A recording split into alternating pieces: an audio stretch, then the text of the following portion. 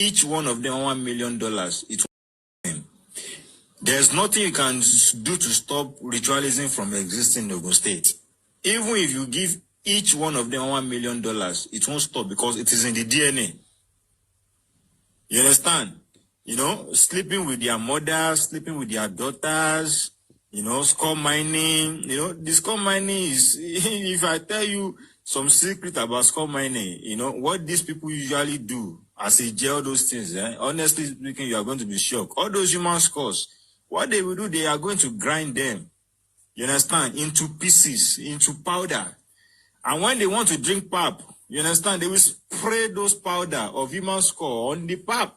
Oh my God! Are you serious? Oh, you don't know what is going on. These people, they are, you know, even we or your people, whenever our daughters are being posted to Ogun State for NYSC, we are always afraid. In fact, because you know they have so many universities in Ogun State. Most of the universities in Nigeria, most of the private universities in Nigeria are in Ogun State. And it is not a coincidence.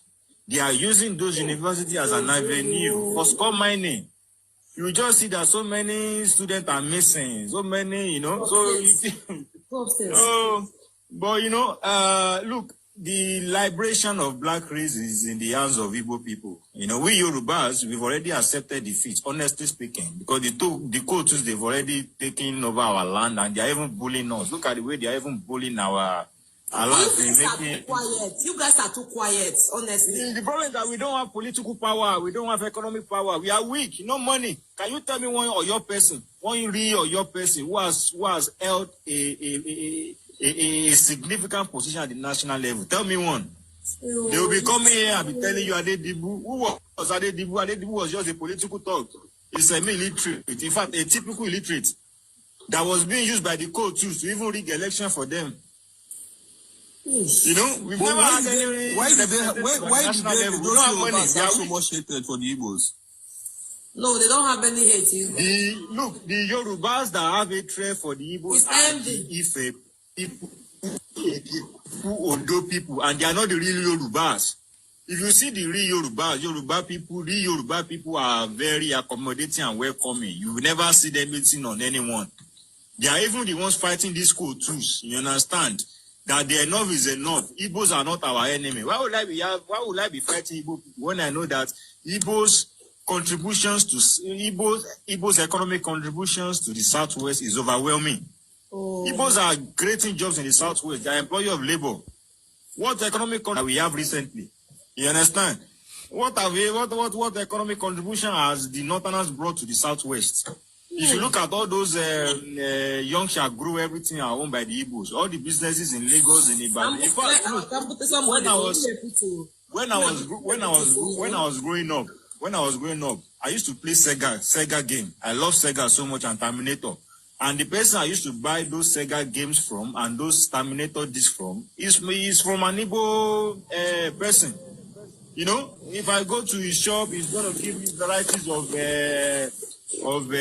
Sega games. I will select it. Wow. And there was a time I went to Cameroon, I was stranded. Hold on.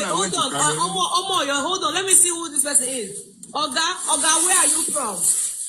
Oga, your noise is too much. Okay. Are you from Lagos too?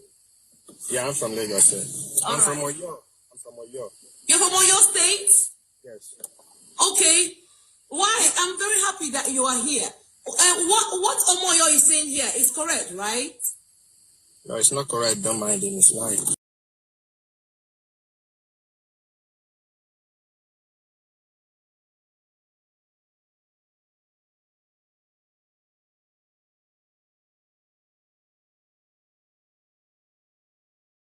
I've always told them that I don't trust this Nsima boy. People, be careful what you discuss with Nsima. I fit even tolerate other tribe. You see Calabar, we no get level, we get identity crisis. Don't you dare come and talk to us. I fit even tolerate other tribe. You see Calabar, we no get level, we get identity crisis. Don't you dare come and talk to us. No. You are going to eat poo. You are going to eat poo. You stupid person. You want give Yoruba woto. Calabar person won't give Yoruba woto. Latibo sibo from where to where. Something we beneath do where they no get level. Now only one person, all of them they run for. Now only Olabola, all of una they see una they run. So una small to me. Nsima is in the middle of the Benin people where they do bola business. Nsima no ko, Nsima no be. Nsima no ko. You no go better for your mama. You no go better for your mama. I don't know how old you are, but I fit even tolerate other tribe. You see Calabar, we no get level, we get identity crisis. Don't you dare come and talk to us.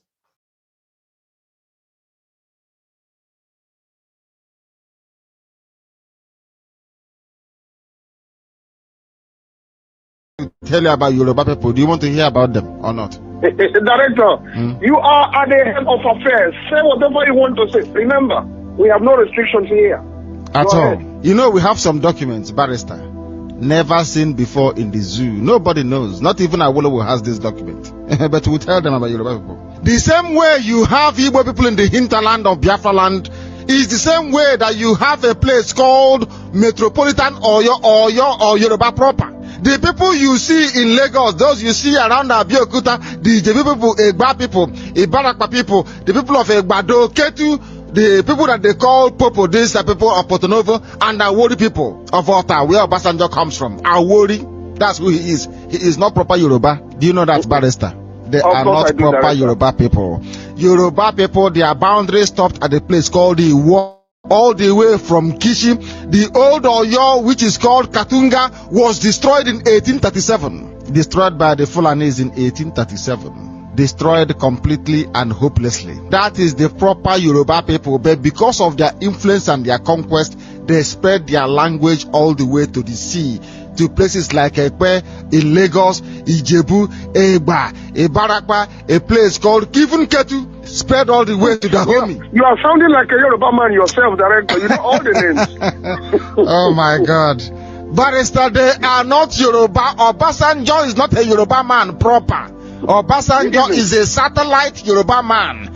His place is not part of the old Yoruba proper. That was their name. Oyo are the Yoruba people. Oyo, the proper Yoruba people. Oyo, their spiritual home is at Ife.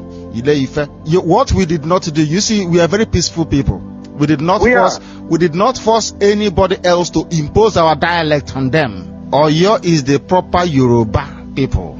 The Oyo Empire. They spread their empire. You see, they said the Igbo people are domineering. They dominate you. Oh, they domineer. They will come to Calabar. They will take you. We are asking Yoruba people, how did you break away from Oyo, Igoho, all the way to Awori? How? By conquest. You fought wars. How did Yoruba people go all the way from Iwere, from Isheyin, from Sabe, from a place called Obomosho? Even Ikoyi that you're listening, Ikoyi is not the island in Lagos, so there is the proper Ikoyi. Is in a place called Yoruba proper Ikoyi in present day. Let me and get my... the accent is different. The accent is different. Of course they are different. These are the proper Yoruba people. They are Oyo out of conquest. They spread their war.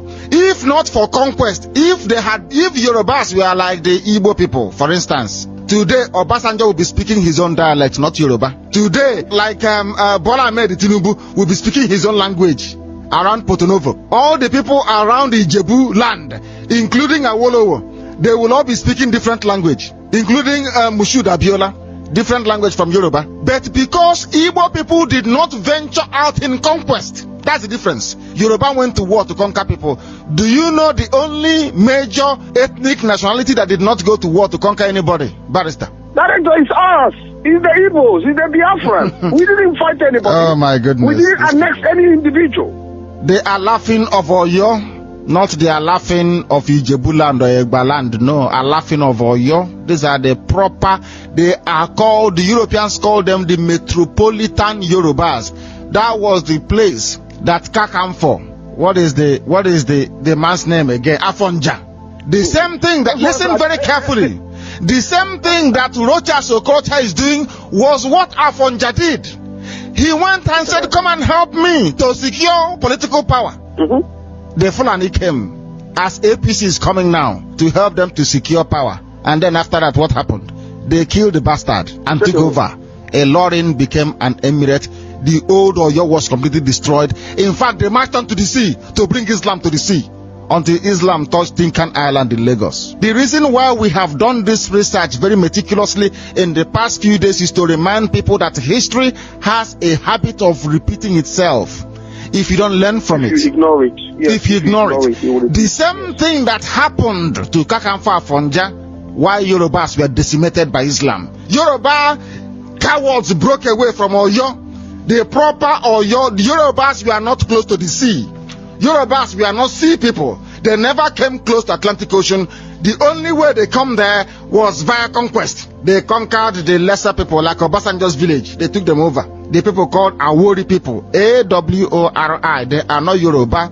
Ijebu are not typical Yoruba. No. Egba. No. Ebarapa. No. Ketu. No. The real Yoruba people are the people of Sabe. People of Iwere. Isheyin. Ago. Oja. Obomosho. Ikoyi. Ofa. Oshogbo. Ede. Iwo. Ilorin. A place called Katunga. And Kishi.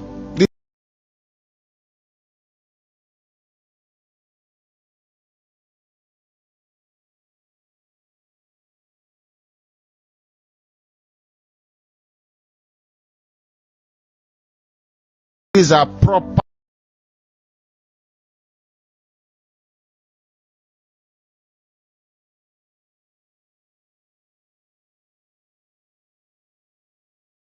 All right, I welcome all of you back again in this live broadcast to join the live stream from USB question and answers segment. The session will start any time from now, so please, I expect you to like the video. Very, very important. 1967, you were created. Remember what I told people about Children's Day, 27th of May. Some of you don't know these things, but I will teach you. Children's Day that you are celebrating coincides with the day that River State was created. That was the day that the Eastern Consultative Assembly gave Ojukwu the mandate to declare Biafra. That same day, the British intelligence got wind of it through BBC correspondent in Enugu. And Britain called Gowon and told Gowon what was happening and gave Gowon this advice. That they themselves, being the British, the best way they have used over the centuries to conquer people is by dividing them. Divide them first, then you go and conquer them. Divide and rule. And go on that same 27 children, as I told you, the reason why they call it Children's Day. People don't know how important 27th of May is. It was on that same day as they were deliberating that River State was created. That same day. Are you following? People didn't actually go to school, writing rubbish and talking nonsense about the Constitution and all that rubbish. I look at them and I laugh because they are not educated. They didn't go to school. I went to Government College Jomahi, University of Nigeria and Sugram, of course SBS, Iguacha, School of Basic Studies in Port Harcourt. I went to London Metropolitan University. We are well read. We are well read. We know what we're talking about. On that 27th of May, as British intelligence MI5 got wind of the fact that the Eastern Consultative Assembly had granted Ojukwu the right to proclaim Biafra on the 27th, they told Gowon to divide Biafra. That same day, and River State was created. Weak, are you listening? Because you don't know history. You're a fool. You know. This Rivers, I'm a Rivers man. Rivers man. How old are you? You're just like those shouting one Nigeria every blessed day. Idiotic, moronic set of people. A man is 80-something years old, older than Nigeria by over 20-something years, and I'm asking you, before you became a Nigerian, who were you? They cannot answer. That is one thing I hold against Nigerians. And I will keep on holding it until their shame will sink into them. Wike, I'm asking you. How old were you in 1967? Wike, I'm asking you. That was when your reverse was created. And you proceeded to go and start stealing properties belonging to your brothers. Because you don't want the land to kill you. That's why you said you are no longer Igbo. Idiot like you. If some of you have been following the news lately, you will see that they said it has passed the second reading or third reading, their restructuring bill.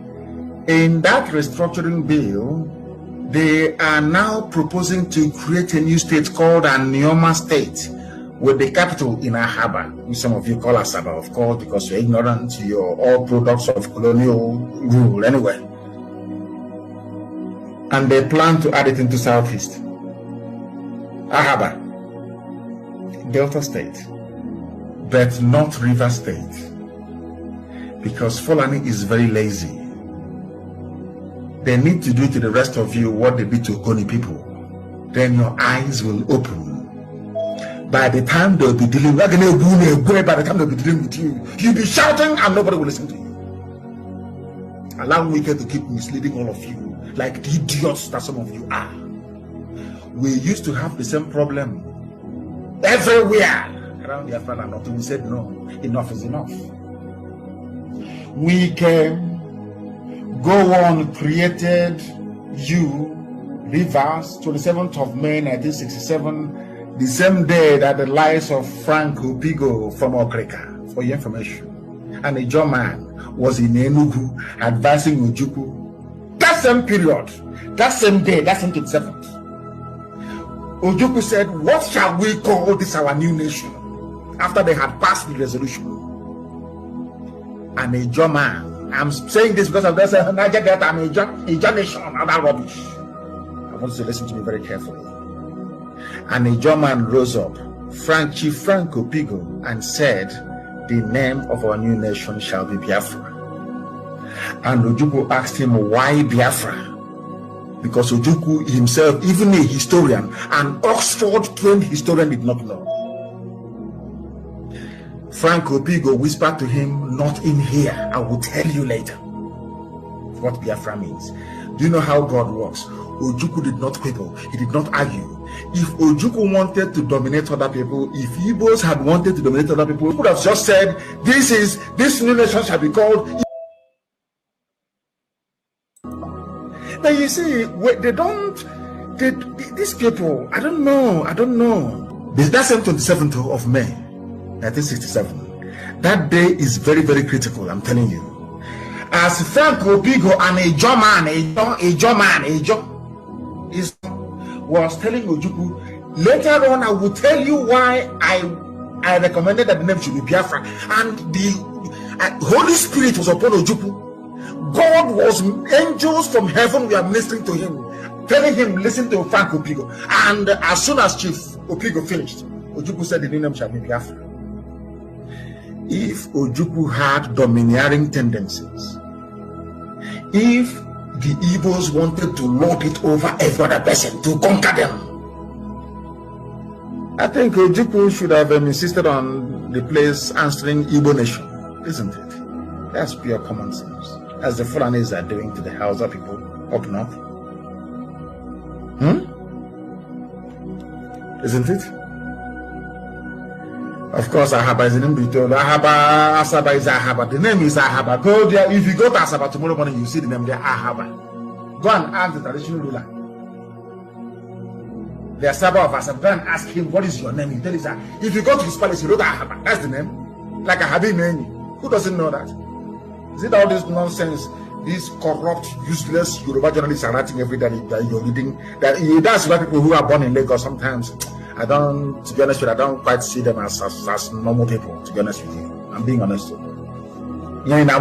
All these people that grew up in Lagos and can all these places, they know nothing in their brain. They are the ones that will insist. The name is Asaba. It's Ahaba. Go there to Ahaba, you will see it. As you have Ahabi name. common sense they don't have. They claim they're educated. I went to school. I have PhD. Do you know who I am? Whereas your brain is empty. You know nothing, absolutely nothing. Ojukwu adopted the name Biafra. As Ojukwu was giving us the name Biafra, christening us Biafra. One idiot or somewhere called Go On is saying, I'm going to divide you. I'm going to create Cross River, and I'm going to create Ogoja State, and I'm also going to create River State. I throw like you. What do you know? You go on channels and you're talking like somebody that fell from a Pamantapa that fell from palm tree. I throw like you guys. You claim you're a lawyer. You know nothing. Absolutely nothing. Your brain is empty. Absolutely empty. That is why a fellow man like Tambuwa will useless to your backside, because you're an idiot. You're a complete fool. You know nothing.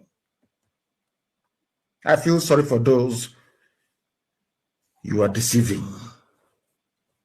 Poor students. You raise in the zoo, you go to NYAC, your brain is empty, you know nothing. Absolutely nothing. You don't know your history. You don't even know the history of your own village. We should start by asking, what is the history of my village? I know where we come from.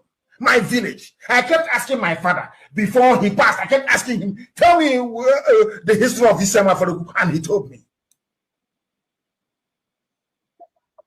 Every media handle supposed to focus and spread the good news that Biafra is no longer a government in exile, that Biafra now is a nation, that the world should recognize that Biafra nation.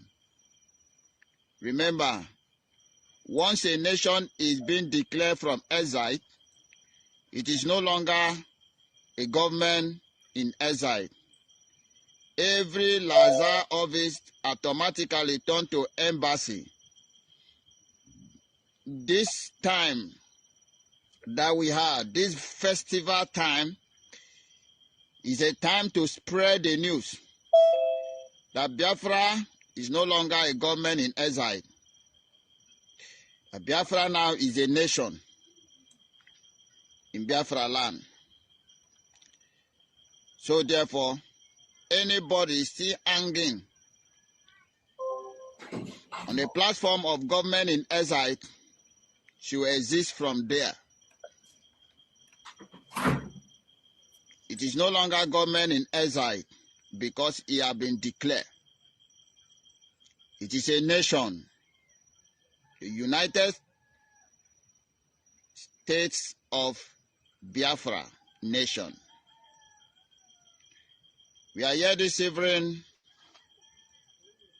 to educate those of you who are ignorant about what you're supposed to do at this time. The distraction should stop. The confusion should end.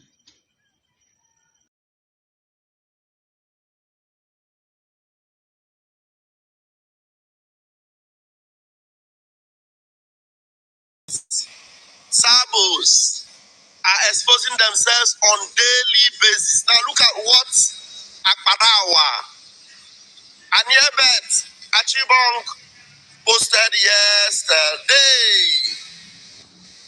Now, you must have deleted it, but I trust our media, they catch it up before they run away. Now, this is from my own Professor Engineer Dr. Mazidake. The one they dread him so much that even unprovoked, they block him unprovoked. But all the same, we'll keep exposing the enemies. Yeah, we are hearing loud. Okay, you are hearing me loud and clear. Thank God. That you're hearing me. That's good. Now, let me enlarge this. I will still show you the picture, but I need to show you first from Twitter. Then we'll go and show you. This is what, if you ask them now, you will say it is a typographical error. The scripture says, from the abundance of the heart, the mouth speaketh. Now, I wrote, I said, genuine Biafrans, make una help me see, so you can judge by yourself.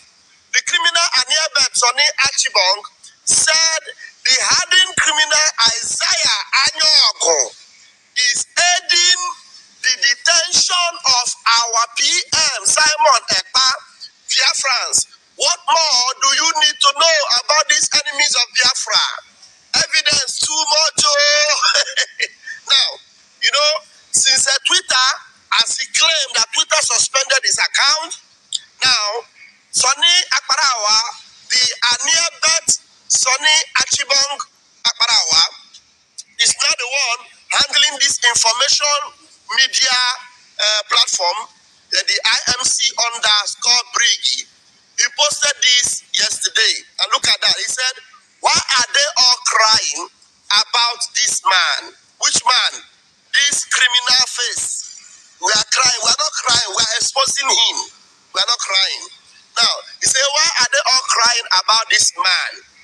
He is exposing and destroying Nigeria in United States Congress for buying Biafrans, kidnapping Mazin Nnamdi Kanu, and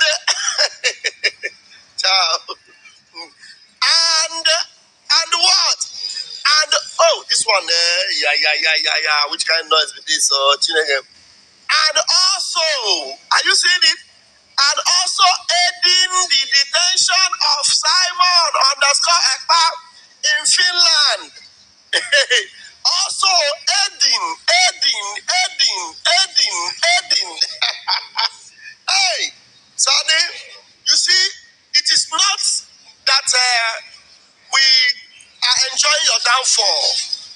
It is that you open your eye, Koro, to betray. Opening your eye, Koro, to betray.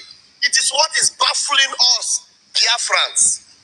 Tell me, Sonny that I know, Akparawa Sonny that I know, cannot just type something like this without cross-checking it and posting it. No, he will cross-check it. He will see that he didn't make a mistake. And for it to remain there, to the extent that we came to see it, you know why? It is because Chukwokika Biama, the God of Umuchineke, the God of Biafra, wants to expose him. The God of Biafra wants to completely eschew him, delete him, remove him from everything called Biafra. Sonny now is now naked. Aniabet Achibong is now naked. Naked. Look at that. This is not, yes. You say he made a mistake. No, it is not a mistake. It is exposing. He is writing the truth here. Maybe in his mind, he wants to write helping or working to release our PM. But the reality of it is what he wrote now. The reality. And he wrote it and he posted it. And you can see it. You can see it there. In full black and white. He said, and also aiding. You know what it means to aid? To assist in the detention of Simon Ekpa. These are some of the evidence that are waiting for our Prime Minister when he will come out. These are some of the clear evidence that are waiting for our Prime Minister when he comes out.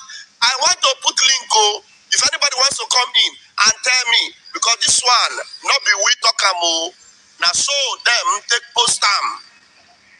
Na so Sonny Achibongo.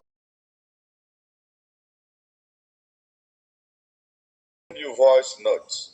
Because you are sounding like somebody they don't have any knowledge of argument.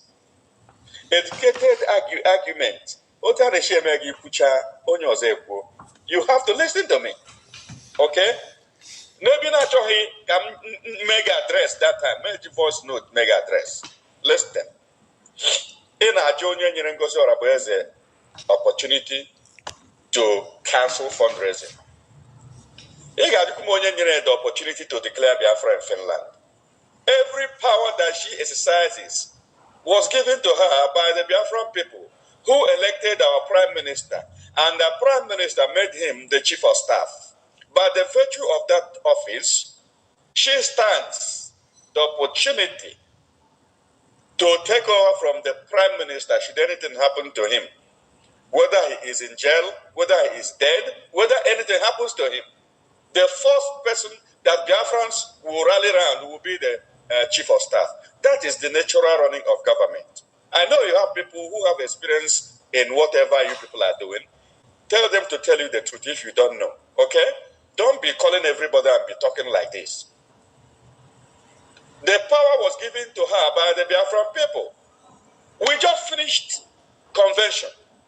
Biafrans needed that moment to recover because it's money that we're going to pay. People needed to come home, settle down, and then take a fresh breath and then come out and do fundraising. You didn't come out to do fundraising because you wanted to help. You came out to do fundraising because you needed to use it to mobilize support. And that is exactly what you did. That is the same lie you lied to men on ground. You lied to them, and you know it don't get it. Stop running your mouth like this. Look, I am not the type of person you will call. I have told you before, whenever you call me, jot down your points. Don't just come here and be running from east to the west. That's not how I roll. I know my onions. If you need education about how to run government, you can call on me, okay? We have prime minister. We do not have elected officials. We don't have Senate. We don't have House of Assembly.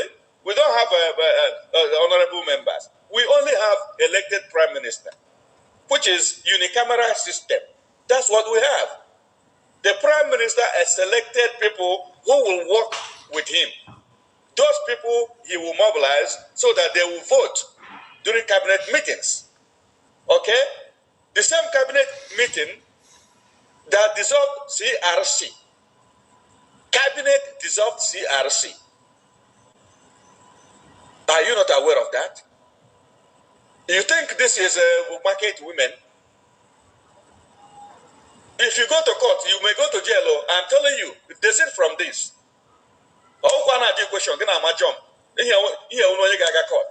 If you want to call me, get your points right. Okay? Biafran people gave her right to cancel fundraising and put it next time. The one in organize, you do this, everything you.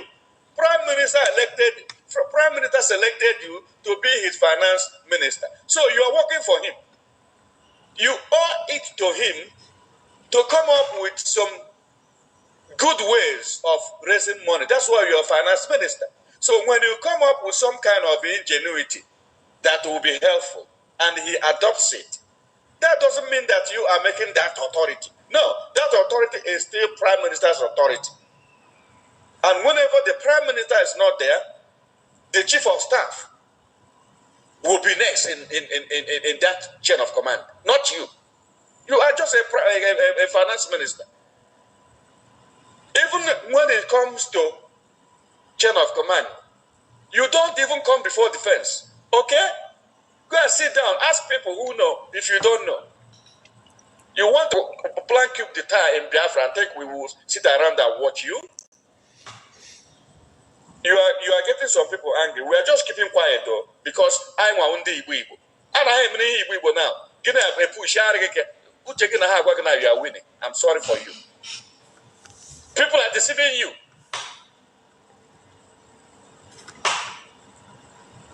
If at all somewhere and push you and destroy Biafra, you cannot destroy Biafra. Let me tell you right now. We are in this struggle. We are keeping quiet doesn't mean that we don't know anything. What's wrong with you? Look at it here. In authority. Man, if you need authority, you can form more government. Who gave you the authority? The CRC to vote for you. CRC was dissolved. It was dissolved by duly constituted Biafra Republic government in exile cabinet. Okay? They were dissolved. Was it reconstituted by who and when?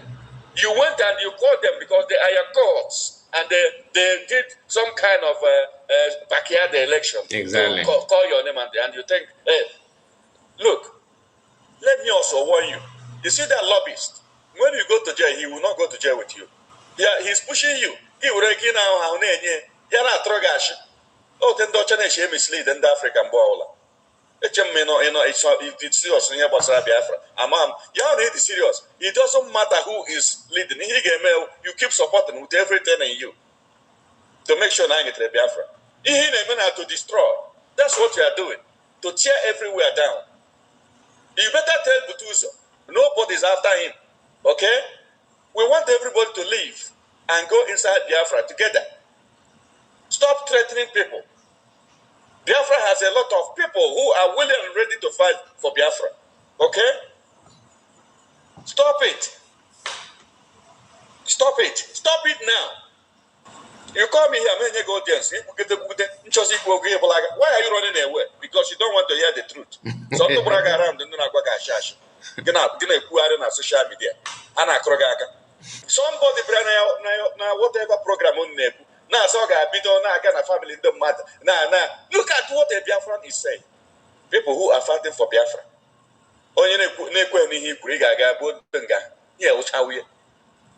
How do we know that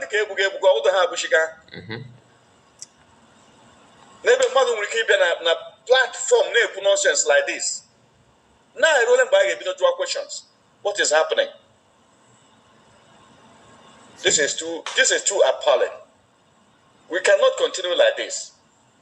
Whether you like it or not, Biafra will come. But I'm telling you, desist from this. I'm not going to USA here.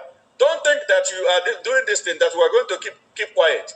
Time I swear to God. Time okay. No.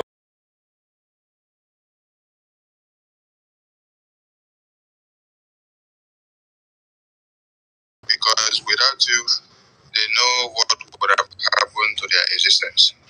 We salute you, our able Prime Minister, and we welcome you to the stage. Honorable Okechukwu Nkere, welcome to the stage, and the Biafran people are waiting your presence.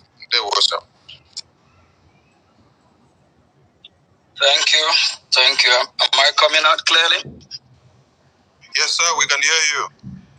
Thank you, Honorable Minister of Information, His Excellency Mazi Soni Aparawa. Thank you. Snakes happens to cohabit in the health facilities of Nigeria. It is where kidnappers train. It is where Islamic jihadist terrorists train. It is where many arms and bandits and whatever groups train. So they are warning people of the world to be careful that Nigeria may explode any time. And this did not just happen as a miracle or a coincidence. It is one of the works that you and the PRJ attorney and lobbyists have been doing. And there are other things that are underneath that we don't see with our eyes. You are in the best position to tell us. We also saw another big stride from the BRGI under your leadership, where we saw a proposed deal to the American government, and we look forward to see the reactions and the reply of the American government, because that will favor the Biafran people, most especially in the defense deal, where the Islamic jihadist terrorists will be taken care of, and they will have no more heavens and one Nigeria, talk less of Biafra land. Biafrans in the homeland salute your courage, and they say Jisike, because without you.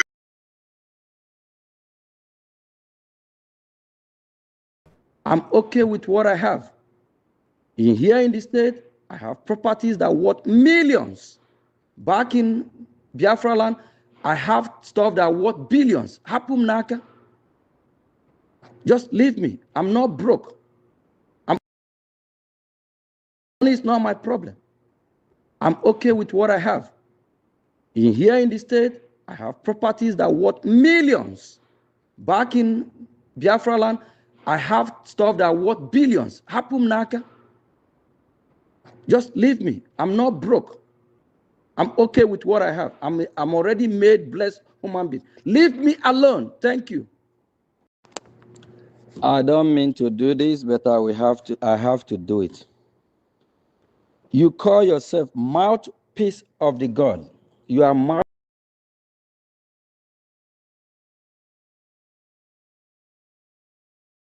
to everyone here. Everyone, not just mouthpiece of the gods. If you are in this group is not created by your mother, Ngozi or Abez. This group is created by the finance minister to do the bidding of the Biafran people and to sponsor the lobby. If you are in this group, kindly leave this group. Don't be here and be causing this rubbish. And whatever I send to mouthpiece of the gods, if you're one of them, it will actually happen the same way. Whatever consequences mouthpiece is going to go through. And somebody say she is mouthpiece of the gods. What God? Chineke kpọọ here. Kedu Chineke nke mara? Enyere m unu assignment. Go and ask that your God. Who am I? What's wrong with you people? The same mouthpiece. When you have problem with Josh, didn't I settle that problem? You used to call me. If you have a problem, why can't you call me? This is a government that I'm part of the formation of this government. How do you think I will destroy the same government that I'm part of from the beginning? What's wrong with people? Here or mouthpiece here, it will happen to anyone. If you forcefully accuse me, the cost will follow you. And anything that I utter, anything that I say about anyone, I don't just speak. I speak, I watch my word, I select my word carefully. Hapumaka, let me do my assignment. Let me do the bidding of Biafran. Let me do the work that I was assigned to do. Hapumaka, leave me alone. Whoever that is against Biafra restoration, whoever, and if you're in this group, till now, you don't know what we are doing, shut up, ask questions, verify, do your finding. Anyone in this group, I don't want to delete anyone in this group. Please, if you don't know, ask questions. And don't accuse me. I will lay a curse. And the curse I lay on mouthpiece as of this date, this curse will follow you as well. People, be careful. A lot of people in diaspora and homeland, why they are facing difficulty and why they are not doing well in their family circle, is because of the curse laid on them. It's because of what their forefather, their forefather. A lot of people, you will see where Mr. A and B are doing the same business. While you see Mr. A is doing pretty good, and Mr. B, business is not doing well. You ask questions. They have the same goods. They look alike. They have everything the same. Why is one doing better than one? One is receiving blessing of good tidings. Then what about the other one? Please be careful and be warned. Be warned. Be warned. Don't just speak. Don't just follow. Before you follow anyone or before you speak, be careful. Jiri and Wayo, be careful. No one should accuse me. Leave me alone. Let me do what I'm doing. Every day, I'm working for Biafra. Even right since after our Prime Minister was called for questioning, I'm still working for Biafra, Tina. Even while I'm in Finland, I'm still working for Biafra. Leave me alone. Hapumnaka. I don't want to start deleting anyone here. They will say, oh, when you ask questions, they delete you. No. Please be careful. Be warned. Abata and Biafra struggle for money. Before Mbata, some of you, 2012, could be 11, Ogen Zurobo of over 100,000 cash. Kerebununo. So I could be that kind of money, sir. I have seen money. I have count millions. I have properties in the state that worth millions. While I'm speaking, somebody tried to hijack my phone. They just send me a code, want me to enter. Please, we have to be careful. If anyone send you a code, don't put that code. What I'm saying is that Mazioge, before I joined this struggle, I have money already. I have count million, okay? I didn't join Biafra struggle for Biafra money. It's a blood money. You can't eat blood money and you're not going to go unpunished. You will go unpunished. When I start, I already be putting my money, even in hundreds, before I may nominate the finance minister. From finance minister, they voted me in again because of the trust. Onye oblaga bia me accuse, I swear to God, Onya or for this cause that I'm laying, we follow whoever it is. Money is not my problem.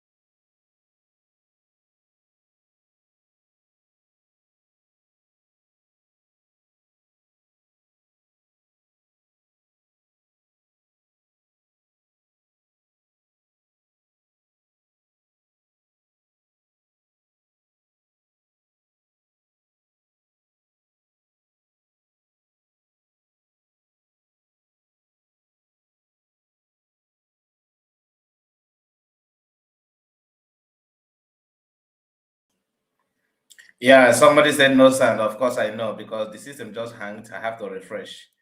I was trying to end it. The thing did not responding.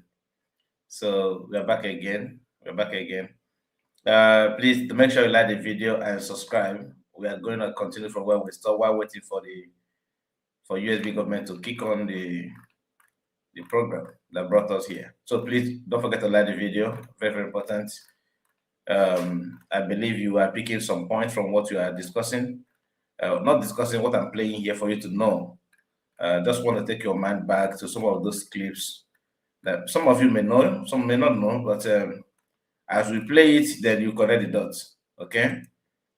As we play it, just connect the dots. Like the video, please. Talking to people whose relevance are gone, people who are already gone. Now, ask yourself, all this evil that this gang of demons have done against Ricky and against our prime minister, and we exposed it. All this cancelling and changing, amending that they have done, switching position and putting themselves as the ones in charge of Prigi and removing completely the Prime Minister's name. Why have they not attended to it? So leave the God-forsaken dog. Leave the God-forsaken dog. It is just a matter of time. Just small time, oh. Small time. Never mind them.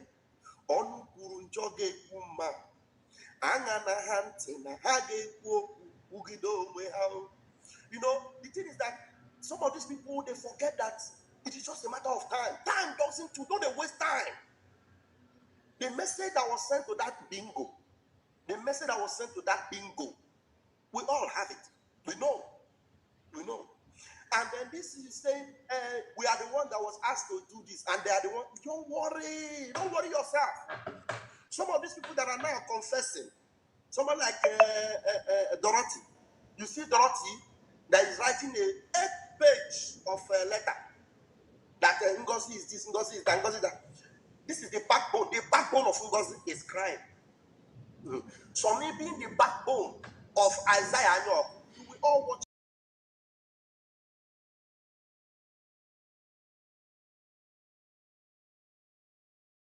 You see how he removed himself as backbone of Ogekena Oyoshi. This guy. So now everybody defend the right. Okay. Change of this document. Is the document that they have used to do propaganda for the past weeks. They do propaganda, they do blackmail. It is what they use every day on the space to do all manners of blackmail and propaganda and misinformation. Yes. And this is where they now said that we have changed the address of the head office of Baltimore, and that it is now in Nairobi. They use this and say that the head office now is in Nairobi, in Kenya. That we have moved the head office of BRGI to Nairobi. Nobody said Nairobi. You just want to put I look at these people and then I ask myself, what kind of generational illiterate are these? A criminal mama illiterate.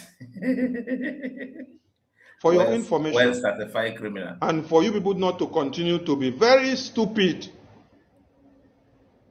This place that you see this thing here, it is the person that you will meet in the office or the agent that will process your document. Are you getting the point?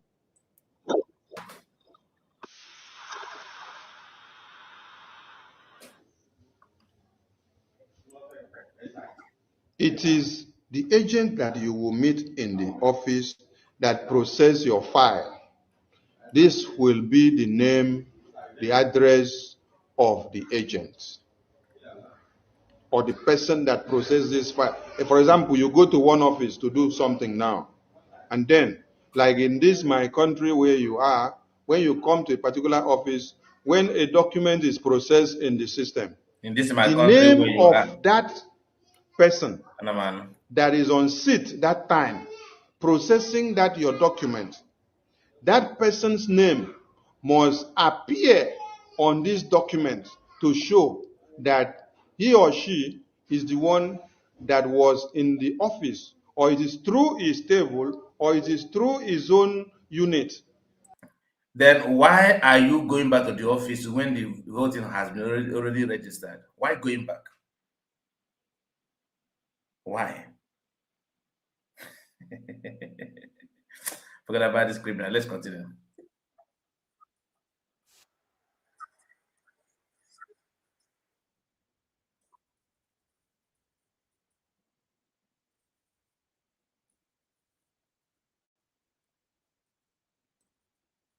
To go outside there to cast any distraction at all. She want to get a rest, and that rest she will get. Another Rama, from the voice note and the warning I've given to her over 10 good times, she continued to go outside there to castigate the members of the cabinet. So it's as if she is going to enjoy more of the media war and the media castigation. That's what she has chosen. I believe she's here. So if that's what she has chosen, I'm going to give her 4 weeks.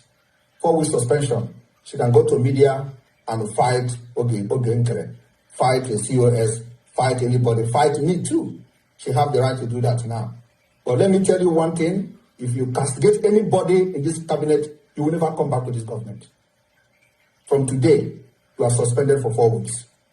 The same thing is applicable to Carolina. Carolina is on definite suspension until I'm convinced that her mental health, psychologically, everything is balanced before she will come back. And after that, if she's ready to come back, she's going to contact Mama Dogum, that she's ready to come back. But that will happen after 4 weeks. And the suspension is indefinite. So that she will not have blood pressure on this government. The thing is that the time we are now, if you are not ready to take heat of what comes from it, you better give way now. You better resign now because people have died. Your own is only blood pressure. You don't know the blood pressure I have. You don't know what I'm going through as a person carrying all this thing in my head. So if you're having a blood pressure, resign now.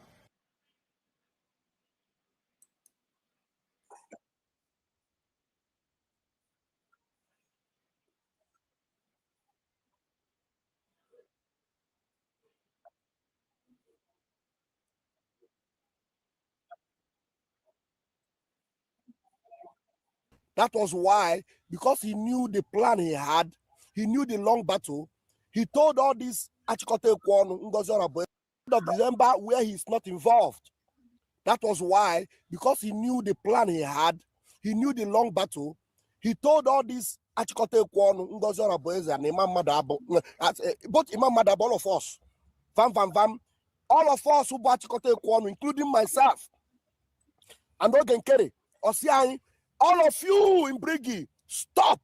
Osiai, all of you in Brigi, stop.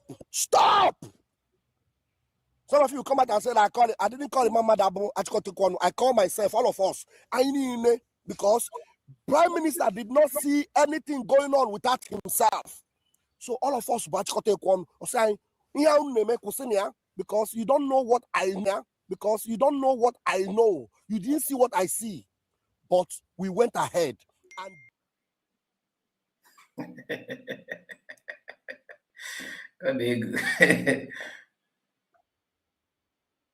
Forever. In Jesus' mighty name we pray. Amen. Amen. Amen. Amen. Thank you. You still can roll on your line. Anyị enweghị mmeri anyị amara onye oge kere nke anyị na-ama onye ngozi bụ onye anyị maara Simon anyị na-enwerịrị mmeri n'aha Jizọs. Amen. It don't jam it. Hello.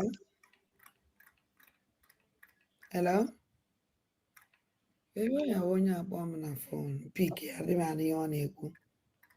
Hello. Hello.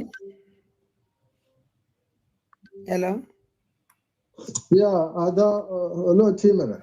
Adam Mao. Okay. Ajụjụ Biafran sị na ajọwo. TRC ahụla na Ogekere is not for Biafra. Why ha ji na-eme meeting with Ogekere na-achọ ime peace? Ada? Hello? Ajụjụ ndị Biafra sị na ajọwo. Ndị CRC ahụla na Ogekere is not for Biafra, it's not working for Biafra. Why ha ji na-eme meeting with Ogekere na-achọ ime peace? Okay, answer ngị ya nwa onye nwata debere. Oh no, what if Mama Zanini? I want to CRC member and I want to ex-cabinet member. Now, Okano Madaka and Meki in Kiz, Mega Jeta Finland and not to heat go see we eat. I cannot know Bokoria. Biafran Sapatabe near. So Hannah try manner peace or yade. For sake of our battle beer. Okay, Otago. for sake of Obatobia. Hane may everything upon all the sufferness and the humiliation, insult. This man called Ogen Kirenefa. The betrayer is too much. And so what had you now top peace? That is the problem. He don't make peace with Sabo. This is a don't make peace with Sabo. Why is he written now to make peace with the Ogen? Now, if you are more that I'm like he has him because all I have made that and on a brain mufa. Ezekunini, all I have that and was bido. All come more to Oji Jaka rap to now Biafra Jaka for everything. Any disease call a mother. Any action I want to taken. Now Biafrans are forget. No, what's do Biafrans Jaka? What's do say other scene is that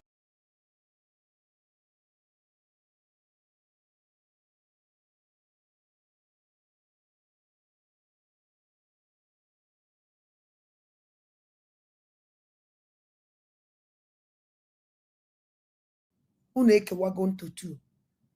In a talk okay wagon to 3. So Hannah manage. Come out that in everything we had man still no way. But I can't my first come here there is not mequatalism again.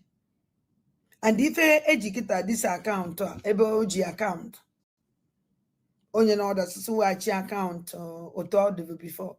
I made meeting yesterday. We see okay, your account will restore back.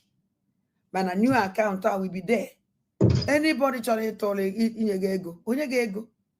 Anybody try to an old account, a new account, a new account.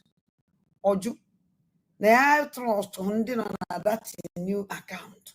Because I'm not president, okay, so here can you be on that everything na hand emezie na you je emezie akita na hand eme under brig and the brig they registered by his name and when you are president of that brig you see if you go so it's like that even your age trade I will sue you, I will sue you, I will sue you. So if I know that I bring one together, Malaka is here, I walk over him. Mana ye use brain. And the brain I use a very difficult to the brain. Very difficult. Because now this brig government all register enough here. Yeah, abuse of Honorable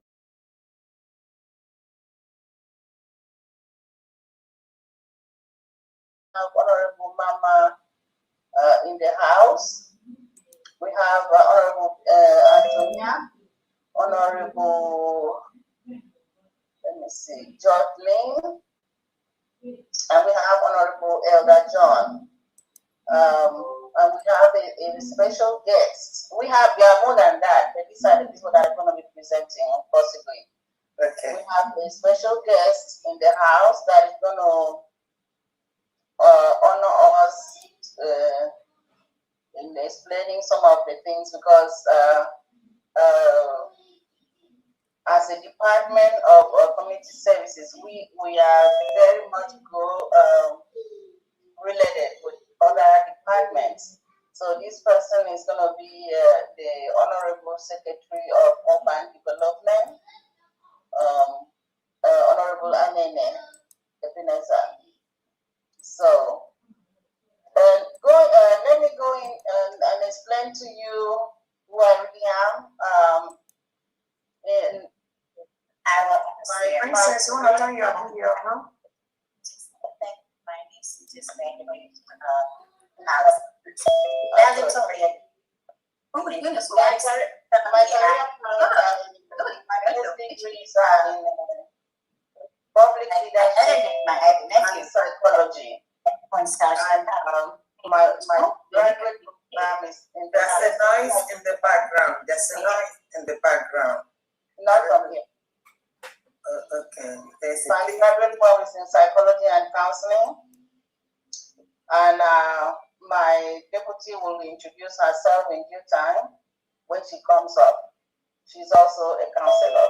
So, and the rest of the people, when they call them up, they have the right to introduce themselves. All right. In our department, we have about 10 pastoral areas, which includes women and children services, social assistance, disability support, family education and orientation, domestic and gender violence, advocacy and legal services, community development, that's where Honorable Anene will help us, support for seniors and the veterans, medical assistance, and housing and settlement. That's about 10 sub-departments that is under us. Today, the first person that is going to present is going to be Honorable Victoria. She's going to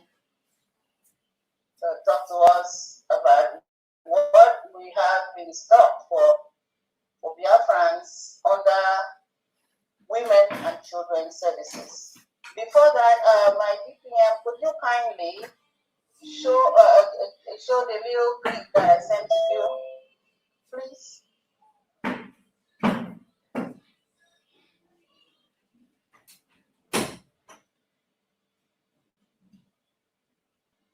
My DPM. I said, should I send it to you or would I? Okay, how do I just? We give it to one of the media people to show for it. Let me see. Is Honorable Christopher here? No. I saw Honorable Matthews. Okay. Honorable Matthews, are you here? Or Honorable Uche? Is Honorable Uche here?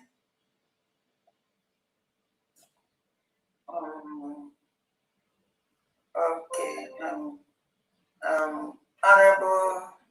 Sorry, I'm here, Honorable. Okay. From the end, and Honorable Princess. Okay. If she forwards, do you have access? Are you co-hosted here? No, I'm not even, because I'm still at work. I'm yet to finish, so I still have to. Yeah. All right. So, don't worry. So if Honorable Christopher is not here, Honorable Kudwak, can you move to the next one? The DPM will just start here in a few minutes. Okay.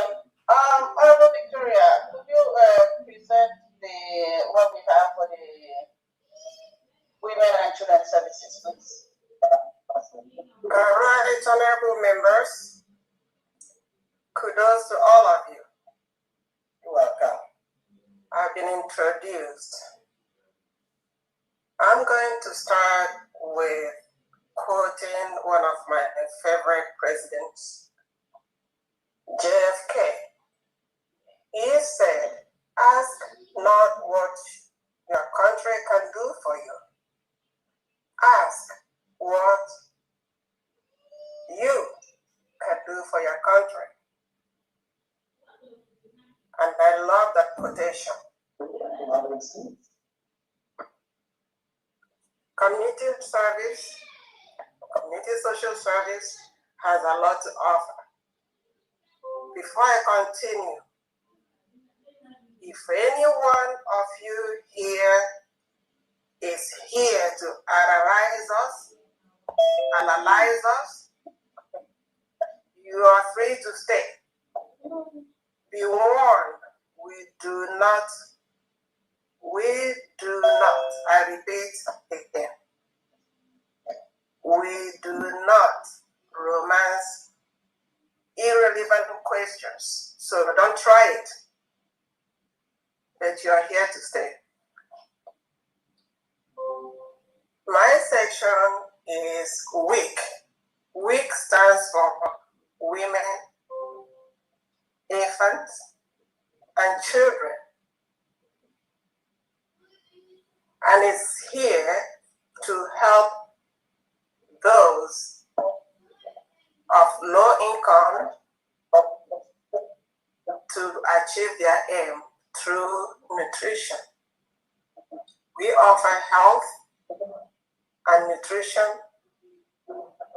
services and supplemental nutrition programs for our women, infants, and children. How do we do it? We do it through division of labor. We will make sure that each community we have access to WIC program. In the offices we are going to establish,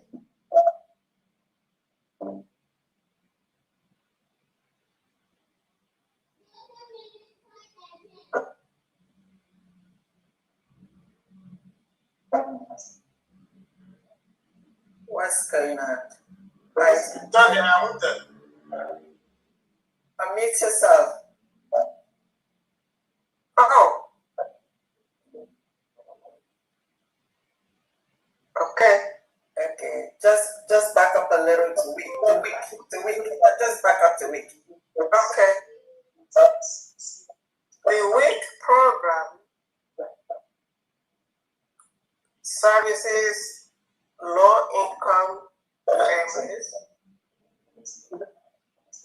with special supplemental nutrition programs for women, infants, and children. How are we going to do that? We are going to do it through division of labor. We are going to establish offices in different communities. In these offices, we will have receptionists, dietitians, social workers, counselors, RONs, teachers, and law enforcement. We will provide special education for our women. We know that life starts with the womb of a woman. If these babies in the womb are not well nourished, we will have dummies like Nigerian boobs. Well, you know what I'm talking about. But in Biafra, we will have intelligent babies by nourishing them. We will have strong babies by nourishing them. We have nutrition programs for our mothers right from the moment of conception. We will examine them through questionnaires and information. If they are qualified, they will be enrolled into the program right from the moment they are pregnant until they have the babies. While they are under the care of, could be midwife or under the care of the doctors, depending on which they choose. If they choose native midwives, it's okay. If they choose the English midwives, it's okay. But they will be under our care. What are we going to offer to them is greater than what they are receiving right now. We will give them health care referrals and connect them with families and essential social workers, because these women will make sure that the medical assistance they are receiving is a genuine one. We will be training social workers to achieve our aim. While they are under the pediatricians, we will make sure these pediatricians are well qualified. And information how they are going to take care of themselves will be provided. Nurses will be required to teach these women how to take vital signs, and we will help our teachers to know when a child is in distress, when a child is being neglected, the food we are going to provide the children will be given to the children, but we will not give them money so that they won't use it to buy wrappers.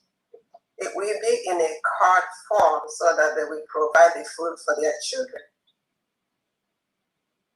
We will work with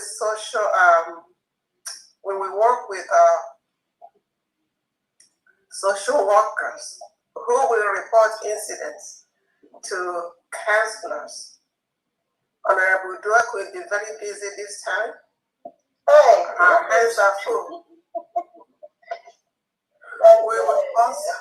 We will also work with law enforcement so that any violation will be in record. We will not turn the other cheek. We will make sure that whenever you get out of that detention or prison, you will know how to act right around our children. We will not allow our children to be neglected. At this moment, I'm going to stop here so that you will ask questions, because the questions you will ask will prompt the answer I'm going to give you in details. Thank you. Thank you very much. Please, if anyone has a question, I think Her Excellency, are you here now? Is she here? Okay, just let me know when she comes in. Okay, from the first presentation by Honorable Victoria Frank, if anyone has a question, just go ahead and ask it before we move to the next one. Because they don't want to wait till the end for people to start asking questions. So they have different presenters, and then after each presenter, if you have a question, you ask. If not, then we're going to move to the next presenter. Thank you very much. There's a hand up here. Is Olisemeka Arthur Ejindo. Can you unmute yourself and ask your question? Thank you very much. Yeah, good evening, everybody. Good evening, my media. Good evening, Fambi. Good evening, everybody. And good evening, the social service department. Yes, very well. Yeah, I have a question for Madam Victoria. After aligning everything that you're going to do for the mothers and the children, do we have any weekly stipend for them so that they will stay at home, make sure they stay at home, take care of the children, and also the children? Because if you stay at home, taking care of the children, you must have something earning, maybe a weekly stipend for the mother to take care of herself, and then weekly stipend for the children. In case you want to take them to the hospital, then we have a free medical care for their transportation and everything, as is being done in all these foreign countries, especially in the UK where I'm living. The mothers have their stipend weekly, and the children have their stipend weekly till they turn till they come out from the winning stage. Thank you very much. Thank you for asking. Now, when the mother goes into the hospital to have her babies, or one baby or two or three, depending on how much you want to have, it could be 5. There is a nurse assigned to that woman and also a social worker. Before this lady is discharged from the delivery, information will be given to her, hot number.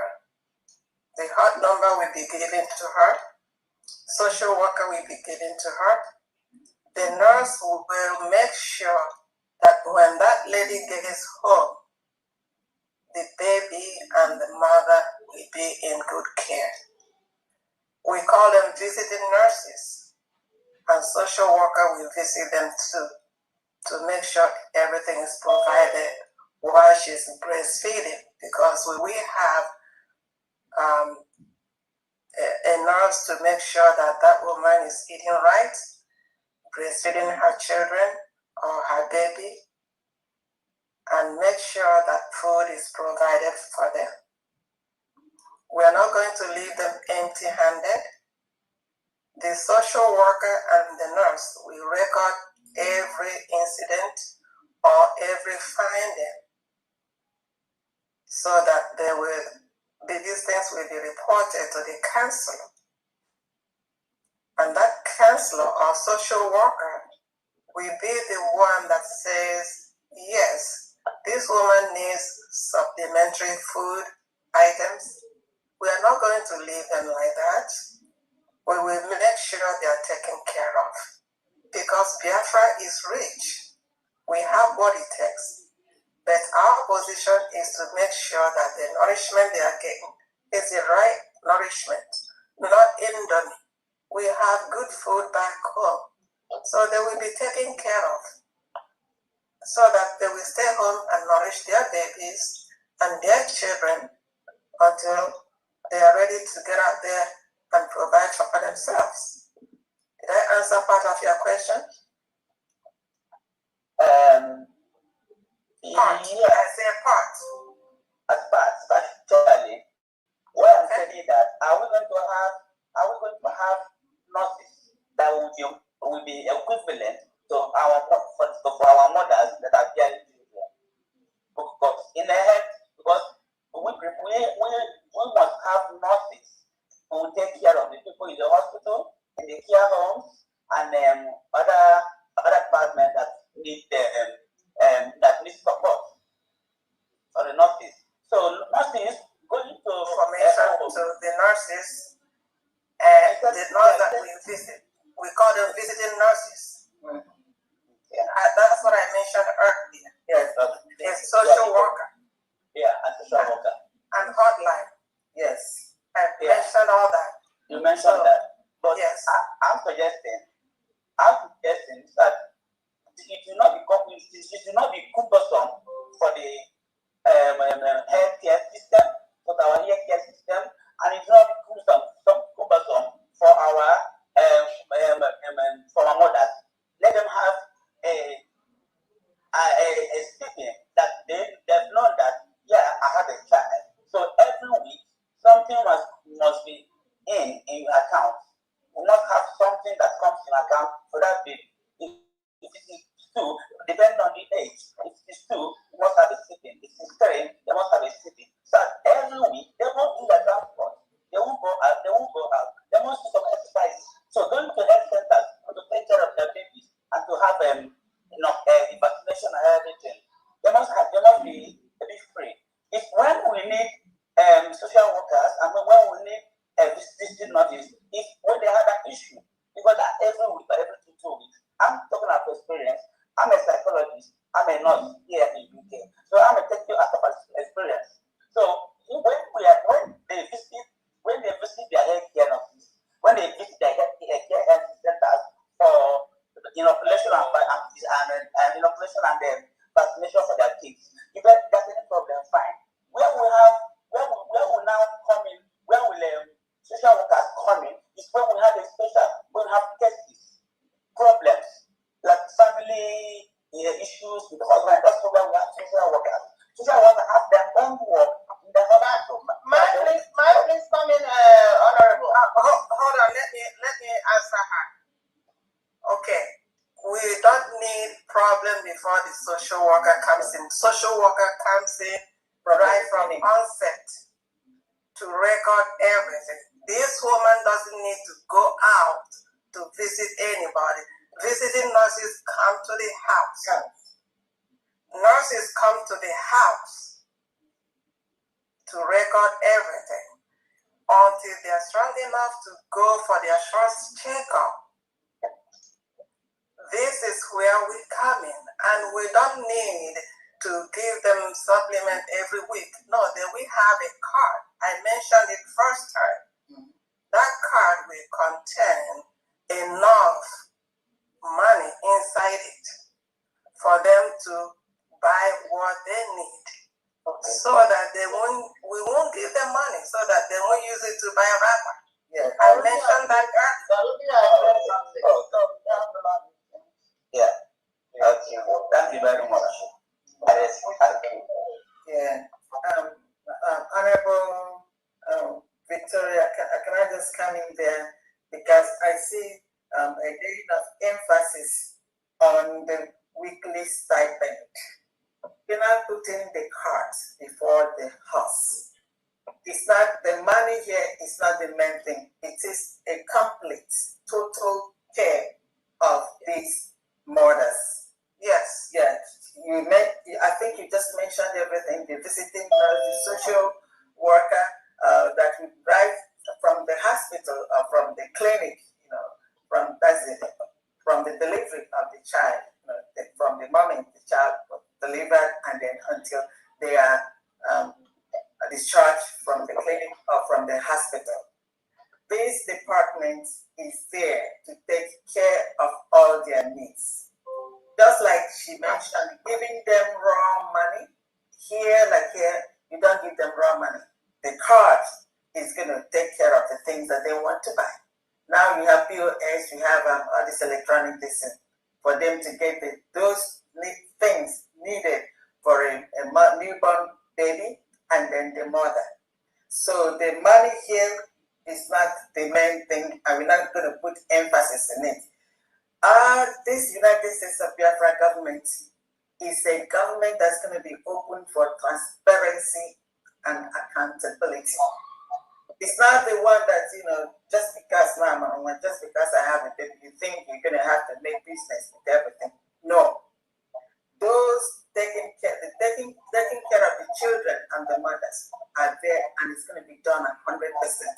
But we must do it that we're not going to let mothers or anyone, defraud this government, because experience of this, freedom fighting has taught us a lesson that almost a lot of people want to make business where they're not supposed to make business. Yeah, I think that calls for honor, integrity, and dignity. Thank you very much. Continue, please. Let me add. I just raised my hand. Let me add one thing to it. Okay, go ahead, Honorable Ebenezer. Don't forget, before all this starts, everyone has to register. We have to know the type of income you have. We have to know what family you came from. You cannot just be a wealthy mother and you come and the government will take care of you. No. You have to be in a certain income level for that to be to happen. That's what I wanted to say. Thank you. Thank you. I mentioned that earlier. Maybe you were not here. I said low income. Yeah. And we have receptionists, social workers that will interview you before you're qualified. So I covered everything. Maybe you came late. Interview and verify. Yes. Additionally, I believe in our policy or constitution, I believe we are told that all Biafrans will be on a certain some form of stipend every month. Everybody. So let's focus on no, that's what I'm saying. So they should. We shouldn't worry about money. Money is not the issue here. No, it's not that all Biafrans are going to be on stipend. Like, the government is for the rich and for the poor. Those that have and have not. So the responsibility of the government is to take care of everybody. It's called equitable distribution. Some people are well-to-do, some are not. But those that are not well-to-do, the government has to do something to bring them to the level of a human being living comfortably. Thank you very much. All right. Continue. Thanks so much. Thank you, Honorable Victoria. Thank you for the presentation. Well done. We will go to the try to rush. We don't know how much time we have. Social assistance is going to be presented.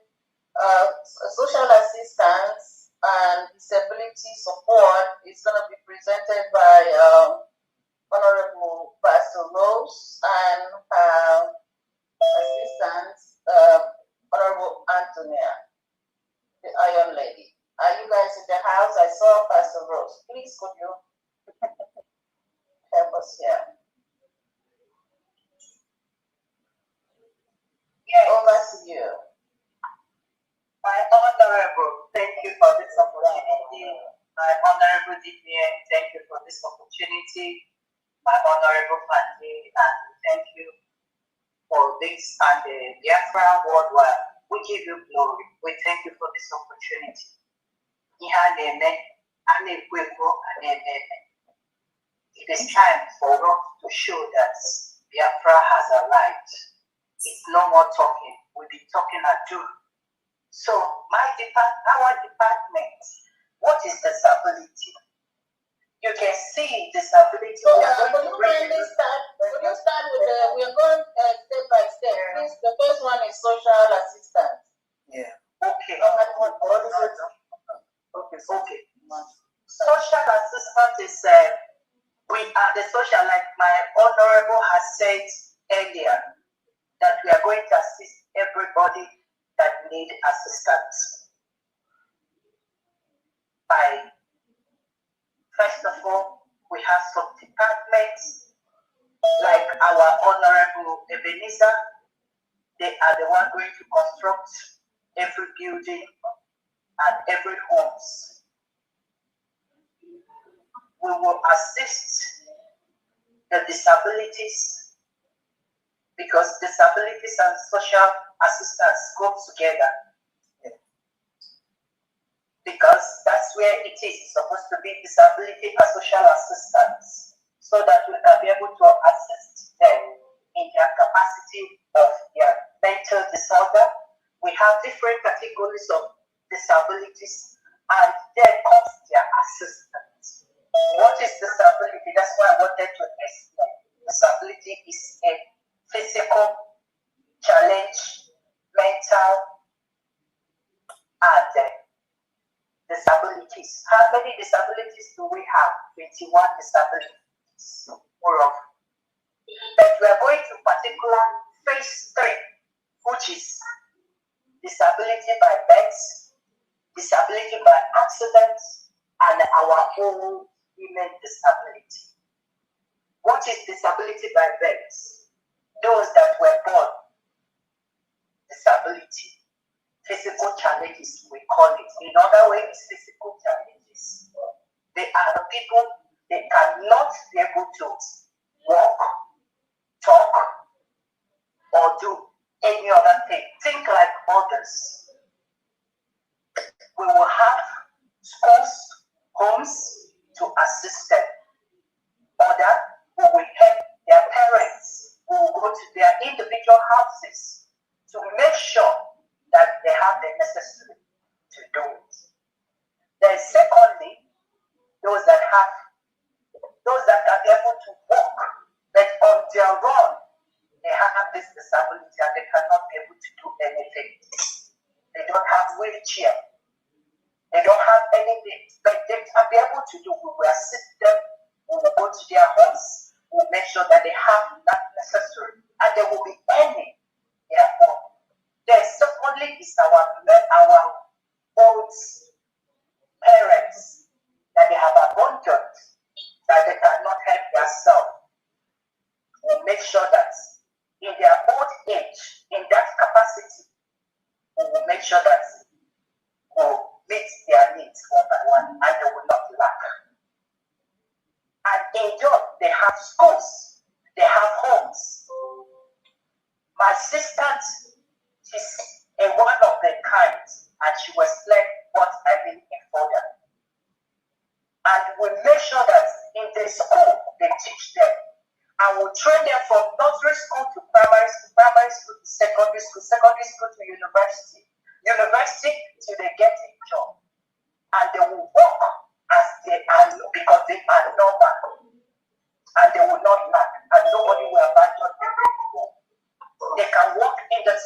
paramilitary, they can work in government apparatus, they can work in any status that the school they work, so they will not be abandoned.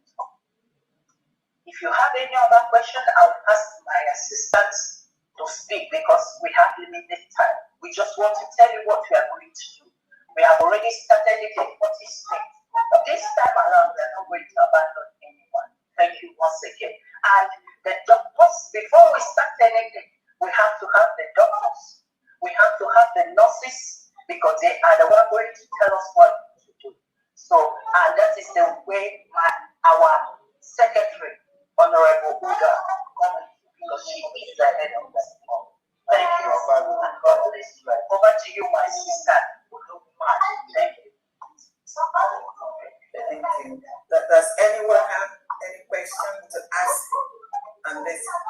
I believe she was saying something about her sister's Honorable Antonia. Was going to say something here. Okay. Okay, Honorable Antonia, please pick up the mic. Is she here? Let's see. Honorable Anthony, are you here? Okay. We can move forward. Who has a question? If she's not, please, if you have a question, over to you. We are ready. I'm here. I am here. Okay, over to you. Yeah.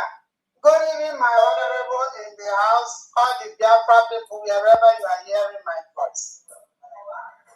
It's my pleasure to be in the midst of our people here. Because Biafra is a blessed land. Yes. Yes. I am delightfully and I have compassionate for all those people in disability. Because I strongly believe that there is ability in disability. God created all the disability people, so we make sure that they enjoy life like other people. We do all the special people for God, or special people in need. We have so many disabilities, not born with that, some at the age, maybe at the middle of their life, depending what caused their disability. And in so many disabilities, we must make sure that any talent of any disability person, that person will enjoy it in life because Chukwu created everybody and it's not a curse. We make sure that anybody in disability, nobody will even intimidate them because they are passing a lot of things. We will make sure we provided a good health care, housing, and their medical treatments. Like I am one of them, I know all the disability, what they are passing through. You see, I'm a disability, but it does not touch my brain and any other thing.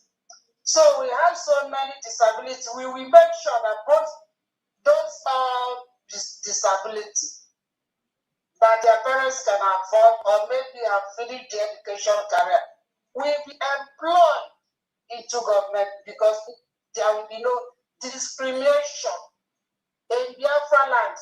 We make sure that all the 40 states of Biafra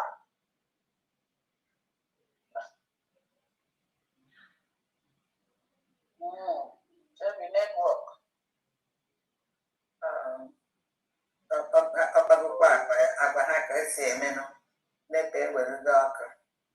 That's it. No stable network. Let's see if she's going to come back, in a second. But if not, maybe I can. Go ahead. Honorable, please round up, please. Yes. So that is what we have in my own department, caring, loving, to carry everybody along in the whole 40 states of Biafra. Thank you. Excellent. Excellent. Good. Care and love. That's great. Okay. Over to you. Any question question? Any question on concerning anything about disability? I think it's just straight. We got it. Okay, all right. Continue. The next one is family education and orientation. And that's going to be me explaining it a little bit.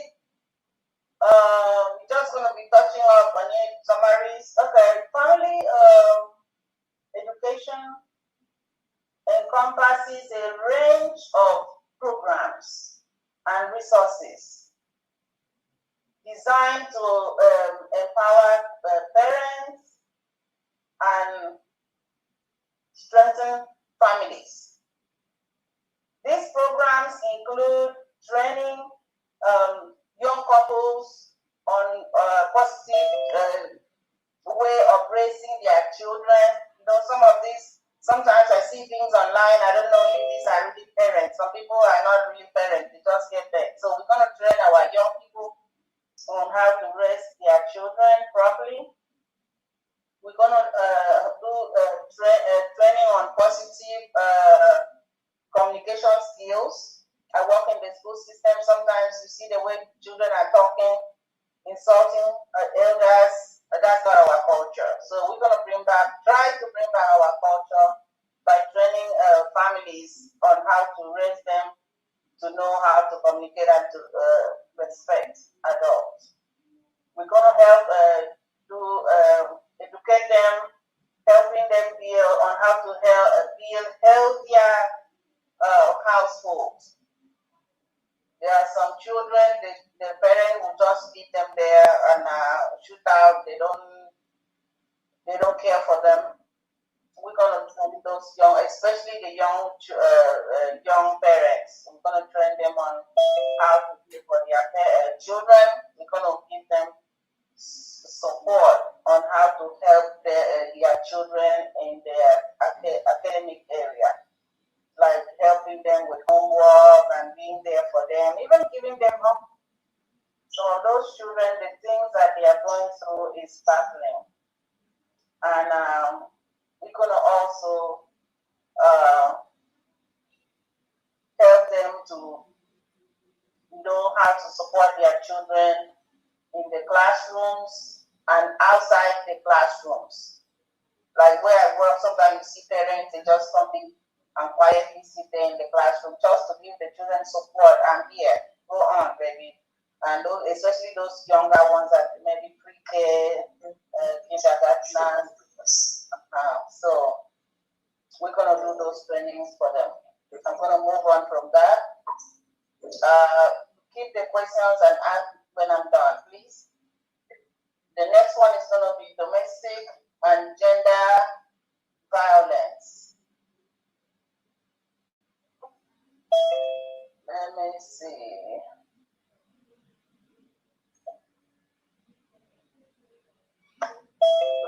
What is the, let me see.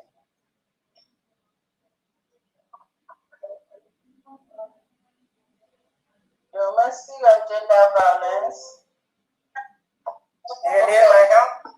No, I'm good, baby. I have a lot going on around here. So domestic violence is harm meted out on another human being.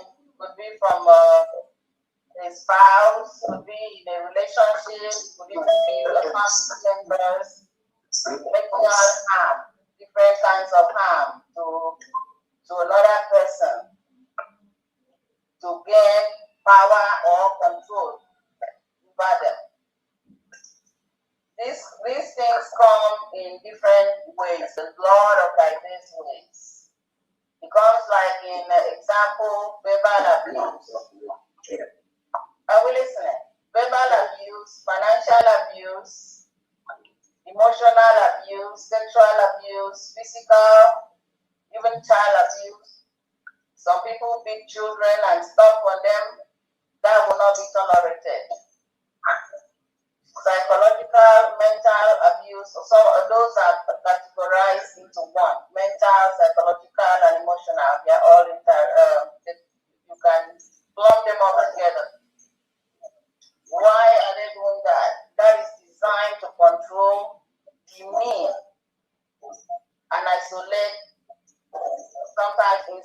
fear into their victims. They threaten them. What is their goal of doing this? Their goal is to undermine and bring their self-esteem or self-worth down. Then gender, on the other hand, gender abuse is a situation whereby people discriminate and or abuse mental harm to people because of their sexual orientation. For instance, you see these young people, they are born a male and they say they want to be woman, they wear dresses, and you see people attacking them, or you see the other one, they are female, they say they are tomboys. They wear male clothes and the people attack them. We will not tolerate that. Everybody have the right to live their lives. So those are the two kinds of domestic violence and gender violence abuse. So anyway, any form of abuse against someone will not be tolerated. You will have serious consequences, and you will be considered very, very massive. Nobody deserves to be abused, especially for children. It breaks my heart. A friend of mine, the way I tell my story, when I tell it, I have to give you an example. A friend of mine worked in a year, right here, and worked in a children's department. One day he called me. He said, he discussed with me that he was at work. They brought in a child that is under age 1.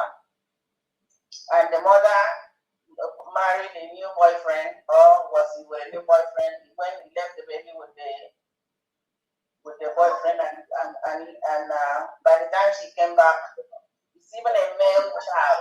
The man violated the child, penetrated him until all the organs in the inside of the baby is gone. They rushed him to the hospital. He was dead. Those kind of people, we will educate our women, our young women, to make sure they protect their children. We're going to train them to protect their children. Don't trust your children, but trust anybody. Especially this one was not even a father. It was just a boyfriend. Now the child is a victim, dead. So we will make sure we educate them. Advocacy and legal services. We're going to make sure we set in place advocacy programs whereby we're going to train the people, train them, let them know their rights, let them know, because all these people that are going through this abuse, they don't know. I also had a friend here, a nurse, a female nurse. She was working, when she finished working on the payday, the husband will show up in the hospital and collect a check and go do what he wants to do, and even build a house for the people back home. The girl was opening up to me that even to do her hair, she has to find a way to steal the money from herself. So it got to that point. That's financial abuse. So you can see people going through that. They don't know what it is. So a lot of education will be done to enlighten these victims. Men can be victimized, women also, children, and we are not going to tolerate any of that. Especially the children who carry major consequences. You can't do that. We will give representation assistance in form of legal services to these victims. There will be this advocacy program will train and educate them, these individuals, on survival shelters as a safe haven will be made available for them. In case if a woman is beaten and almost to stupor, some of them, they don't have a place to go. If you tell them, why don't you get out of there? They say, where do I go? And they stay there until they get fined. So we're going to make sure we provide, by the grace, we will provide shelters for them. We do vocational training and skill acquisition trainings for them. There will be a crisis and mental health support hotlines and programs. Suicide, because some of those, like those people that are being abused so much that their self-worth is taken away. Sometimes they have these suicide ideations. They want to get rid of themselves because they don't know what life is about. So we're going to have hotlines for that. Crisis intervention will be made available. Hotlines, like I said, all forms of support will be made available. Sexual assault hotline will be made available. Teen support, all kinds of support will be made available. We have the skills and we have our people. We're going to have a lot of work to do. We're going to have a lot of work, and we are ready. And the money will be there because Biafra is a rich land. God will show us how to help our people. One of the questions you might want to ask, or I have been asking though, is in all of these provisions, I want to let you know that I have seen a situation. They called me up. I'm going to round up. They called me up. They said, oh, look at this. There's a woman who had 7 children, and the husband brought in another woman and threw her. She's living in a uncompleted building with no roof. When he rents, he will carry a waterproof, to cover her things and all of that. So I now went ahead and asked the person that called to ask for help. I went ahead and asked her to get her an accommodation. On my own, from my own pocket, I gave them their money for the accommodation, even set up a small scale training for her. What are you going to sell? And the money was sent for that. She started selling, she moved in. I even set up like groceries to start up her life, everything. She was so happy. Guess what happened? It wasn't long when the former husband realized that this woman is looking so good, she's starting to make good money, and all of a sudden the woman disappeared and told her she went back to the man. So that is for me personally. I asked Honorable Victoria the other day, I said, how do you guys handle this kind of people? My money, my time, and then she's going back. So what I'm going to ask Victoria, that's my question now. How do we handle this kind of people as we are doing all this? If you give them help and they go back to the abuser, what do you do? Thank you, everyone. You want me to answer that question? Yes, darling. All right. First of all, that's mental retarded. So a lot of counseling will be needed. You cancel her because her situation is that she has low self-esteem. She's worthless in her eyes, in her mind. So a lot of counseling will be done, and we don't want to expose such a person to her husband. It will be done in a way that the husband will not know until she recovers. Then if she stands on her own, she will stand on her own. That's how we do it. All right, my question, one question to you is, you have covered, you have protected the victims. How about the perpetrators? What is the punishment? Oh, the perpetrators? Yeah, you didn't mention that. That's what I said. We didn't need to really go into in depth or know what we're going to do them. We're going to make sure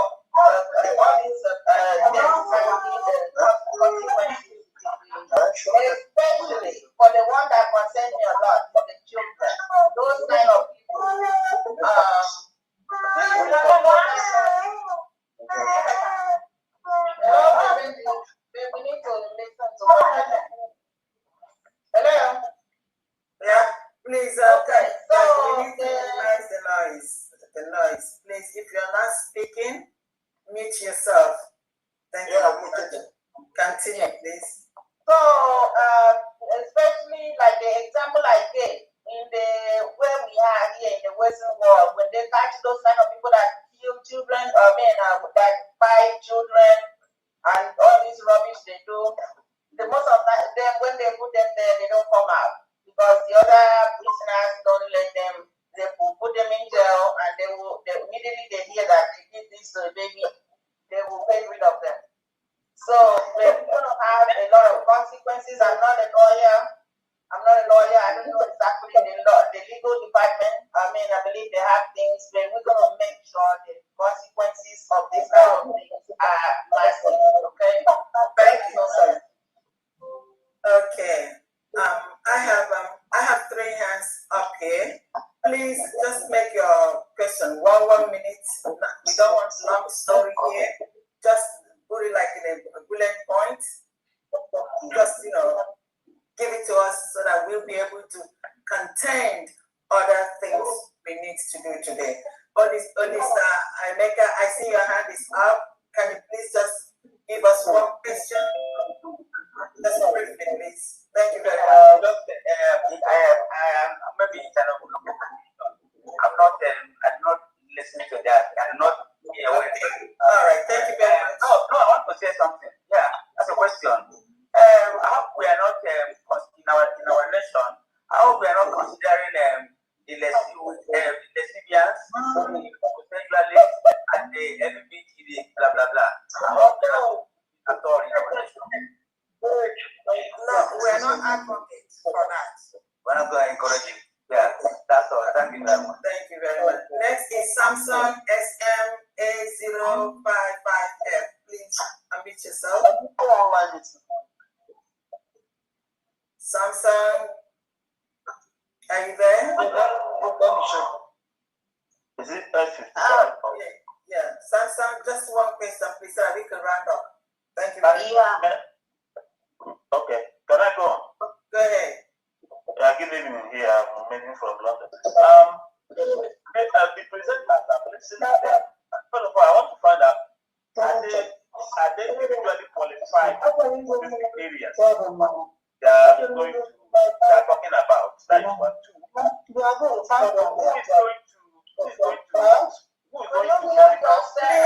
to mute yourself so that we can get out of this program. All these good programs that are aligning out, who is going to monitor them, monitor this, make sure that even if you are disagreed, somebody will be held accountable. I've heard about the hotline. The hotline is it to who? Is it to police or to army? I want to know, do we have anything like a body that will make sure that these things are put in place adequately? Not that they say we will do. Are they the ones to execute it? I'm talking about the people who made this presentation this evening. Thank you. Would you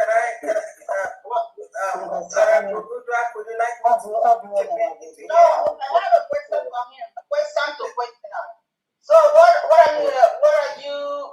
We've already told you that some of us, me and even the other some of us are professionals, and we're gonna hire other professionals to work in these fields. And what is your question? Because my question is, if I'm a counselor, I'm not going to be going to work in the hotline. Anybody can. Don't you know what hotline is? Hotline is you call if you're in distress. You call the hotline. If it's abuse, then they will send you to. I said something about stay place. Get a shelter.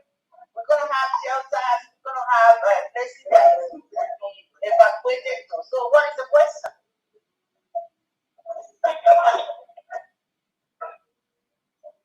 Okay. Honorable Udward, thank you very much. We know that the United States of Biafra citizens, we have culture. And then our case is always peculiar. It's different from, let me say, other countries. we have customary laws, and then we have legal laws and advocacy. So the United States of Biafra and the United States of Biafra government is for dignity. Please, who is who? Beat yourself. Thank you very much. The United States of Biafra and the United States of Biafra government is for the dignity of life. We have to recognize, earlier, before even the advent of the government, our people always had customary laws, whereby evil is not accommodated. It is still the same thing. So what is going to guide us is that customary laws. We have recognition for them, as well as the legal and the government laws. That's why we have our constitution, and the customary laws will be also addressed there, because it's going to be under the constitution. So when you sometimes somebody like this abuse, home abuse advocacy, somebody can be abused even if that person is poor. Being poor doesn't mean you fell from hell or from the tree. Everyone has what we call your village people. So it's not everything evil is not tolerated in our society. So when it goes, when it's beyond them, the legal law, the constitution is here 247 for everybody. So we are not just, talking about things that are independent. Everything is interrelated. It's interdisciplinary. So somebody that when it's somebody that asks the question, every department has to hire. We already have it. If you look at the organogram, has the professionals that will be taking care of all this. The Secretary of Community Services is not going to be the one to do this. So they're going to hire those that are professionally qualified to do it. So be not worried. Nobody has complete knowledge of everything. Knowledge is just like a big forest. And then you picture your picture. So that's what it is. We just have to continue. They have introduced what they have for us. And then when you go start going into them, you have different departments under this, and then different professionals that are going to work together for that total good of the people. My honorable, thank you for that. Let me tell the president, because it hurts. I have worked for over 36 years, and I am professional. I have worked for this, and I'm still working for it. Disabilities, and I work for mental. So everyone you see here, they are all professional. I am a nurse practitioner, so general nursing. So I have worked, and I'm still working. So we are not here because we want to be here. We are here because we want to impact our people. And they are going to be, it's like our honorable family has said, that this is a department that this is what we are bringing from Biafra. And each of us are not going to feature it with something. It's going to be. Well, this is a professional. All of us are living in diaspora, and we are working. Especially our DPM that you are seeing. She's our medical doctor here. She works in, she has a team, mental. So before we do everything that she gave us ahead, she has already seen it. And our secretary, the woman, Honorable Ugan, is a professional, and she has worked for it for years, and she's still working. Thank you. So we are not here because we want to. Thank you so much, my beloved. Thank you, Honorable Pastor Rose. This question, I know where it's stemming from. Anything abuse, a woman is standing up for themselves, get ready, bring out your swords, they're going to be stabbing you. And we're not going to tolerate that. That's what we're saying. There will be consequences for abuse. That's where the anger is coming from. And we're going to deal with it by the grace of God. Thank you. Thank you. Okay, now we have two people. 1 minute so that they could round up for us to go to the next program for the day. Ngozi, please unmute yourself and then give us a question, one question. That would be good. And then meanwhile, Emeka JP, please get ready. Thank you very much. Just a second, Her Excellency is here now. You're welcome. We started, and I think we're doing good. All right. Thank you so much. You're welcome. All right. Ngozi, over to you, please. Your hand is up. My Excellency, Dr. Ngozi Arabese, I greet you, ma. Good evening. My honorable in the house, I greet everyone. You guys are doing fantastic. May good Lord bless you guys. And may good Lord protect you guys. I have a question. My question goes like this. You know, where we are coming from, all people, they're always accusing them of witches and wizards. And the old people, let me hold on to that question because we have 3 more people coming up. They're going to address the support, seniors and elderly. Yeah, but again, I think your department, they've had a lot of presentations, so we're going to go to the second portion of that. If you can take, questions from the people, and then if there are things that were not presented, maybe we'll move it to the next question and comment session. Unless the next presentation. Honorable Anene was prepared to come and help us out in the housing thing, so I don't know. Again, I don't know how long he's gonna take because we have the second part of this program today, which is just having about 1.5 hours for your department, and then taking the other. Start on time now.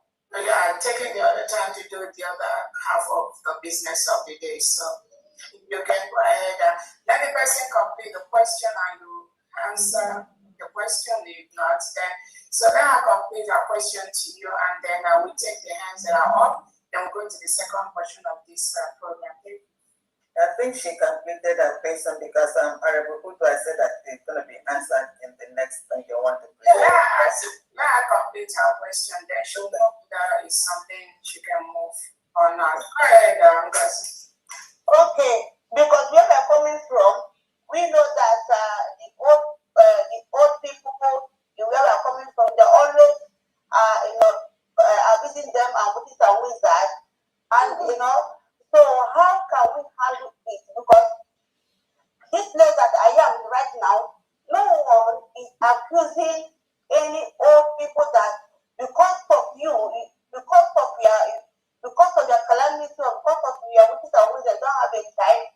Because of this, that's so I just want to ask that question: how can government handle it in the that aspect? Thank you. Honorable Drag, thank you so much. Not with you, I don't know how you want to say it. Let me help you out. Can I help you out? Go ahead, baby. Okay. All these things are arising because of lack of education, lack of knowledge. So you mentioned about education. We are going to educate our people to let them know all these fabricated stories. I'm not saying that we don't have witches and wizards. Even here, witches are English language. Wizard, English language. So we have them. But we need to educate our people to avoid that kind of abuse. Education will be part of it. Thank you. Yes, thank you very much. Then the next person was Emeka. After Emeka, then we continue because the other ones are just raising their hands. Now, Emeka, over to you, please. Good morning from here. You're welcome. My DPN, I appreciate your good job you are doing for Biafra. And the cabinet of United States of Biafra, we appreciate you people. You guys are doing a marvelous job with Biafra. My DPN, I want to ask a question, but if it's necessary, you can answer me. If it's And for security purpose, you may leave to answer the question. And my question is what the government is doing about our beloved leader Mazen Nandikalo about his current situation that is going on about DOS that have appointed. Is there any pause people that sent to our leader in Kuje prison, in Sokoto prison, to go and tell him about the new country that we have declared, so that he may know that they have a place for him as our president, as our leader, so he can embrace this new country, United States of Biafra, so that he can know the way he can address citizens of Biafra, to know where to stand and to stop this confusion that we are hearing now. Is there any place, any people that have sent for him? Yeah, for him to confirm? Thank you so much. I think Onyendu is fully aware that the United States of Biafra nation has been redeclared. He's fully aware of that. Both our incarcerated leaders are fully aware of that. Onyendu has his attorneys, some of the people that are working closely with him, and it's important to give those people working closely with him the opportunity for them to work with him based on his preferences and what he wants to do. As far as sending someone to go tell Onyendu about USB, so that he will not, people will not come out and say that Onyendu has fired this or fired that. Again, you have to know that somebody that is incarcerated for a particular reason, there is a limit to what he can say or do about that particular thing. We have to be very, very mindful of that. If, especially when you have a government holding you or sitting on your head, and they don't want you to do certain things. Everyone is aware. The only reason they're holding on you now is because of what we are doing outside. So nobody needs to explain that to Onyendu or to anybody or to Obado, because what we are doing, the freedom of his people, the ability for his people to stay in a country, stay out of a country that reintegrates non-terrorists. That's just the bottom line of what they're doing. So they are fully aware of that. The capacity for those that surround the leader to do a different thing from what the leader wants is also there. You have to know these people are incarcerated. People have their relationships in this Biafra restoration, this Biafra struggle. People have the relationships that developed over the years in the quest for Biafra freedom to come. The ability for those people to be fully aware of where that movement, that freedom which they seek, the ability for them to be in line with them is something that is personal to them. It's something, nobody's going to force anyone to do that, but it's something that is the right thing for them to do if this freedom is really what the person wanted. So you have to know the ability for people that surround somebody that is incarcerated to tweak information, to misinform people based on what the information they feed to that leader that is incarcerated is very important. The information they feed to him, they influence some of the things that he does. So again, we have people in the United States of Biafra government and leadership at home that visit Onyendu. So don't ever think that Onyendu does not know that the United States of Biafra is here. When those that go around him and believe they have other relationships, there is another thing that they want to try. Onyendu cannot stop all of them from trying. He can. He's only limited to what he can do. So again, only time the Biafra people the leadership of the United States of Biafra government, we continue to exemplify the new nation we are building. People can come from with different things. So honestly, this thing don't even matter to the government. If somebody come out and they are promoting ideology organization, that's an organization. If somebody is coming out to promote something else, that is left for them. All I know is that the freedom of Biafra people is in the hand of Biafrans at this time. So whatever anybody comes with, we're not going to fight them. We're going to allow them to, as long as that message they are saying is in line with that freedom which we already got, I believe the person will be safe. As long as people are showing the world that Nigeria is the most deadliest country in the world for Christians to live.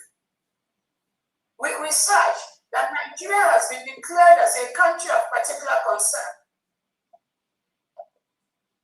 That Nigeria is the worst place on planet Earth for human beings to live. That Nigeria is a country that reintegrates and rehabilitates non-terrorists into their military, their police, their security. That the United States of Biafra has been redeclared on November 29, 2024 in Latin Finland. And that our documents are in the tables of over 200 countries in the world. Those are the things that I'm interested in. Those are the things that should matter to every genuine Biafran. Anything that the Prime Minister Simon Ekpa did not approve before Finland took him is null and void. The building of our nation, from the moment Onyendu was taken away, for that 4 or 5 years gap, was built by the Prime Minister Simon Ekpa. He saw what those people that surrounded Onyendu Nambikano did. He saw the mistakes they did. He saw how the DOS sold the ESN to the legitimized governors. And those people that were genuinely following Onyendu, that refused to work for the Nigerian state and the legitimized governors, the criminals that were left by Onyendu, they plotted to kill, and they succeeded in killing some innocent, genuine Biafrans, Eastern Security Network people that we are following Onyendu Nambikano. That was why the Prime Minister, when he came, was able to correct some of the wrongs that were happening immediately Onyendu was taken. So, all the structures laid down by the Prime Minister is what is guiding, I can tell you, 98% of Biafrans today as we speak. Anyone, any person, any individual organization doing anything different from that, those people are on their own. And I wouldn't even want us to bother about those people, because the time will expose where they stand, the time will expose those that are genuinely working for that which only to see, and that which the Prime Minister said. Even a 12-year-old child will decipher that once somebody opens their mouth. So I would like us to focus more on that than what Onyendu is saying or what Pierre will say.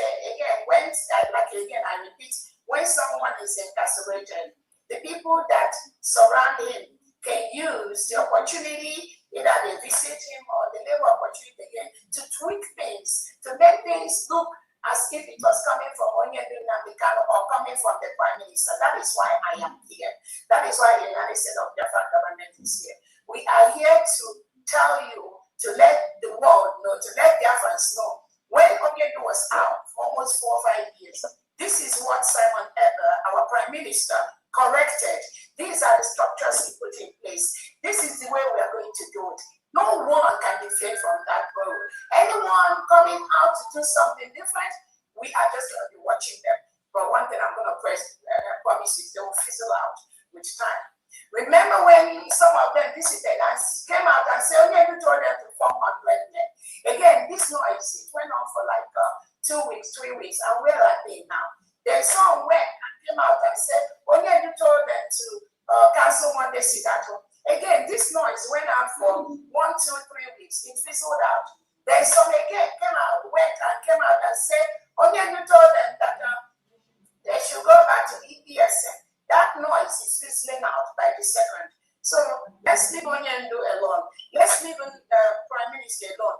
That is why I am here. That is why the United States of Biafra people are here. That is why the cabinets are here. That is why the 40 state governors in Homeland are there.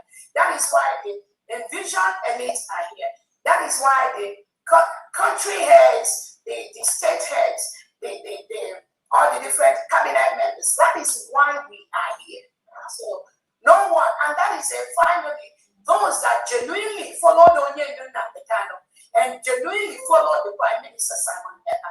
This thing is in their hand right now. That is why we are here too. So let's not worry about what Onyendu has. Onyendu is limited to what he can say. But no matter what they say, Onyendu say, no matter what they say, the PM say, I am the one that will make the final decision on those things. Let's take the next question. Thank you so much. Okay, thank you. That's JC. Honorable Fampi, may I suggest something? Yes. Some of these people are from homeland. Remember, the internet may not work for them, so let's give them chance to come in. And then I want people to also ask the department that presented things, if there are things they need to ask them, and if not, then we'll go on the general questions and all that. But those that are in homeland, we might take them first. Okay, behind everybody from homeland, I see a hand up. Jesse, God's time. Are you homeland? Ask your question, please. Just limit it to one question. Thank you very much. Okay, ma. Good evening, ma. Good evening, able leader and other cabinet members. My question goes like this. Concerning the national ID card, I've applied since last year, December, and also did the action. So I received confirmation that my capturing was successful, that I have two options to get my ID card. So the first option was that I should reply, that they will send the card through a link that download it, that is through one link like that. Then second option is that if I don't want that one, they will send the physical to me. Right. Who were you talking with? Ma? Who told you that? Who did you talk with? No, I received an email. Email from who? What's the email link?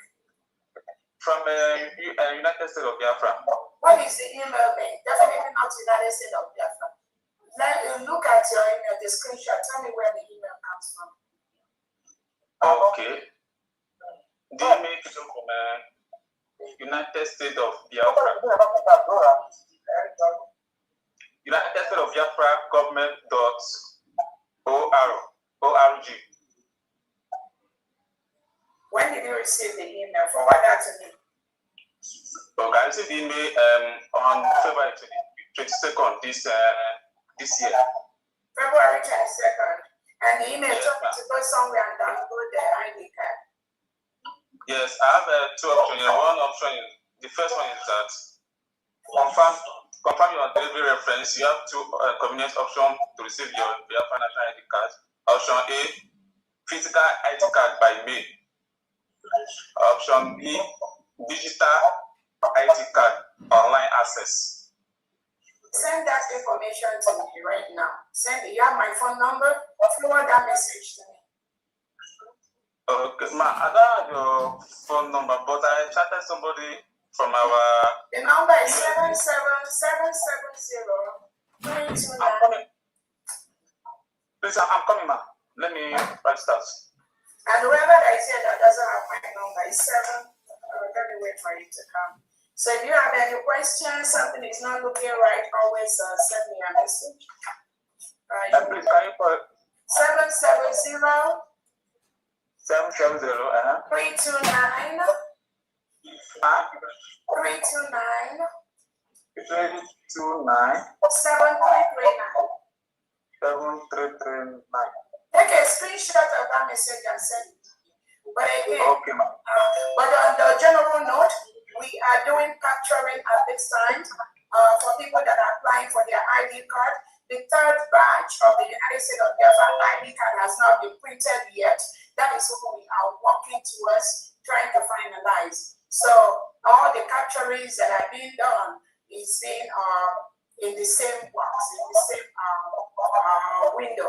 Those are the ones that will be printed in the next batch. So we are just doing capturing at this time to make sure we have the right number we need to do the third batch of printing for the United States of Biafra ID card. There is no ID card that will come from any digital thing. Anyone telling you anything digital ID, that person is not what they're talking about. Okay. So have you done your Zoom capturing? Did you do a Zoom capturing? Yes, I've done it and it was successful. Okay, good. If you've done your Zoom capturing, you just have to wait. That's all. Nothing more you need to do. Okay. Okay. Next person, please. Let that person add +1 to that number before if we go to Kazakhstan. +1.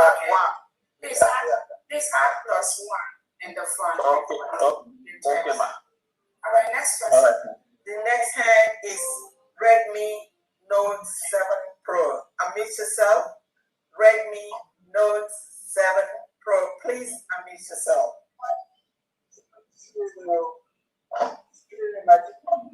Can you please speak a little bit louder so that we can hear you? Thank you very much.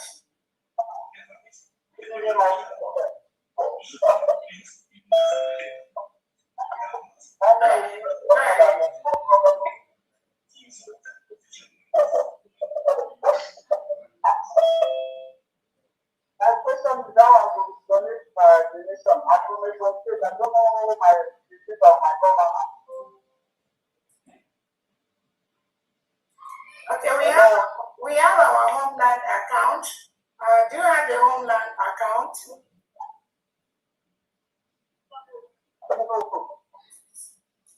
I don't know your state governor. Are you in the Ebonyi State official platform in any of them?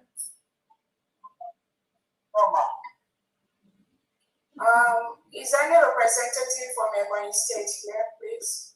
If you want to, are you in Homeland? Okay, let me give you my phone number. Send me a message and then I'll send it to you. Okay, everyone take from these the Secretary of Finance phone number so that when you have any question, you don't know where to donate, you don't know how to donate, you have to send her a text message and she is going to respond to you with the appropriate bank information. From me, go ahead, please. Okay, my number is +1 347 369 9305.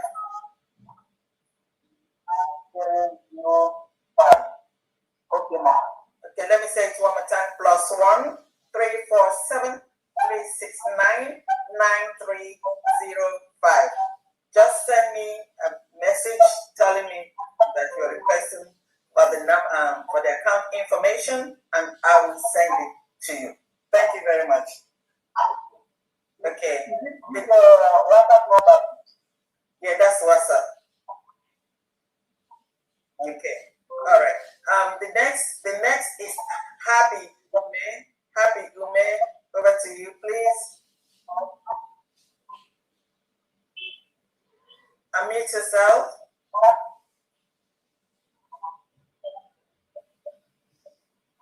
Happy Ume, are you here? Okay. I don't know.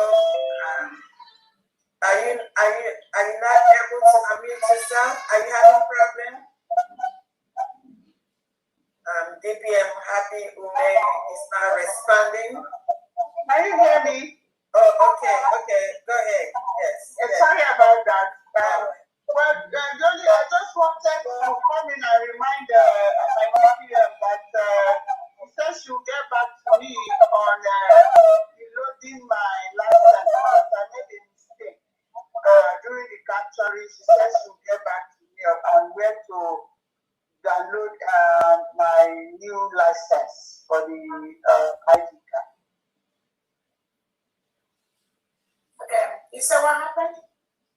I downloaded the wrong license. So during the capturing, which I've done twice now, you said that you will send me an email on how to send another license, which is a form of ID for the completion of my USB ID card.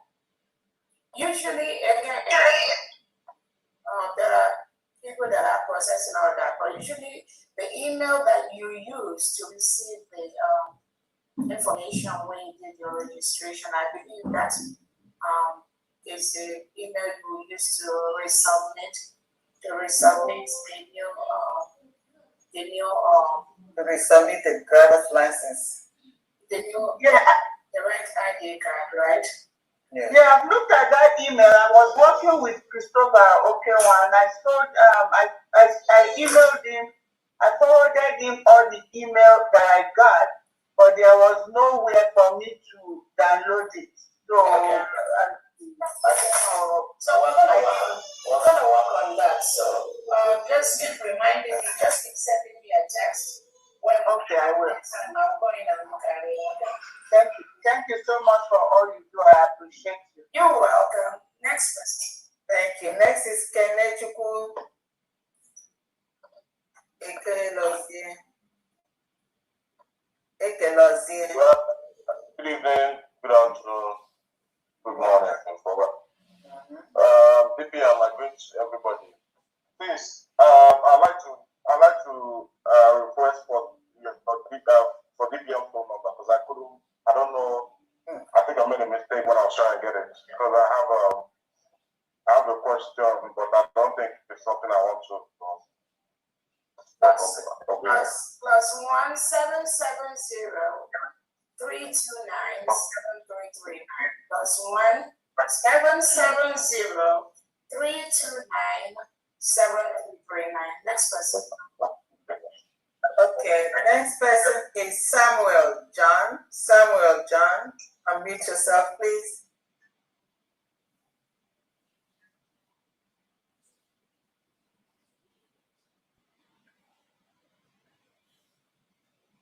Samuel John, go ahead. Yeah. Good evening. Good afternoon.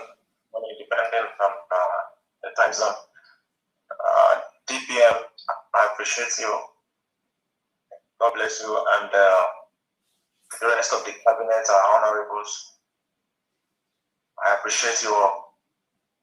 So my question is, am I audible? You are. Go ahead. So I want to know how to connect with my government here in homeland. I'm from Akwa Ibom State.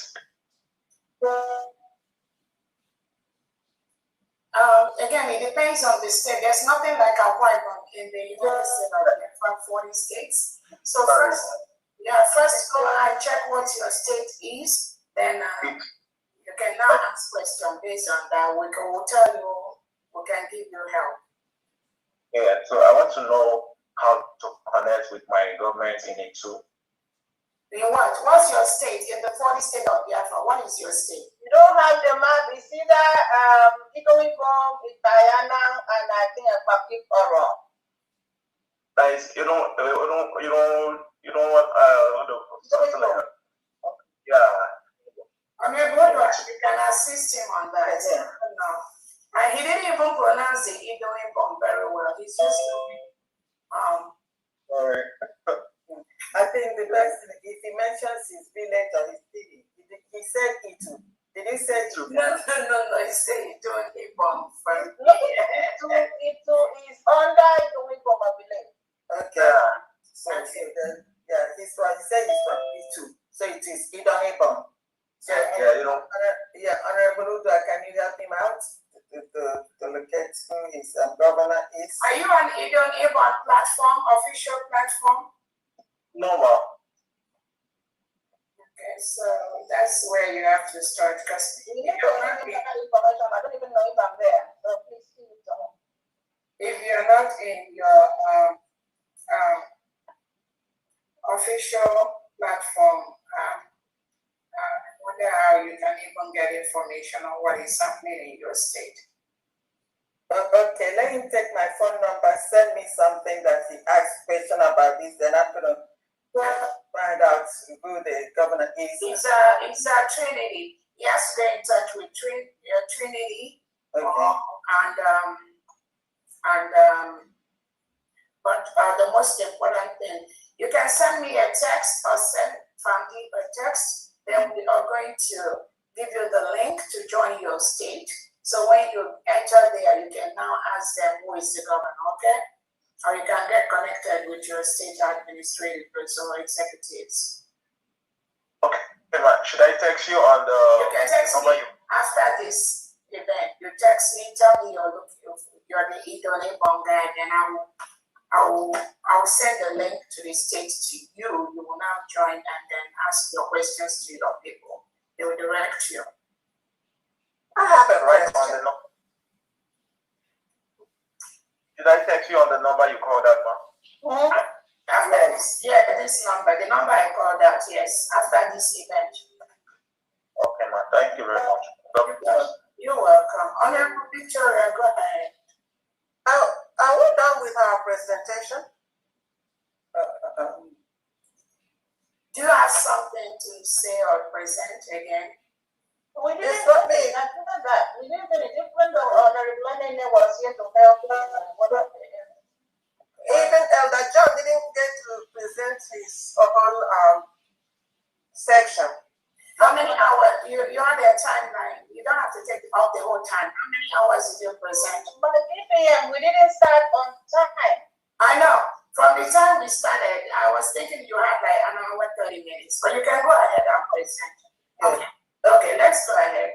Let's take the hand that is up. Okay, we have the state of the executive here.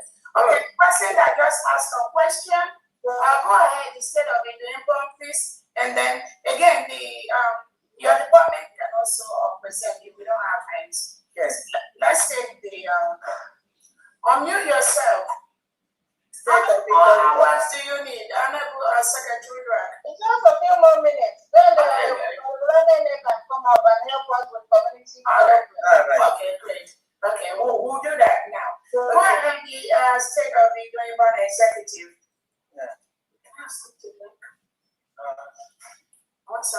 Unmute yourself. Your hand was up.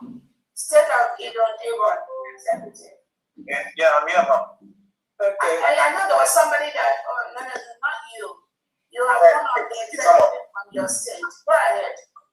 Hello. Yes, go ahead. Good evening, madam.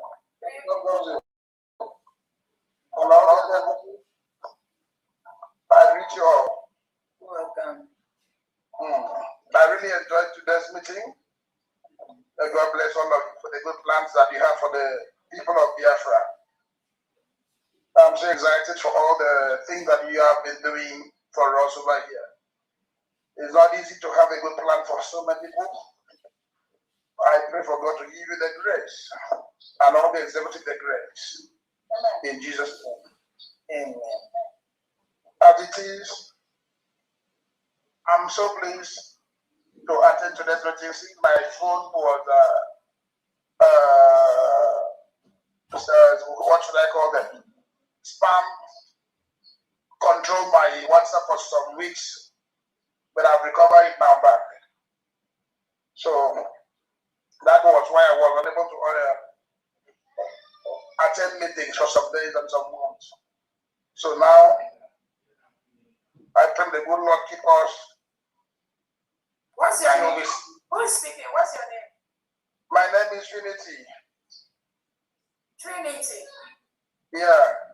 I think you're very, very sick. Trinity, where have you been?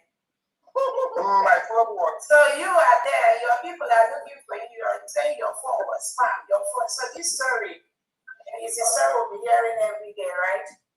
No.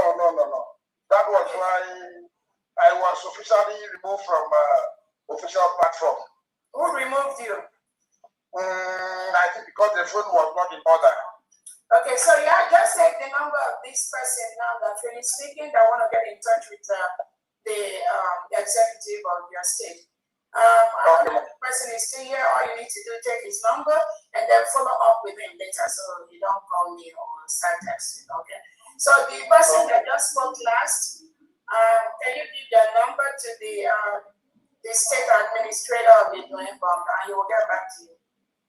He can put it on the chat section. Or maybe if he texts it to me after the meeting, I'll send it to you, Trinity, okay? Okay. All right. Honorable Secretary, go ahead, please. Okay. Are you done? Hold on. Are you done, Trinity? You done? Let me allow you to continue because of time. So now you have the good phone now, right? Yes. So the phone is working now, right? Yes, I've recovered my WhatsApp. They actually, I think they spammed him, and I even had to block him because of that. And he was removed from the platform. The platform. So. Okay, all right. Go ahead, Honorable Secretary. Yes. Honorable Victoria, could you go from here? It's Honorable Secretary, presenting community development for us. Okay. And George Lynn, it is here, I don't know. Homeland, I don't know, the network might not let her. Oh well, how about Elder John? That's going to be next. Elder John is next and last. Community development is 7, I did 6. I'm going to do a very short comments on what has been going on. I don't have much time. I got to run out to some other things that I want to be done. I know that our dear Honorable Rudolph will participate around my department to build a nation that cannot be ignored. And I say that because community development is one thing that we lack back home because people can build anywhere. You could go behind my house back home and build a factory that has chemicals that can kill. We have to regulate everything we do when Biafra rolls in. So I support what she's doing. We're going to work together as a team. Community development and housing settlement are critical. Under the community development, we will have several areas that will affect living and environments that people are needed. Subdivisions, commercial areas, ponds, schools, hospitals, parks, airport, and industries. These are the things that she's going to be taking care of because if it comes to the point where some people are not able to live well, especially elderly folks, we will be there to provide for them living environment where they will move into their homes and enjoy their homes. And just like we talked about many other things, Biafra is going to be the best nation. And that's why I worry about those that don't want to work. It's going to be so much work. You're going to be begging to take to slow down. So I give glory to God for what He's going to do for our nation. Thank our PM that God has sent to us, in addition to all the other leaders, Namikano and some at my job. So she is doing fantastically as we speak in making this nation stand firmly. All the rich folks will also support what we're doing because that's what I look forward to. I will give them a good picture of what we're going to be doing. Recovery of land, infrastructures, skilled people and unskilled people that will work back home. So I don't know what else, I wish there's a time to show you pictures. You had a very, very beautiful picture. I wanted us to see, but it's okay. Next time. We could do it when next year have another program. We'll be able to show people so they'll be excited. Villages are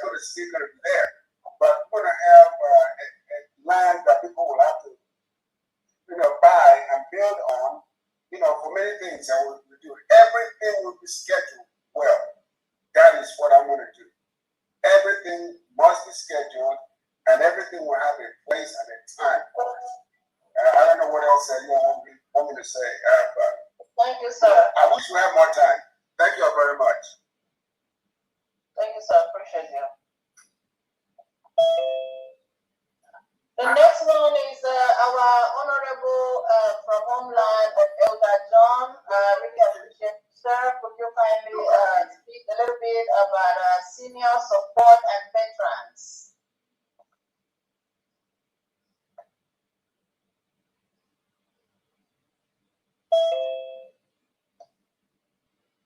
Honorable Victoria, is he here?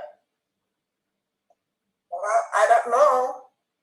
I don't know what name he logged in. What's the name he logged in with? What name? Try HRH, I see. Or Elder John. Elder John, are you in here? Well, it's 10 p.m. over there. I don't think it's still here. Okay. I don't see him. I don't know what he came with. If he's here, please, he can even unmute himself and talk, or he can raise his hand. Honorable Victoria, you could do your what do you call it? Medical assistance and maybe that senior support. You could touch up on it. The other housing is already. All right. When we say medical assistant, we are not talking about those that can afford it. It's based on low income. With medical assistant, right now, we are giving some training for those that are capable of helping us when it comes to medical assistance. I'm supporting some people that are going through nursing school and nursing assistant in that area. I mentioned earlier that when our mothers give birth to their children, we will support them by teaching them how to take vital signs so that they will be able to do it when they get home. And nurses and social workers will be presented to them, those that will visit them at home. Medical assistance will be provided for those who are in need of our help. It's not for the rich. The rich can take care of themselves. How do we do this? We do it through social workers. Social workers are the ones that will go into these homes to find out who needs medical assistance and will report their findings to our counselors and to our nurses that we provide medical assistance to these families. We know that every family members or every family has phone to connect us with. So everybody these days have cell phone. They can call the numbers provided for them to their gynecologists, to their midwives, to their pediatricians, to their primary care providers. These are the areas where we help them with. How are we going to do it again? The social workers will connect them to the nurses, to the doctors, and financial help will be provided. Education will be provided for them to know when they are lightheaded, when their immune system is out of whack, or when their blood sugar is low or high, when their blood pressure is low or high. Then we will help them nutritionally so that they can balance their meals. We will encourage them to stay away from Bill Gates' food, like GMOs, Indomie. We have good food back home. and nutritionists will come in to help them out. We have rich soup like Erika Ikom. I don't know how to say it right. We have beans, we have nkwobi, we have but we will teach them, we will encourage them to embrace our food and give them medical assistance when they need it. Sometimes it could be they're dehydrated. Then we will let them know the signs they will need to see. When they are dehydrated, we will encourage them. If there is anyone with psychotic problem or mental illness, our nurses will be there to identify those. And my Honorable Duak will be very busy. And Highness, DPM will be very busy too, training and educating. Medical assistance will be provided. But we will also make sure that no one will abuse the system, because teachers will be involved, law enforcement will be involved. Thank you. If you have any question, throw it. In other words, we will work hand in hand with the nutritionists for the healthy feeding of the children and nutritionists and dietitians. Any question? I think we are done. Honorable Landini already touched up on the housing. So we need to go back in there. Okay. All right, thank you. If that's, we have some hands up there, and then I'm going to call on them so that you could ask your question on the presentation and every other question. I'm going to call on Kenechukwu Ekelozie. Kenechukwu Ekelozie. Hello. Okay. So I have a question. Go ahead. Based on what has been happening on the social media, I want to know what are the plans for the government about mental institutions. Like, how do we, because these people we see online today are the ones that are courageous enough to come online to display their diagnosis. So how do we know, how do we solve this problem, because it's a big issue. Thank you very much. Thank you. You want me to come in? BPN. Oh. I think it's for Samuel Woodward.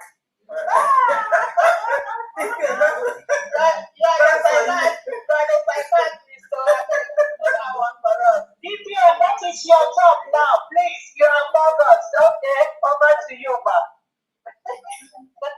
Oh my goodness. Again, if you give it to me, I'm gonna say we get them arrested, lock them up. So you don't want that.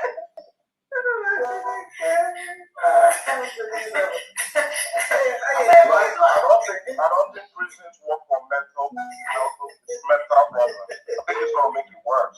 Oh yeah, that's the hospital here. But we're gonna arrest them, lock them up, and assess them. Then we can free them if they're free. Yeah. Again, it's gonna be an interdisciplinary, interrelationship task for the United States of Biafra. Again, I want to let everyone know that I'm a family nurse practitioner and also a psychiatric nurse practitioner, board certified on both. The question that you ask is something that our people most times, even because of our culture and where we came from, many Biafrans, many Nigerians have psychiatric problem, but they don't talk about it. They deny that. Most of them are in denial. And you have to look at the reason why they are in denial. Many of our people culturally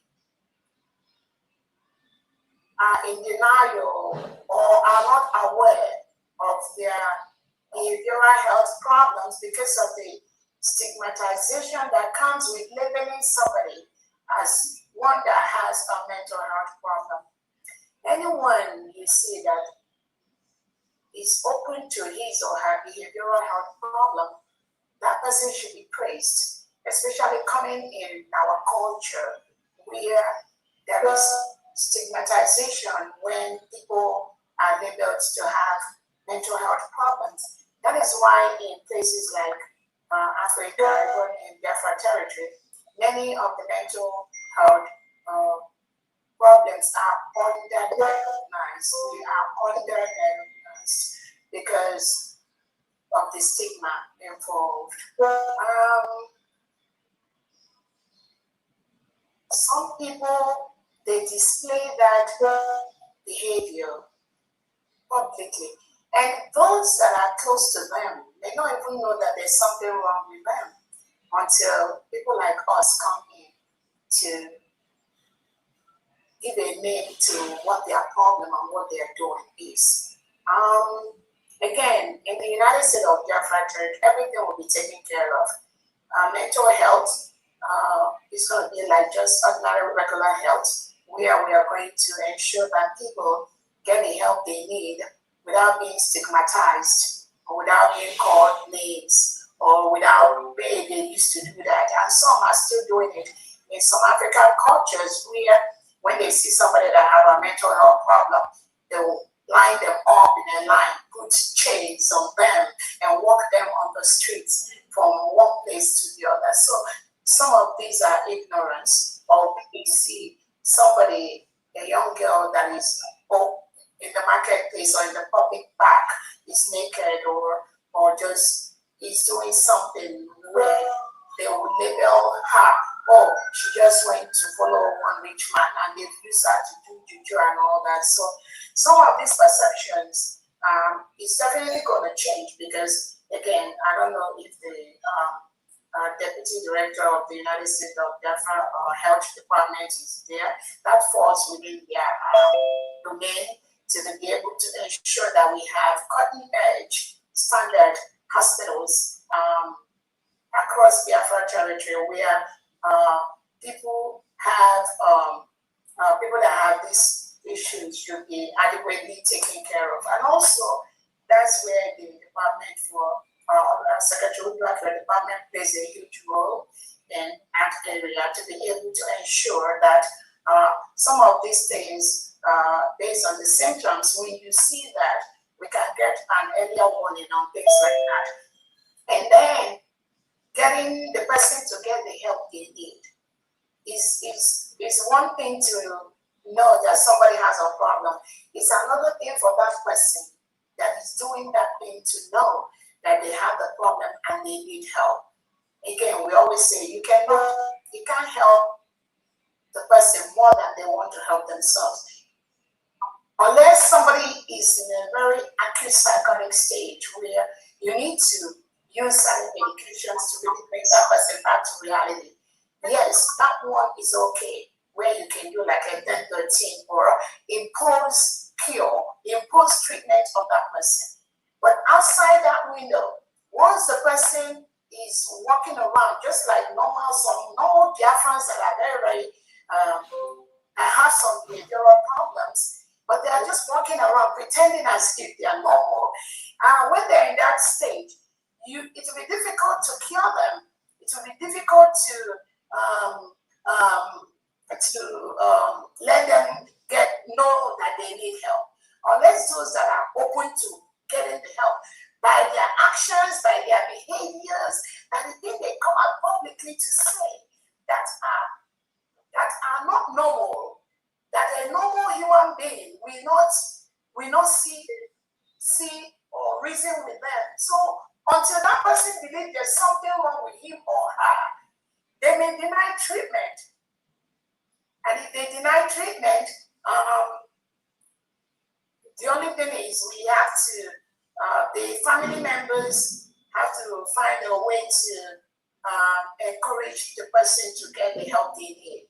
Some of them may not be the medications, it may just be going to therapy for things like anger management. I know we are one of the Biafrans that were able to get a typical diagnosis on this past few days. So things like that, by doing therapy, CBTs, trainings on anger management, we use things like CBT to kind of help them to discover what they are doing is wrong. So we replace those bad thought processes they have. We have to replace it with good ones by using some techniques like CBT. Again, I don't want to go into the details of the different formats we can use to correct such behavioral problem and mental problem, but it sure do exist among many Biafrans. When you see somebody openly lying against another person, that is a mental problem. But that person that is doing it may not know that he or she has a psychiatric problem. When you see somebody coming out openly to propagate lies and propaganda against another person, meanwhile that thing is a lie. Like when you see somebody say, oh, that immediately Dr. Robles finished talking with me, the Nigerian government planes and helicopters started bombing them right, left, and center. That is an illusion. But that is what the person thinks. And then you need to now reason, how did this person start thinking like that? Then you now discover that this person has been talking to somebody who has a mental problem. And that person has been dumping that mindset, that wrong thought process into that individual. So it becomes very, very easy to deceive that individual into believing that what that person who has a psychiatric problem told them is a fact. Again, when you have people that openly come out and lie against somebody, like somebody was saying that says, oh, Dr. Obese is a Fulani person, and then was born in Fulani, was born in Uwausa, and then you begin to wonder if they are just saying that. No, that's a psych problem. They need help. They need help, but they have to believe, they have to know that they need help. Because what they are doing is using that imaginary, the delusions of their head. Even some of them may see you as somebody that did something wrong in the past for them. We have some patients that may see you, if their father or mother has treated them wrong in the past, when they see you, you will remind them of the picture of that their mother or father that treated them wrong. That's a psych problem that needs to be corrected. So I'm seeing many of them among some Biafran people. And then when you also notice people that distort facts. They distort the facts because it didn't go their way. That's a psych problem right there. When you see people that know that we all were in Finland to declare our independence, and the Prime Minister and Onyendu Kano indirectly prepared us to declare this our freedom from January to November of 2024. Then we all went to Finland to declare. Then when you see some individuals come out and tell you that, oh, that Biafra was never declared, it was just the grievances that were supposed to be read. These are psych issues. But how do you get them to know they have a psychiatric problem, especially when they are Africans? Africans, many of them are in denial of their psychiatric problem. So again, in the United States of Biafra nation, we will continue to help them as much as possible. Those that need help, that are open to help, we will continue to help them. Those that are not open to help and they continue to dwell on that process, eventually they will get themselves into trouble in one way or the other. So probably when they go to jail and come out, it will reset their brain, or they will now be open to therapy. Because even in the United States of Biafra jail system, they have a therapist that are going to be redirecting these people that have psychiatric problems so they can get help when they come out. That's the reason by DPM I have to contact Woodward when the time comes before we provide any housing for elderly folks or people that are sick. We can't just give you housing for free or reduced cost until we go through the process and understanding what you went through, what you're going through, and it's going to come through Woodward's department. That's what it is. Oh yeah, definitely. The department is going to be involved in so many very critical departments, social behavior, social norms, and knowing when things go wrong. And again, it has to be from the aspect of non-judgmental, and also in the aspect of offering them the help they need to stabilize them, and through housing and so many of them. Definitely, your departments definitely interwove each other one way or the other. Yeah, but and my honorable, once again, because of the hardship of the country, these are causing them all these things. When we have Biafra, I think there will be a better places and they will be habilitated. Now everybody are going down just because of the suffering and the difficulty. So when Biafra comes, everything will be pressed. Let us move on and let them. Yeah, that's absolutely correct, Pastor Boss. And again, relating what Pastor Boss said relating what she said to, there could be different things that will cause people to be behaving abnormally. There are different things. Background plays a huge role in that. The culture where somebody grew up plays a huge role in that. The experiences that the person had gone through. Somebody that has gone through trauma in the past, it will be difficult for the person to trust anyone. When you see people like Adani or Ramadan, it's very hard for her to trust. Again, that's why some of them, if I look at them, I don't blame them so much. It could be the trauma she has experienced in the past where she's always in a difficult situation, in a very hard situation, making it difficult for her to trust somebody. That could be one of the reasons why she is behaving the way she's behaving. There could be also environmental problems, financial problems, like Pastor Rose has said, like some of the people that are doing, trying to create relevance for themselves in this struggle. It may not be because of this Biafra freedom they want. It is because maybe in the past they've benefited from the system of Biafra freedom, Biafra restoration, whereby people contribute money and give them. So because they have a way of getting money from Biafrans, they become comfortable.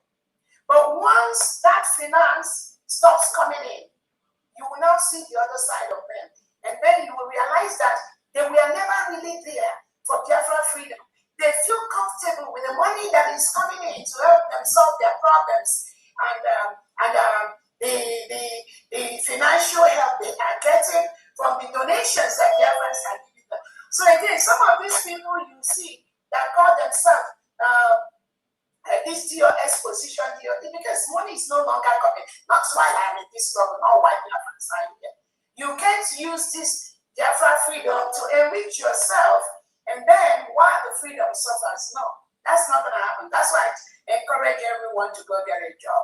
So when you see people like this, crying and shouting and screaming, probably the money Kere used to pay him is no longer coming. And the money Kere was giving him is the money that Biafrans are raising to the PM to help us build our new nation.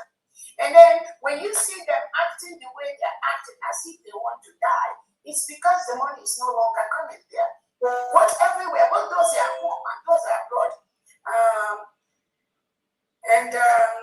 Again, you're absolutely right. The financial problem can also cause them to behave abnormally. But again, one thing that I have to say in that aspect is it's important for them to, everyone listening to me, not just them, to know that our major target is to fully protect this newly declared Christian nation of the United States of Biafra. Nothing more matters. Nothing more. Nothing more. Everyone listening to me must focus on that absolute protection of our nation. That's why the Nigeria Must Go has been launched, because we are doing that which only you and the PM has prepared us to do. The PM told us that with our declaration will come the legal documents we need to remove Nigeria from our territory. And I read somebody who was saying what we are doing to remove Nigeria from our territory. It's a gradual process. Remember when we said after our declaration, it's going to take us a while to ensure that we protect our territory. That's exactly what we are doing. And it's not just Biafrans that are doing that. All our international allies are now helping us to destroy Nigeria. No one can stop the destruction of Nigeria. That is what is going on. And that's why you see now, it's not like before when only Onyedu was talking about the evils of the Nigerian state, or when our PM only was talking about the evils of the Nigerian state. The whole world now is talking about the evils of the Nigerian state. That's our success. That is the success Onyedu has bequeathed to PM, and PM has given it to us. So again, we are doing great. Those of them that we are taking money and living with the salary of Biafra people, you better go get a job, because no money is gonna, not while the United States of Biafra government is there, no money is gonna come to you when 98% of Biafrans know that this new nation has been declared. They won't give you a dime.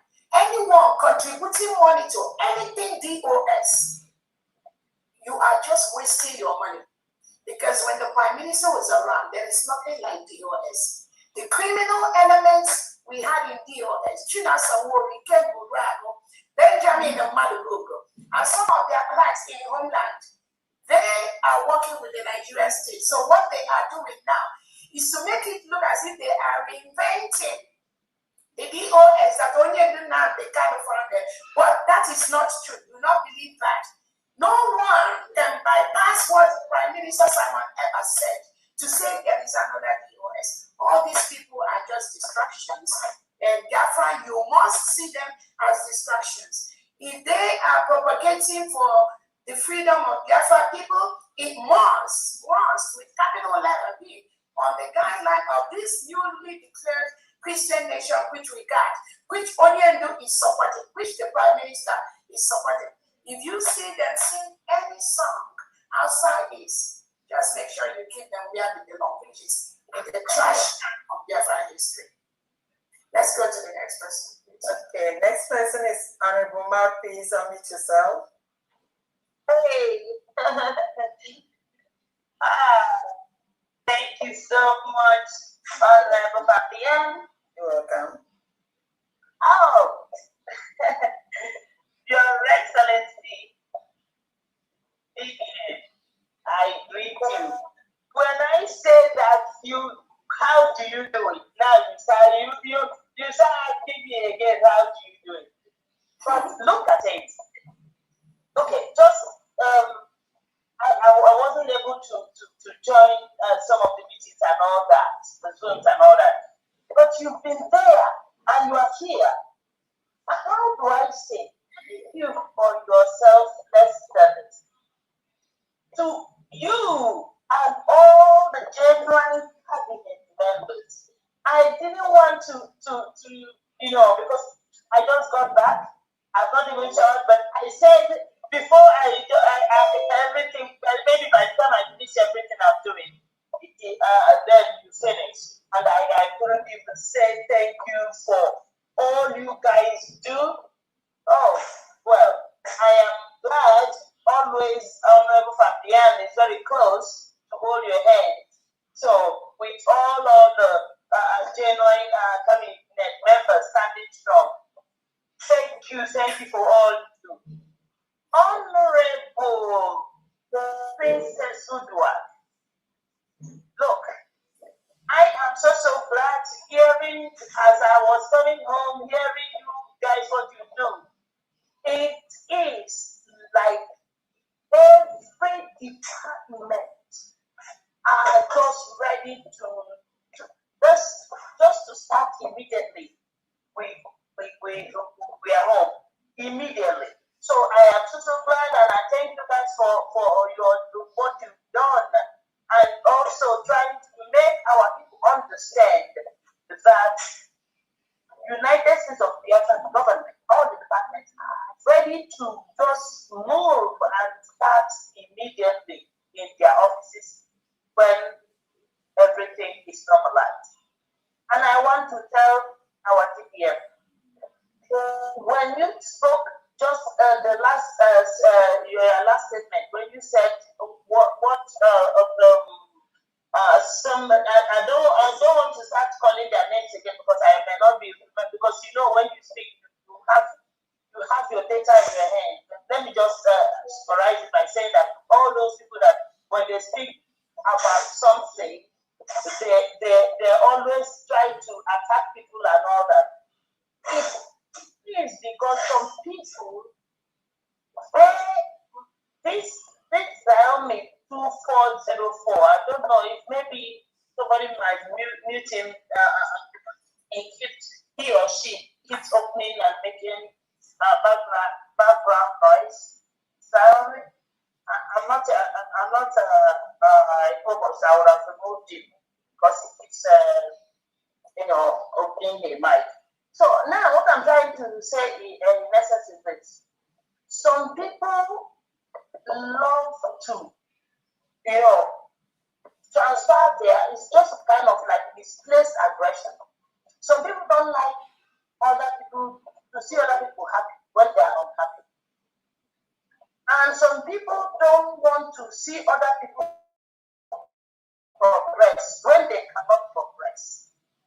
So please don't feel anyway, as long as you are focused on doing what you are doing. Let's forget all these all the distractions and all that. So please, I am so happy. I just say, let me say thank you for all you guys do. And before, in case I fall asleep, so because I don't have anything, so just thank you. Thank you so much. Thank you so much. Yeah, thank you so much. Again, the department, Honorable Secretary Udra's department, unless somebody that does not know, when I say that our own department, I don't give Biafran and answer you. I don't even know how they are. So much what to do. It is humongous. It is humongous because you need to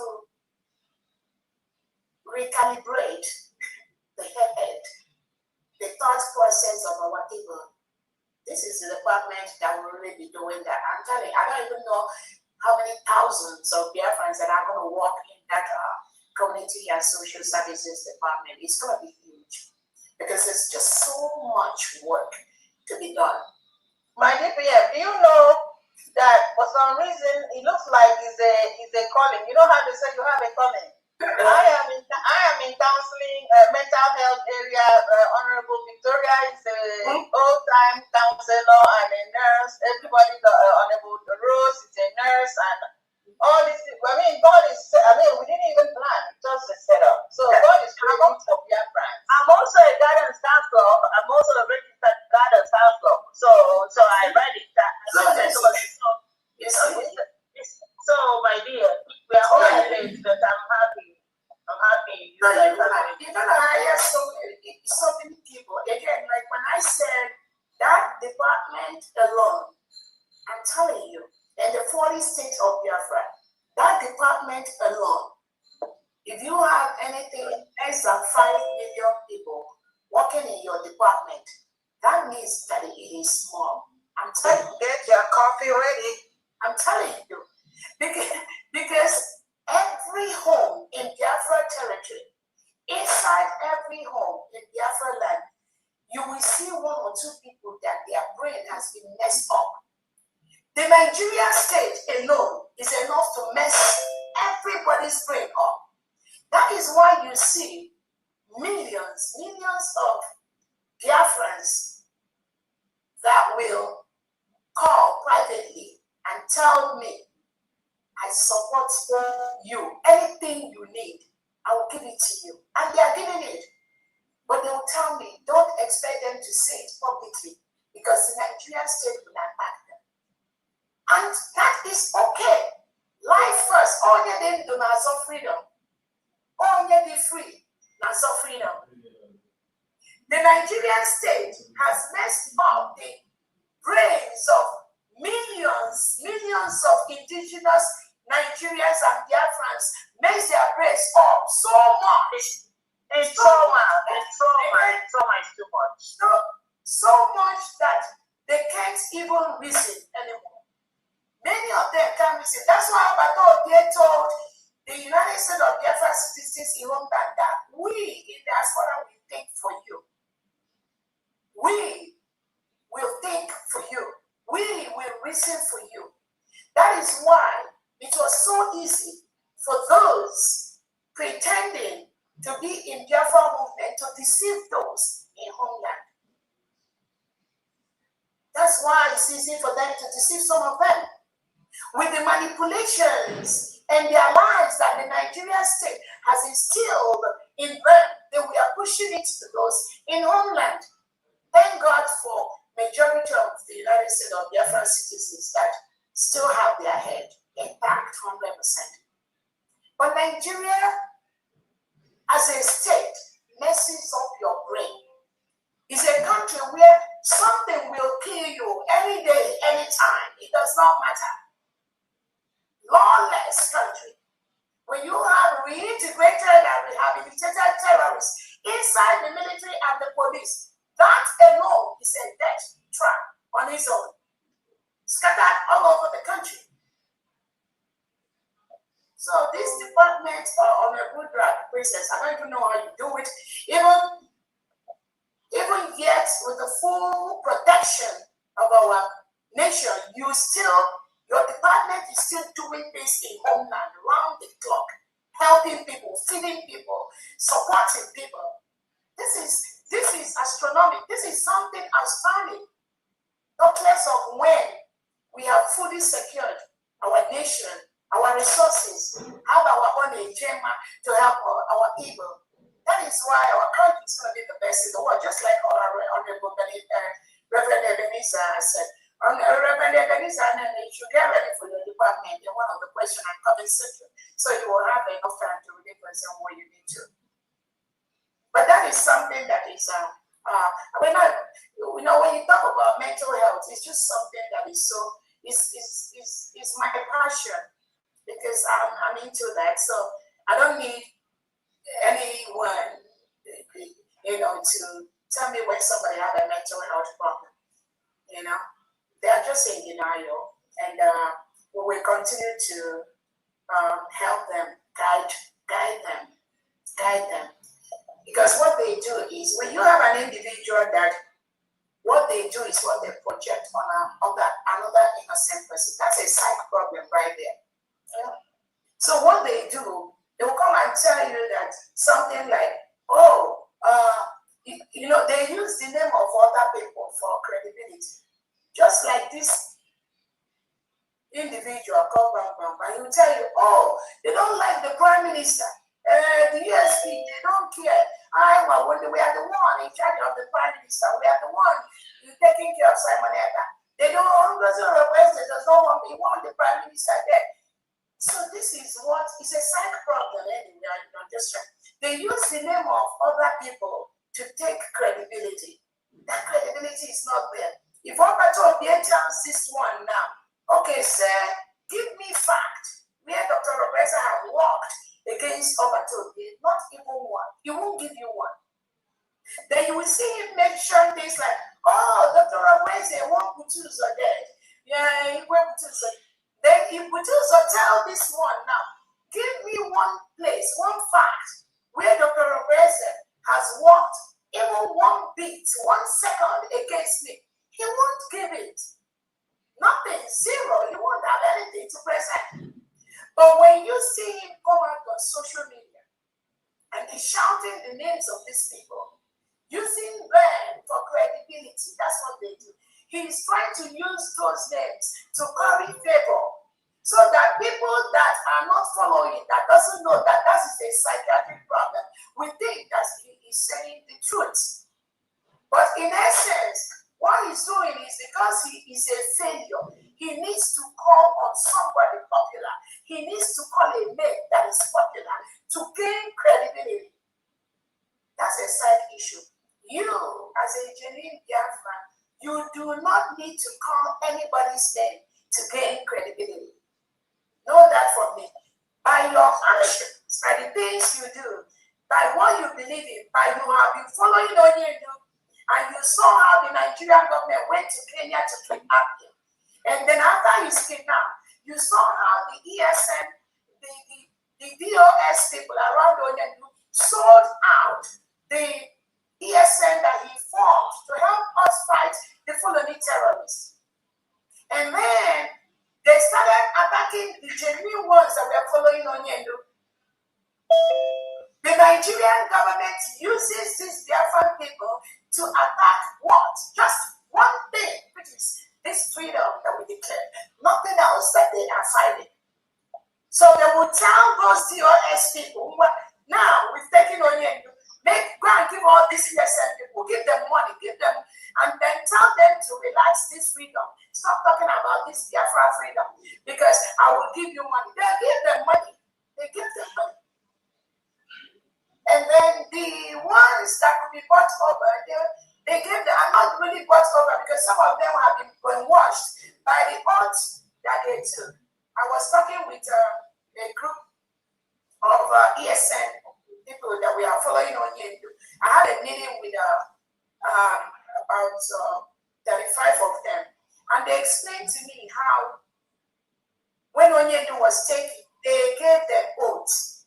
And in that oath, they said they will only follow Chinasamoru. And anyone that does not follow Chinasamoru and follow Simon Ekpa, if they go, they won't come back. And then this is what the Nigerian, this is how Tinubu and Christopher Musa use the legitimized governor. And some of these Biafran, you can't go around Chinasamoru and all that. Benjamin Madugu to kill innocent genuine Biafrans. So this oath taking, which they make them take, and then they explain to me how they will break the kola nut and give them to eat the kola nut. Then they will give them the spirit or the wine, the drink. Then they drink it, and then they tell them if they follow Simon Ekpa or if they move out to follow another person, they will not come back.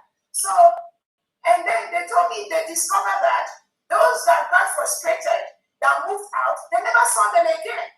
So you can see that this Chinasamoru, these DOS criminals has been killing innocent genuine Biafrans based on that oath taking, which they took. So when I heard this, I never knew that things like this happened. It gave me another angle to why you see some of these fallback group from the Biafra Republic government in exile, the fallback falling. Probably I think some of them were in that oath thing too. And in that oath thing, taking thing, probably they said that, okay, when Onyendu was there, they took the oath, they would only follow Onyendu. Without Onyendu, they won't follow anybody else. So now, when PM was there, they were following PM, but they don't believe in PM.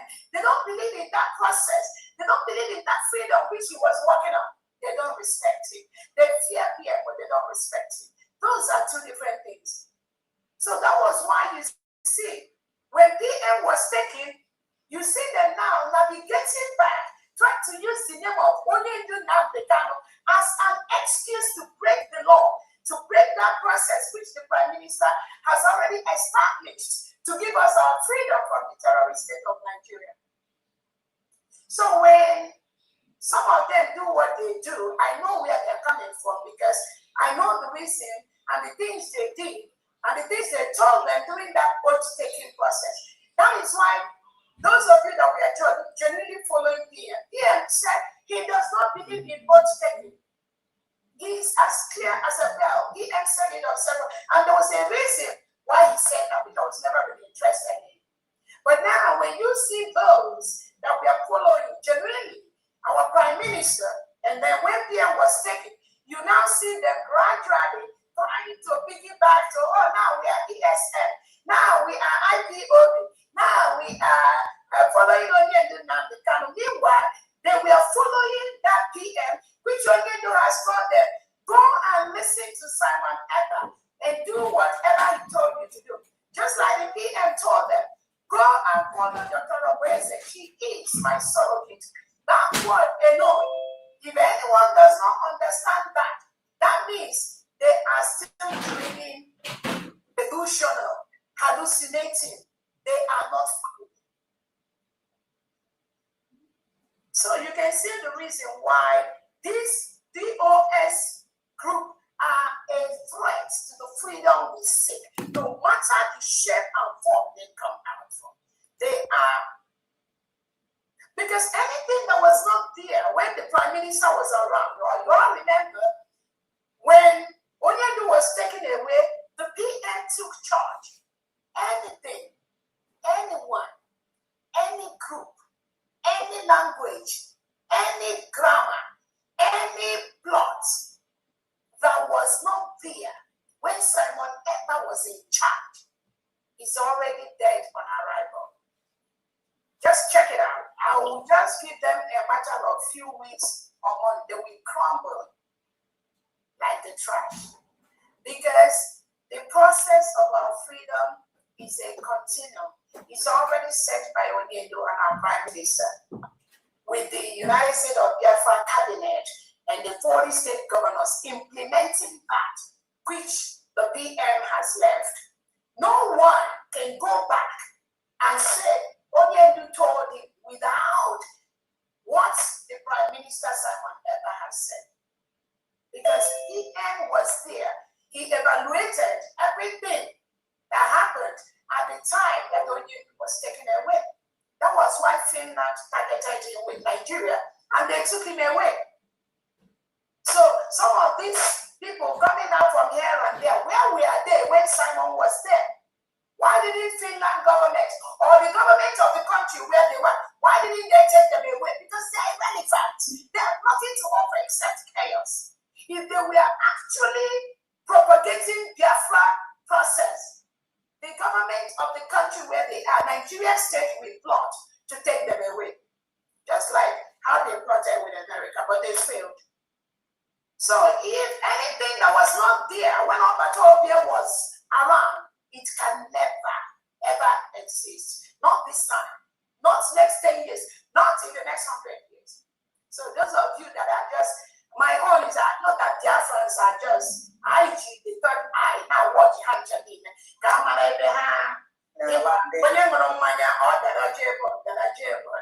Eventually, oh my God, because I know it's going to happen. When the former group, after declaration was falling right here and center,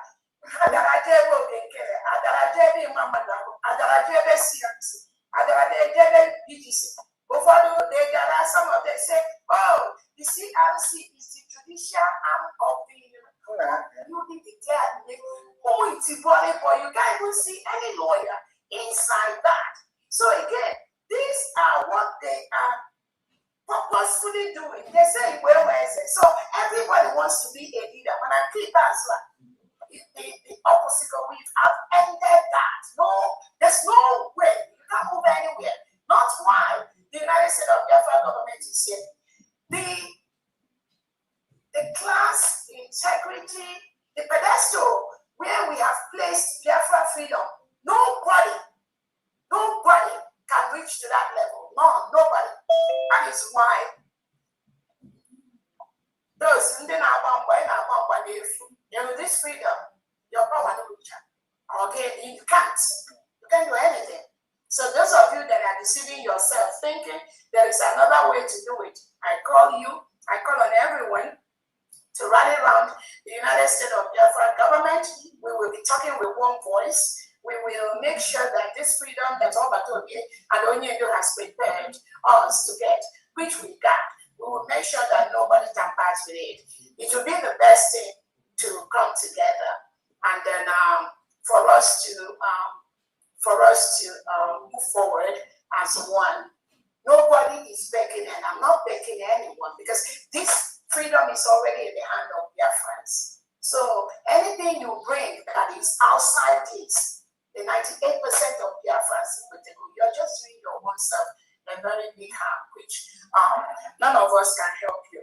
So it is a very clear thing that again, I've spoken, taking time to meet some of the groups that we are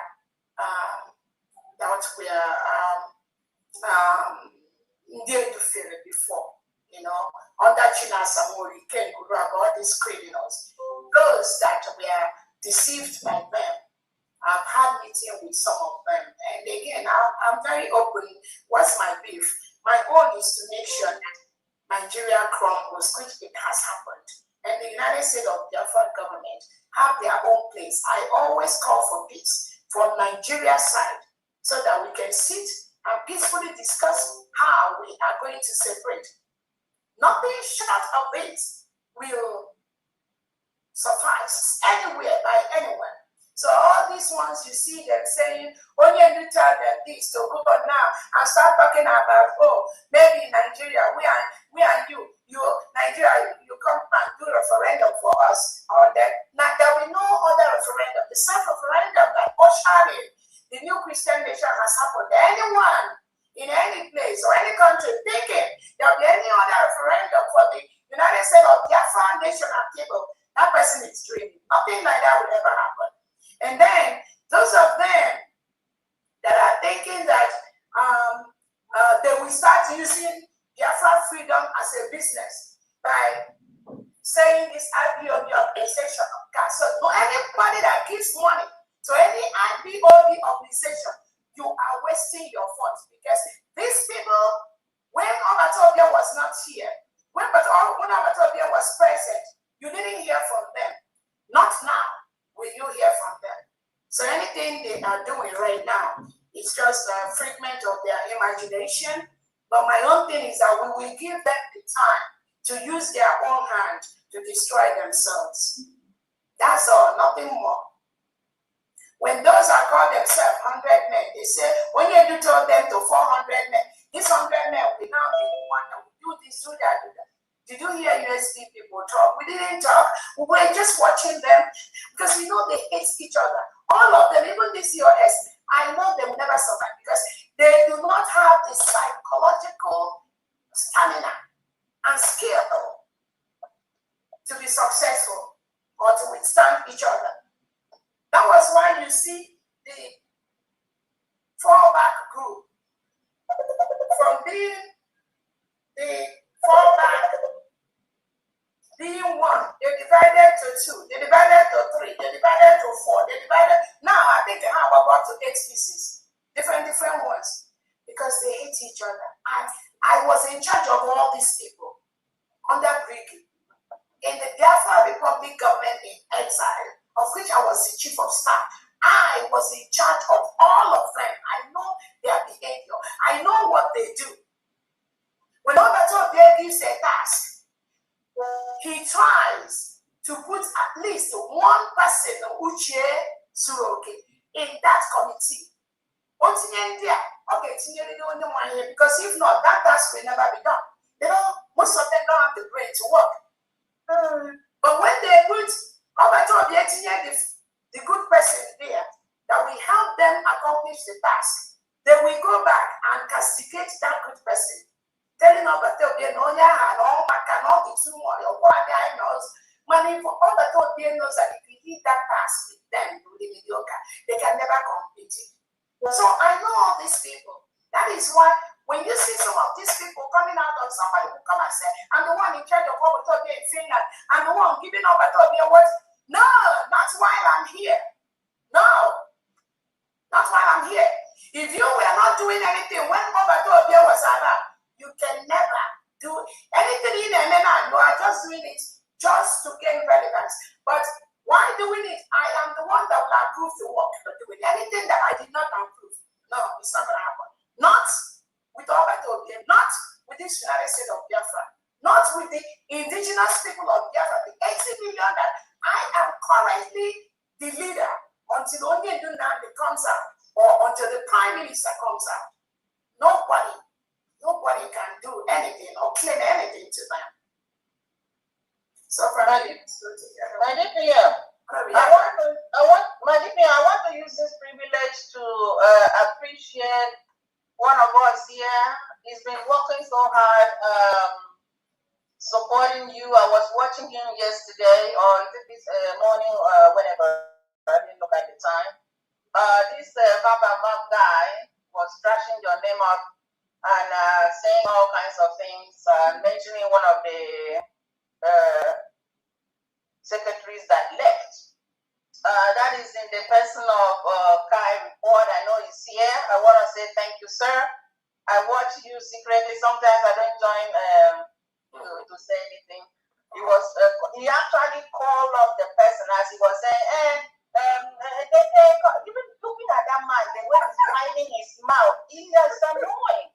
So he got up and used his phone to call the person that he mentioned the name and said, did this person say that Ngos is a devil and blah blah? The person denied. He said, no, I never even spoke with this guy. I didn't say this. So I'm going to clap for you here, honor my brother Kai. You did a good job there. You did a good job defending the government and doing his best. God bless you, sir, and keep doing what you're doing, my dear. People are there watching your back. Thank you so much, Honorable Secretary Udrak. Again, thank you so much to Kai TV for what you do and all the other independent medias. Again, these people, they are just sick. Again, we don't know how to help them. Honestly, I don't know how to help them. I wish I could help them. Only the person that is sick will first of all admit that he or she is sick before you start looking for how to help them. And this is what they've done in the past. The thing is that I have time to study everyone. I have the time.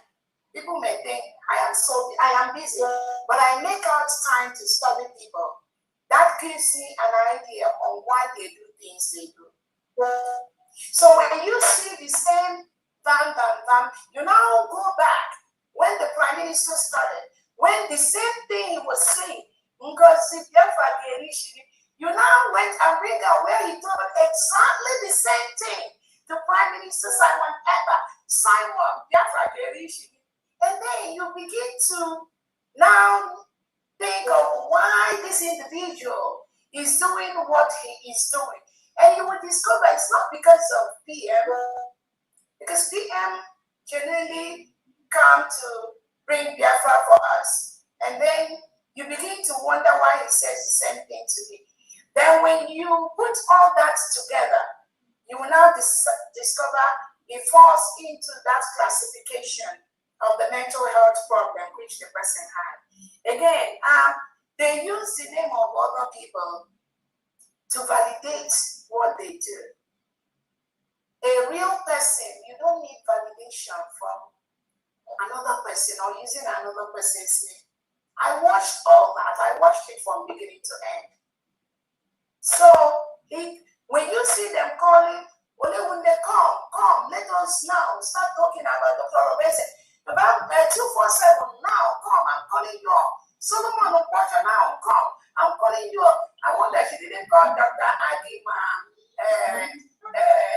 the other one, some of them, And so he is seeking validation. So you want those people to come and validate what he is saying about me. That's a psych problem. So again, we will continue to direct them. The direction. That was an excellent diagnosis. That's what he had. That's what he had.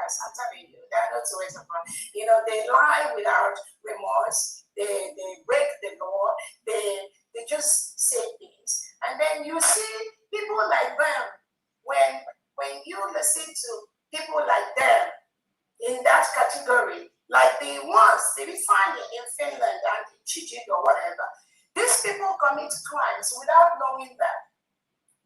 They commit crimes without knowing that, and they put some people in problem without knowing that.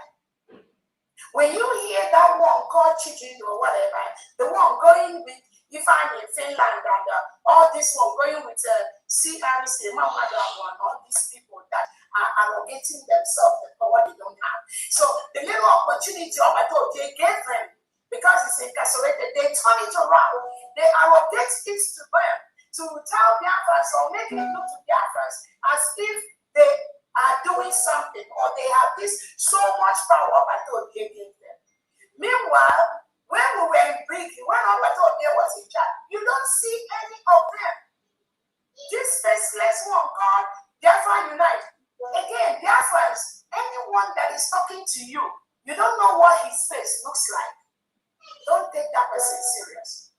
Tell the person to show their face. We have thousands of Biafrans in homeland that are protecting Biafra today. Biafrans, they are showing their face in meetings everywhere.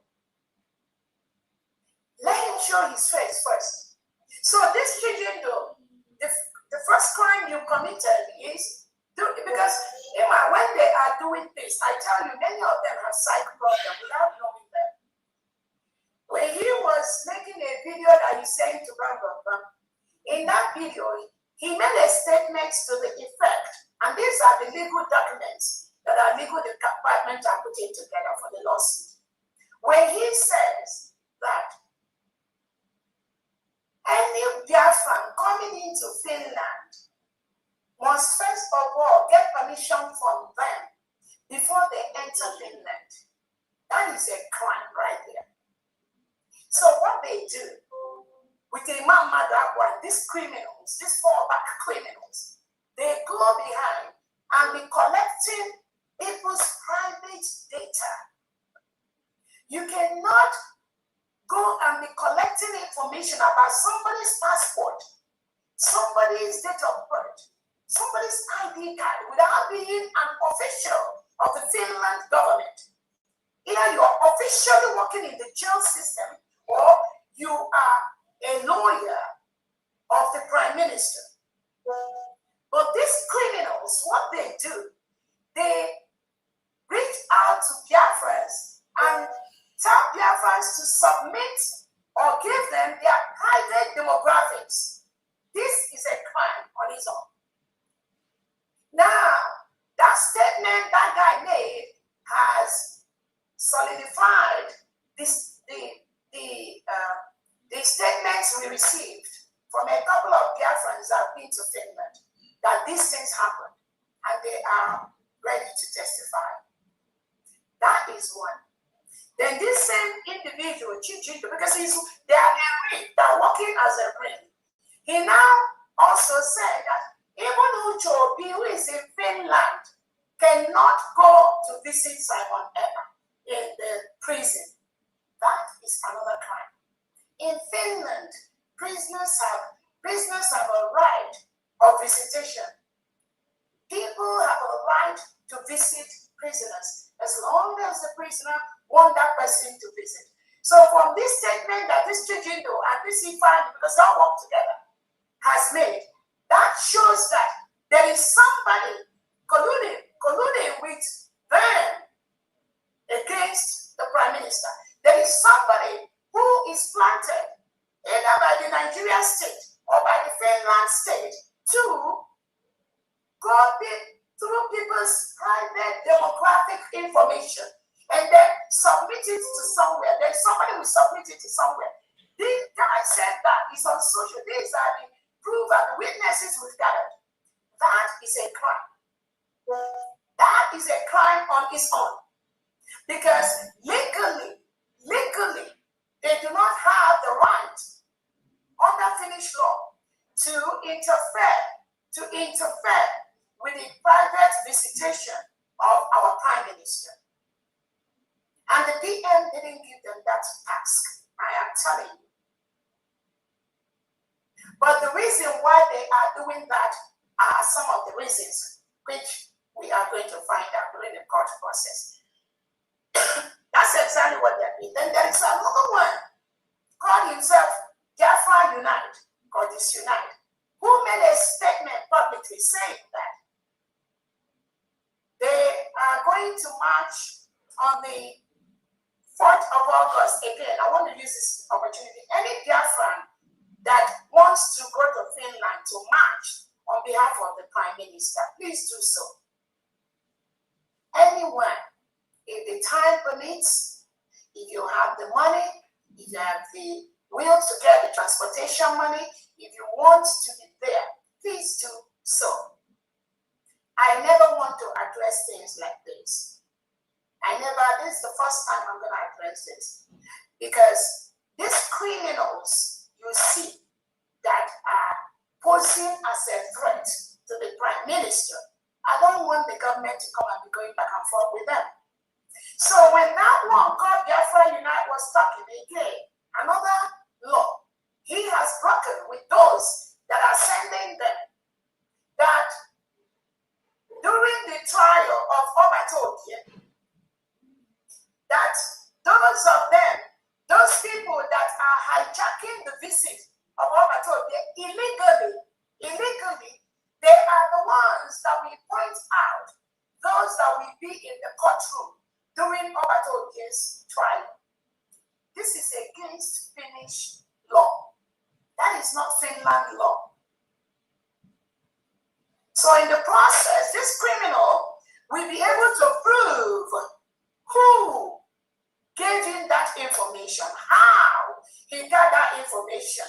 If it's from the government of Finland, then we should be able to know how, why, when has it become that somebody who is not an administrator of Finland courts is now the one that will determine who goes into the courtroom during Obatobie's trial.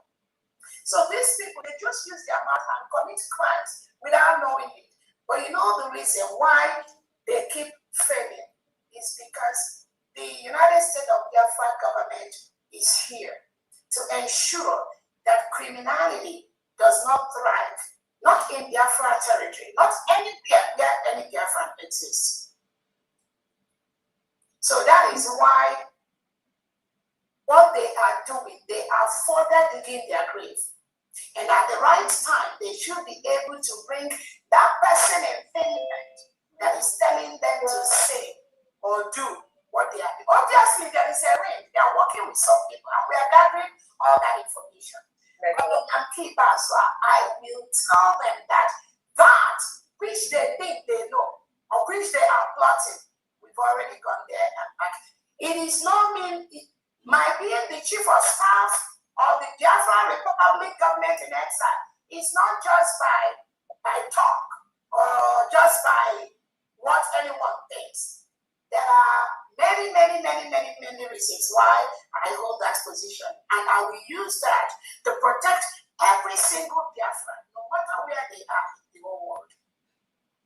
So, Rambi, go ahead. Thank you so much. Thank you for that. Oh my goodness. I'm sure everybody is getting the right information and the right thing to do at any right time.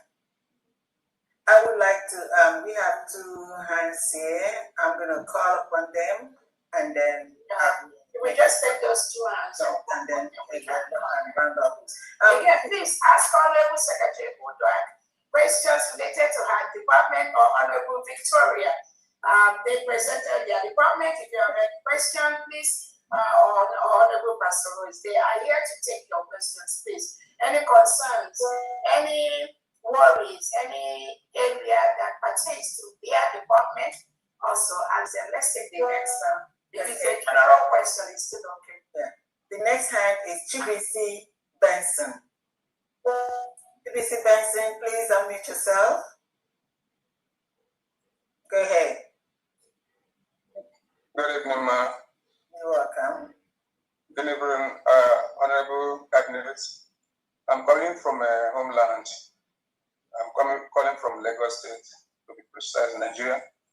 I just want to know when the ID card will be issuing in homeland. I've tested that before, but no reply. Because I was like following up the last week or last 2 weeks when the capturing was going on. So I was like, when will it be our turn? So I just wanted to know when. Yeah. That's all. Yeah. Very much. Thank you so much. We've not started the ID for homeland.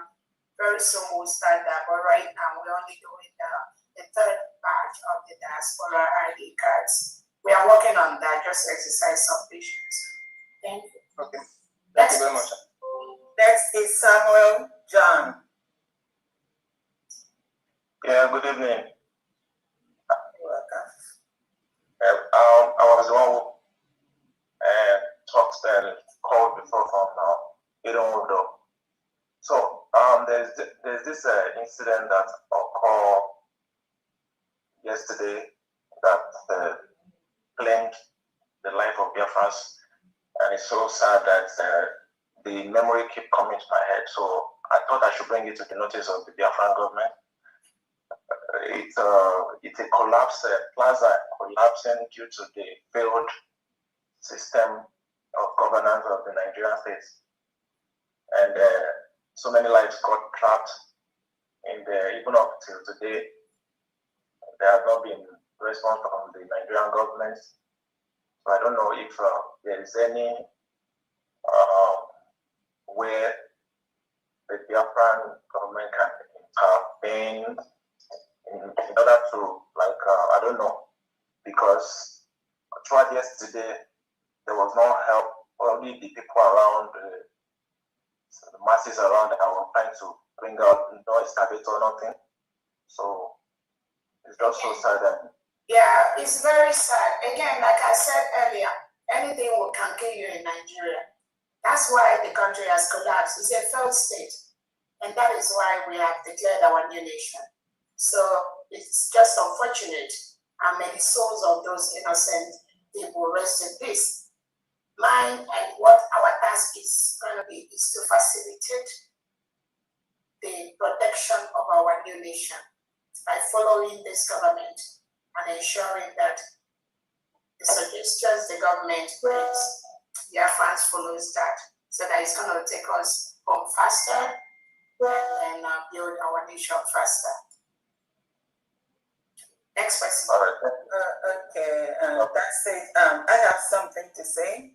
We don't have any more hands. Samuel John is the last hand. And I'd like to use this opportunity to thank Honorable Secretary, Honorable Princess Uduak Iyaho, Honorable Victoria Frank, Honorable Pastor Rose, and other heads of the Department of Community and Social Services. Your presentation here today is awesome, it's informative, it's excellent. The Biafra citizens have the opportunity today to see what it is that United States of Biafra has for them. As you can see, the United States of Biafra government does not only have the structure, but the structure is already activated. This is just a microcosm, a little bit of what it is that this department and other departments of the United States of Biafra has in stock for you. When we say that the United States of Biafra government and cabinet have so much, it is for the people, by the people. The work that this cabinet does is immeasurable. And we are just, downloading it bit by bit for Biafrans. So much good is in there. And I just have also to, in the same line with Honorable Uduak, she mentioned something that Kai Report did yesterday. It gave me so much joy that Kai Report had to instantly put the lie to test, and it fell apart. There's no single truth and all the things that they say. I mean, our independent media are doing marvelous. These are people who brought themselves out, who volunteered, not only to do the needful. You can see how many hours that they put every day, every time, just around the clock. Sometimes they come out 2 or 3 times. And then by the morning, by the time we wake up or we're sleeping over here in US, they're there. This is what patriotism is all about. So those spineless, misguided, disillusioned individuals, our independent media are doing a great job in not only containing them, but letting them know that when I remember the work our independent media is doing, something comes to my mind. And what is it? It's like when Christ was, entering Jerusalem, his followers were singing and shouting, hallelujah, hallelujah to the highest. The Pharisees, they were mad and they ordered them to stop shouting and singing, hallelujah. Jesus told the Pharisees that if they told his followers to stop singing and then shouting hallelujah, that the stones will do so. To me, this is just analogous to what our independent media is doing. I say thank you all and continue to do what you're doing. Her Excellency, I also like to thank you for all this program. I mean, the way you put your things together, I showed them, it just seemed as if now, everyone is there, and one of them is there. No,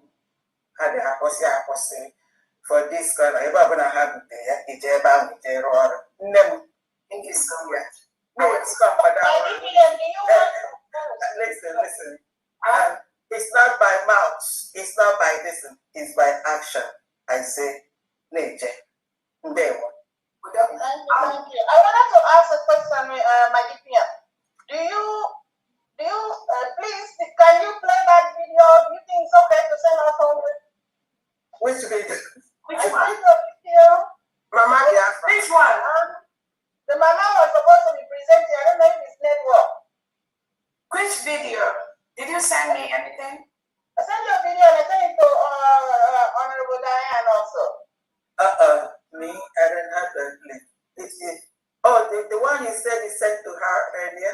Yeah, I sent it to also. I wanted she was supposed to be presenting, but she said some things there. Yeah, you weren't here, DPM. So see if you have it and then just play it maybe 2 minutes or so. Before you start playing, Honorable DPM, those dance moves. Oh my God, that's bad. I was in dance team in high school. I was shaking my I know to shake, so I couldn't it down like that. It's a Christopher here. We are going to teach them those dance moves. It's Honorable Christopher. She is seeing out from work, and I'm not sure he's here today.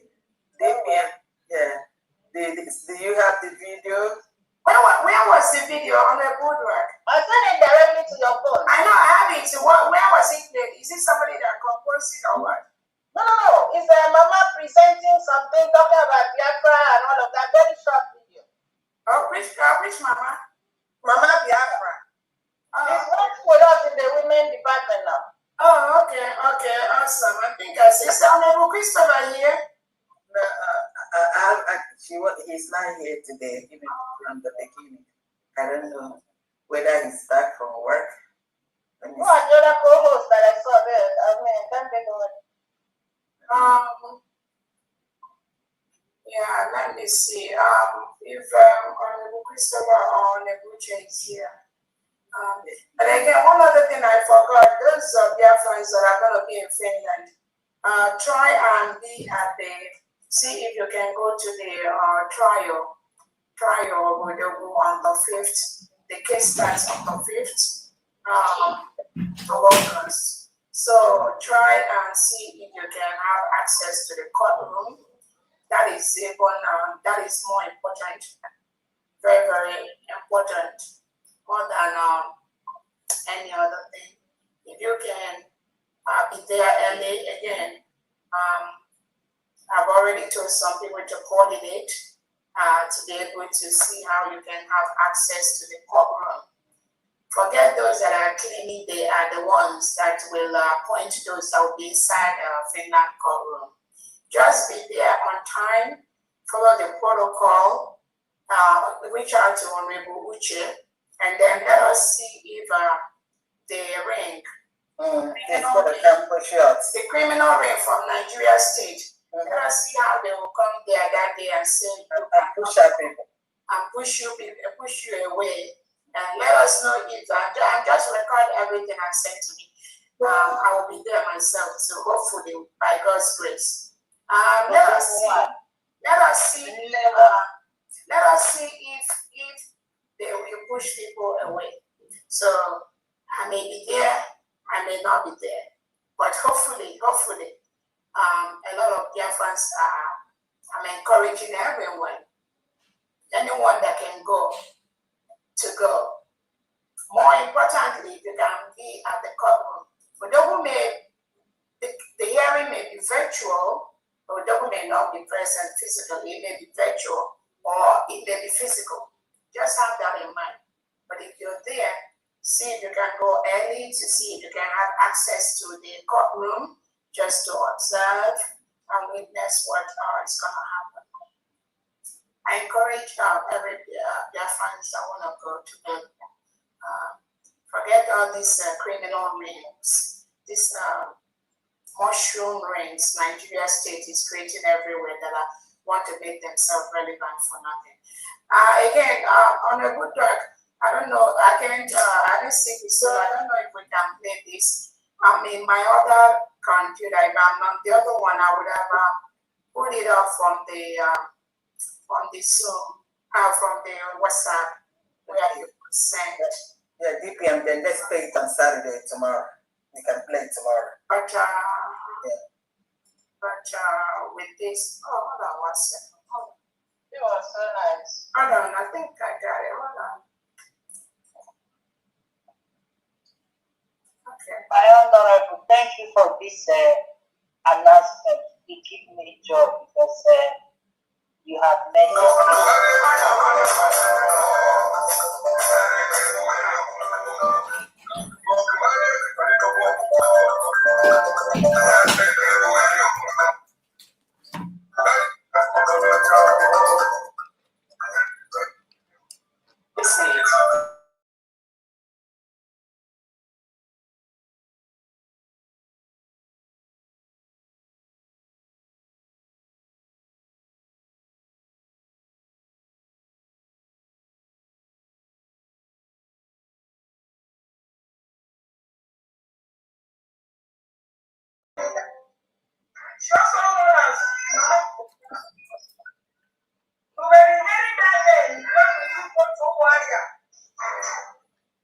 This is the woman in question. If you haven't known her, you know her to the life. She's here right in the midst.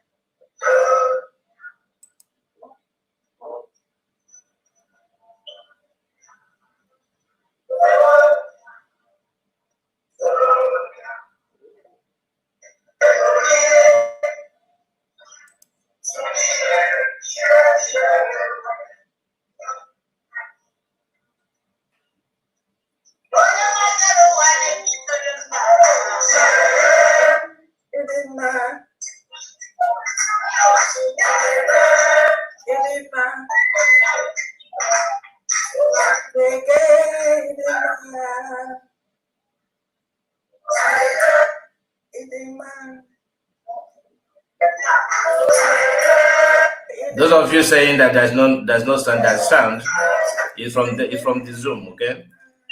That's Peter Essen. The sound is okay here from my end. It's not from here.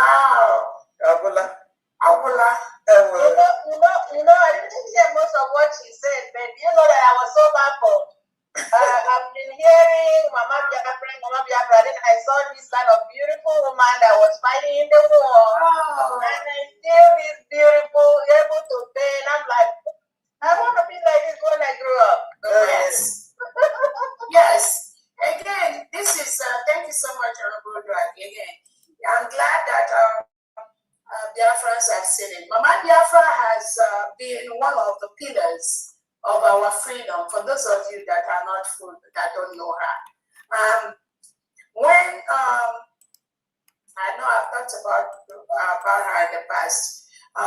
Again, she's a veteran of the during our the war, and then I'm very, very happy that she said that here to Biafrans. They have a huge veteran group in Homeland, which I meet with every now and then. I have meeting with them, and it's all for the same purpose. This woman has suffered a lot. She has been to almost 6 prisons for Biafra, both from Asaba, from Abuja, to different places. Even in one of the times she was in jail in the DSS, she was in the same prison with Onyendu Nambika. She was. So she told me from the window of prison, she now saw Onyendu, she now shout. I said, oh, Onyendu, the Onyendu said, you Mama Biafra, don't worry, you will soon be out. Then later, she came out just like she has said. Again, Biafra is here. Like I tell everyone, the United States of Biafra government, we don't have anyone, we don't have any problem with anyone that knows that Biafra is here. We don't have problem with anyone that knows that we've declared. These are people that have realized that Biafra is here. We have redeclared the independence of our people. Anyone that does not believe that Biafra is here is an agent of the Nigerian state fighting our freedom. There are no two ways about that. You cannot be hot and be cold at the same time. It does not work that way. Even God said that. Even it's in the Bible. He said,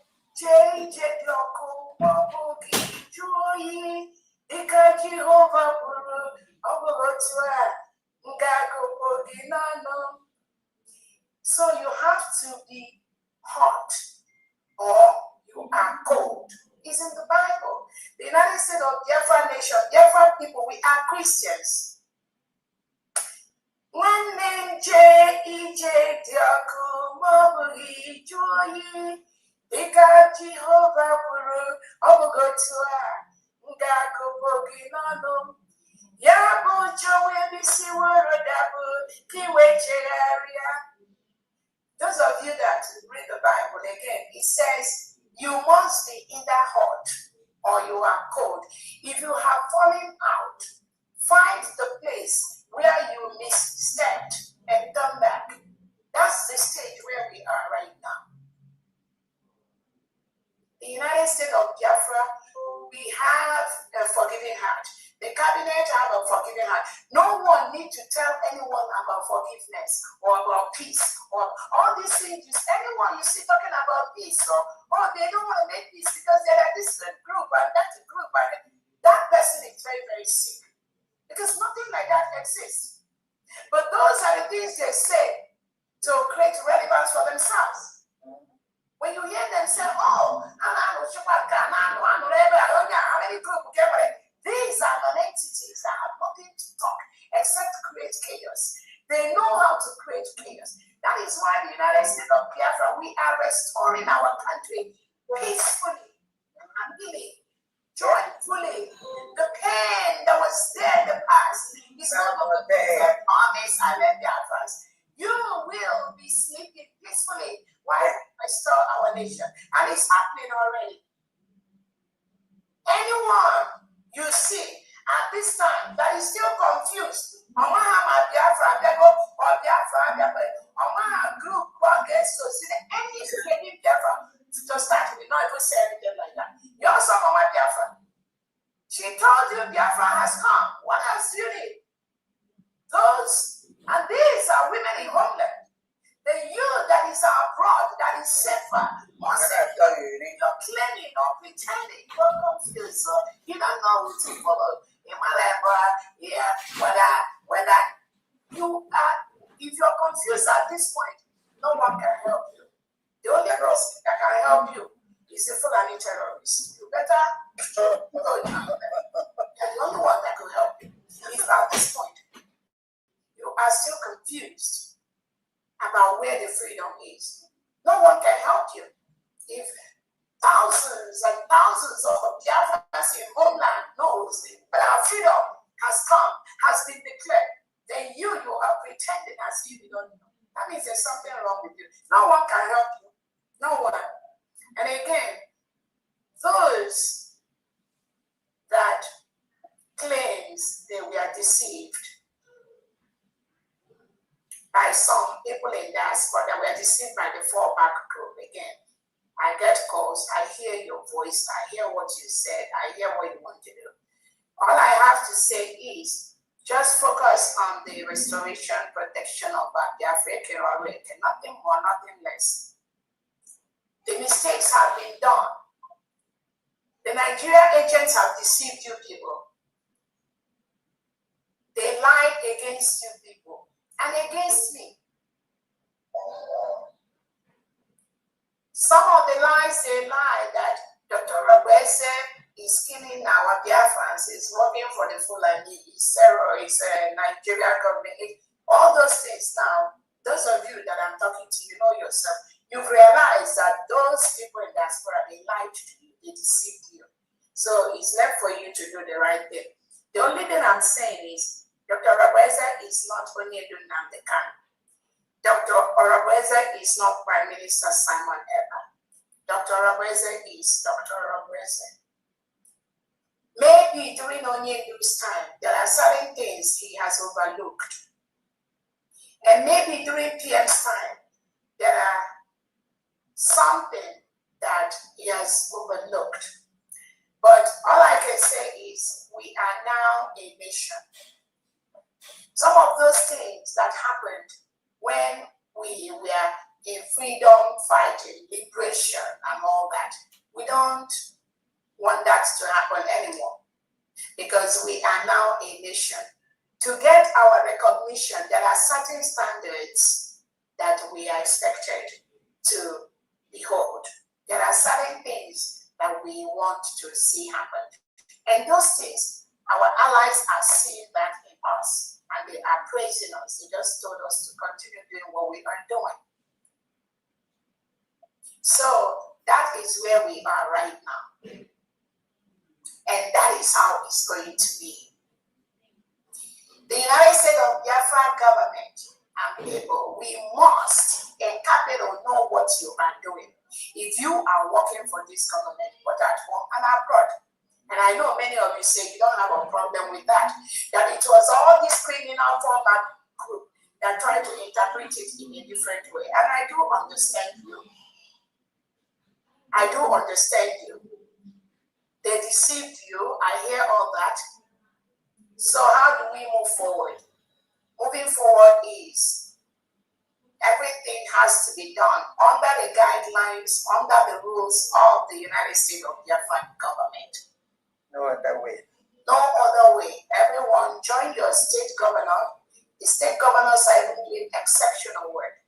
Join your state governors, ask them what they want, ask them the area of need. The state governors will direct you on what to do.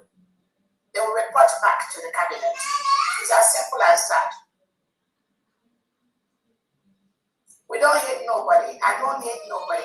Since I resumed the leadership of the 80 million Biafrans, not one single strand of hair has been lost under my leadership.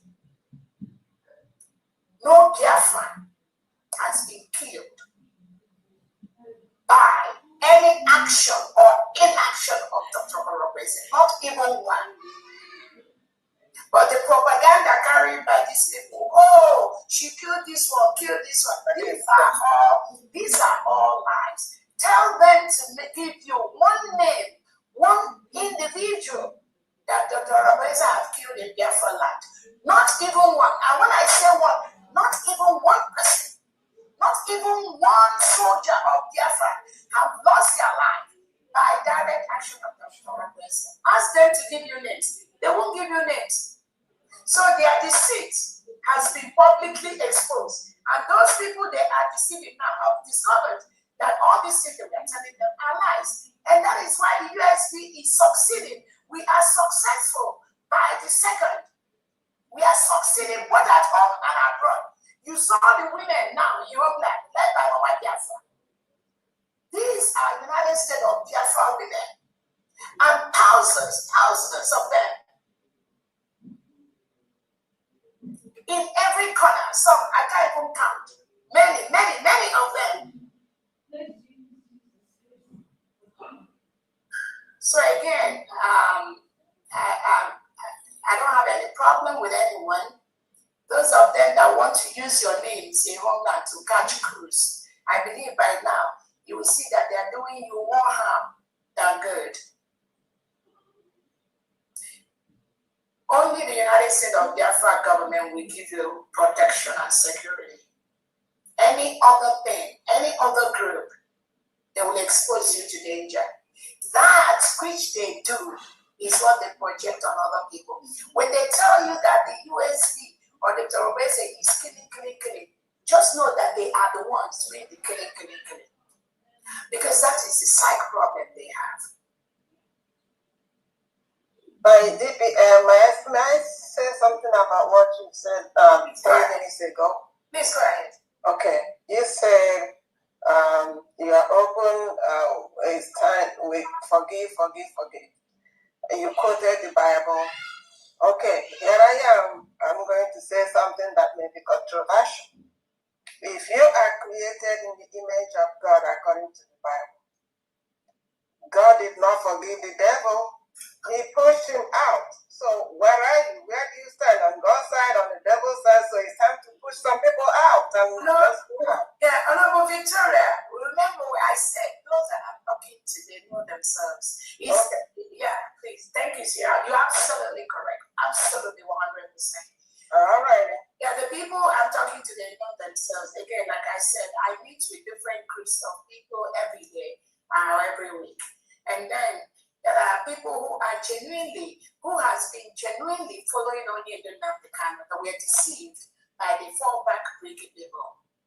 And that's why we opened that WhatsApp platform that we have, the IPOB, the Omajane, the USD, the Wazirike people, everyone is there.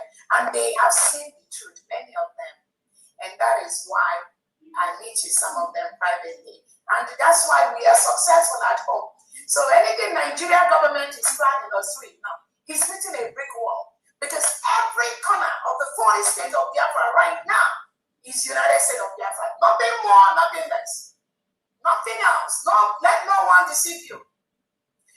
Those that have been planted by the Nigerian state to continue to fight the United States of Biafra government and this freedom, Biafrans will take care of them. They're already taking care of them. I don't even need to do anything. This good spirit of Biafra is already taking care of them. Some of them are already running mad, naked in the public place. Yes, you're absolutely correct, Honorable Victoria. The punishment that will come to them is already going to them right now, some of them.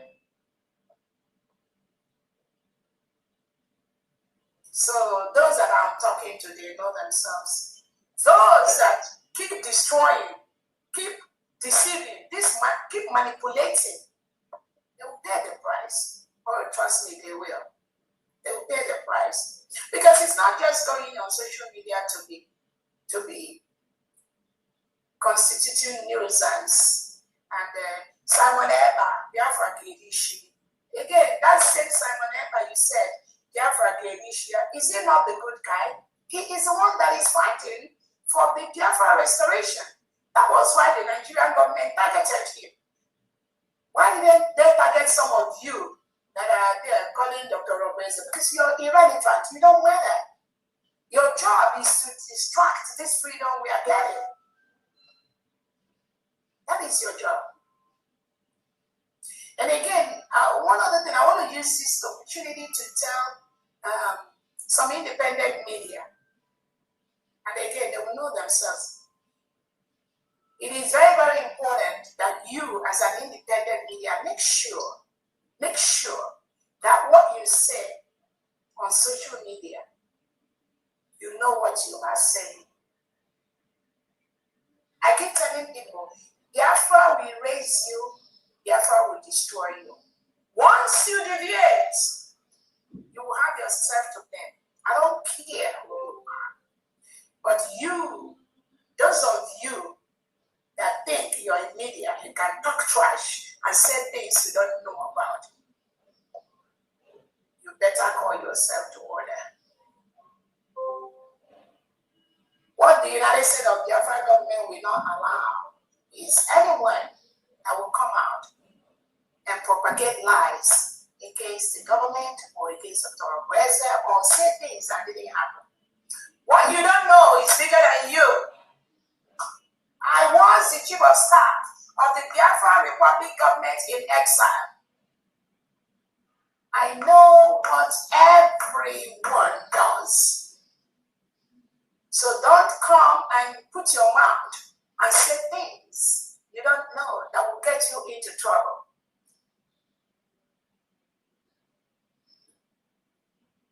Don't say things you don't know. If you are confused or you're not sure, you can call me, ask me. But once you say things you don't know, or propagate things that does not exist, because Abadonia will always say, they try to make it look as if there is something somewhere, or they try to fight something that does not exist. And in the course of doing that, you get yourself into unnecessary problem. Again, any information that you don't get from Dr. Roberts for this freedom, for this government, just make sure you don't propagate nonsense on social media because you will pay the price. I'm telling you. There is no one fighting with anyone. Only them. The fight they tell you is the one they caused, which nobody wants to fight with them. If you want to fight that fight with them, if you want to go there with them, you will pay the price. It's as simple as that.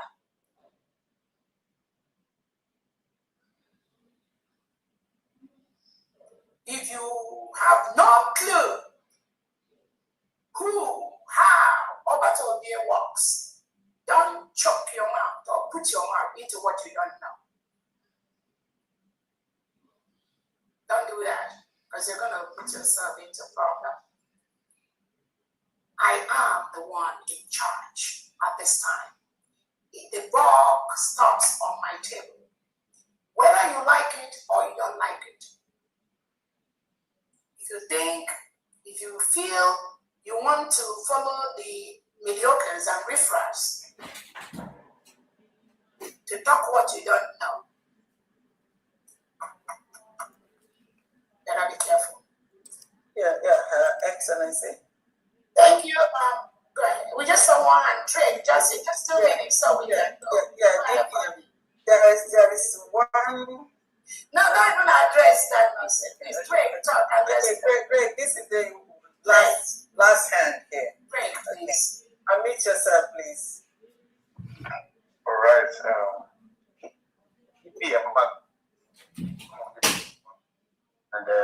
Pandi, I greet you. Good evening, from here. And brother cabinet members, I greet you all. You're all doing great. I must to say. And I'm really proud of all of you. I'm really proud of each and every one of you. I love your dance this morning. That said, they don't forward. It's so blood, I can't even see my face again when the dance comes. Yeah,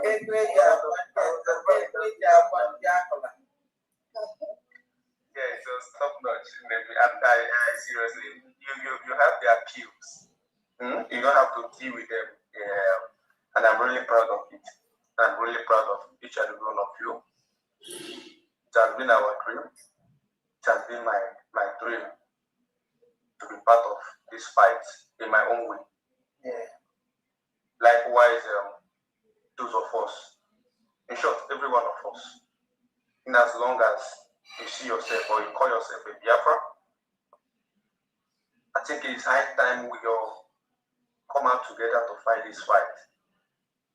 And but if I'm going to have issue. I'm going to have one issue because there is nothing to say that there will be forgiveness. I don't think some of these women will soon be forgiven.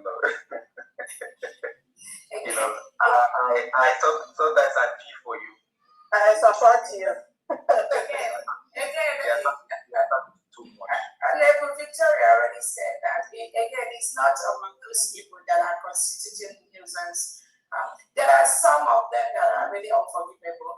And again, the people that I'm talking to, they know themselves. Remember, before we opened that peace platform, there are people that we are genuinely following on even some ESM members that survived the killing and the massacre of Benjamin China Samora and all that.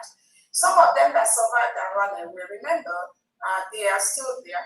So that's why some of those people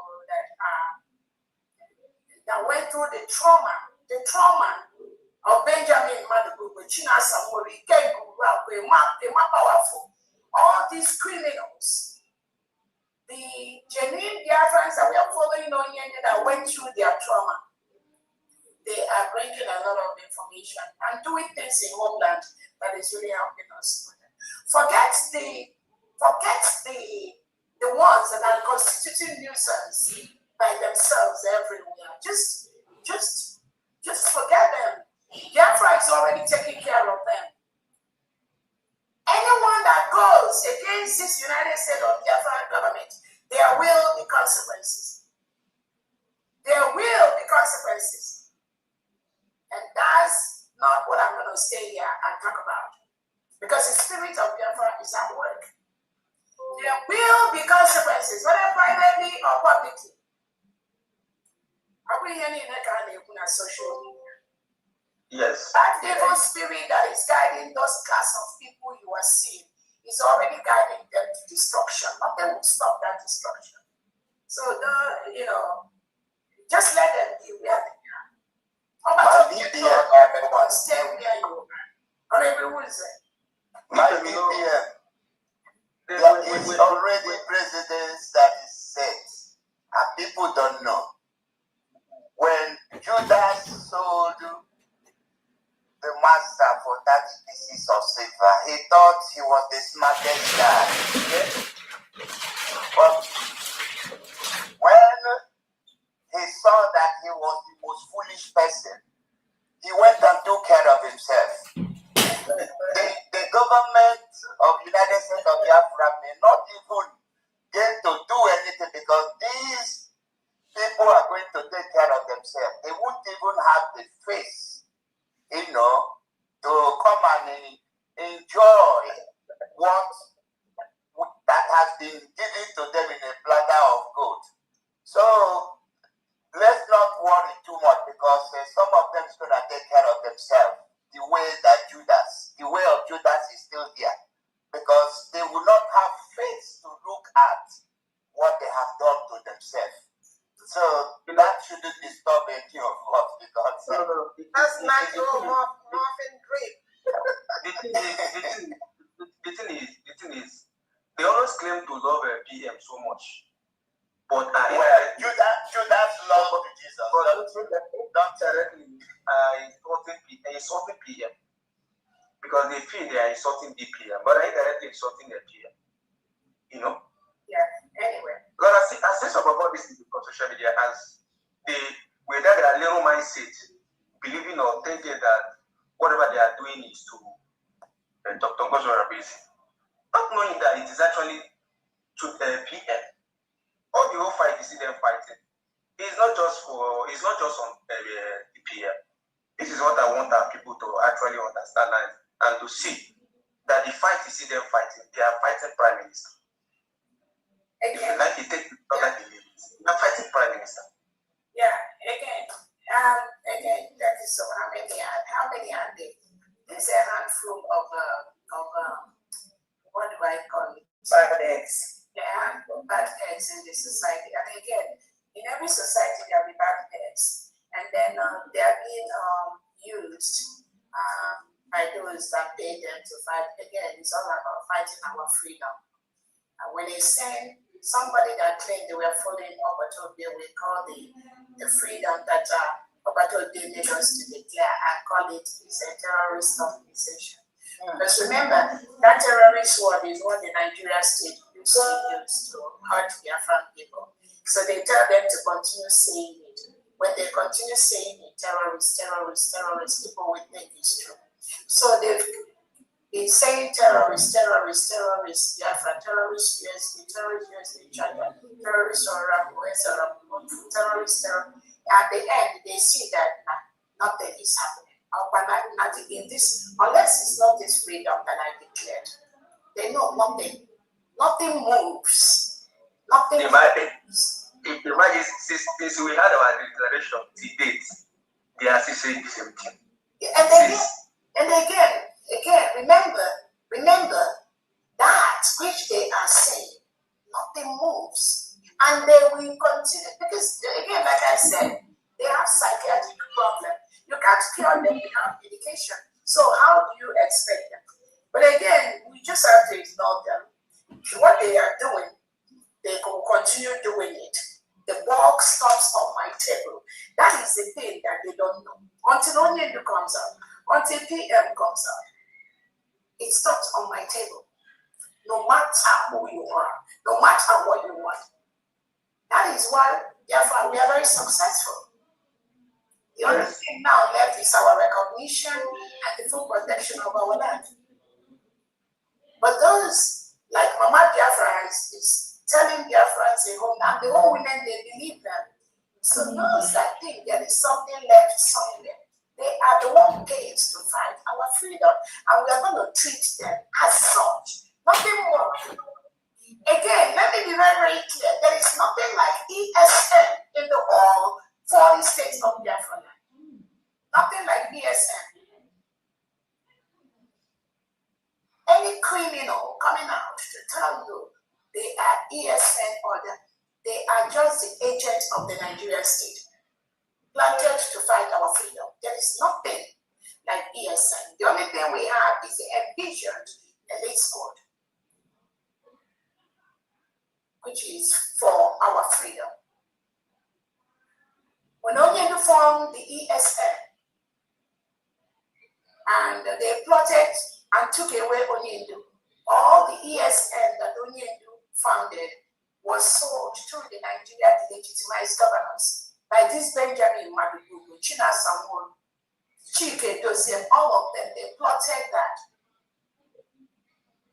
That was why within the 4 or 5 years that Obato, the prime minister, was in charge, you never hear anything like ESN. We have the PDF and PLA. There was nothing like ESN. So anyone coming out now, I heard some of them were calling some people in homeland, oh, go and do video and say we are ESN and all that. And after that, the whole report come to my table. And the guys know that these are very sick individuals. Very sick individuals. That nothing to offer except confusion. I thank you for the wisdom because you saw this in the common farm. I remember when it started, and I'm happy you quoted them of that. Then you could imagine the so-called men on the ground, like some of us have actually called them, actually telling you that it is ESN. You could imagine as in the betrayer.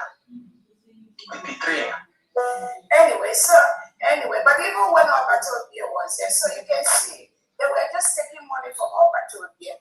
They will take from Obatobia, then they will go to homeland and take from the legitimized government. When Obatobia gave order, they will carry it out.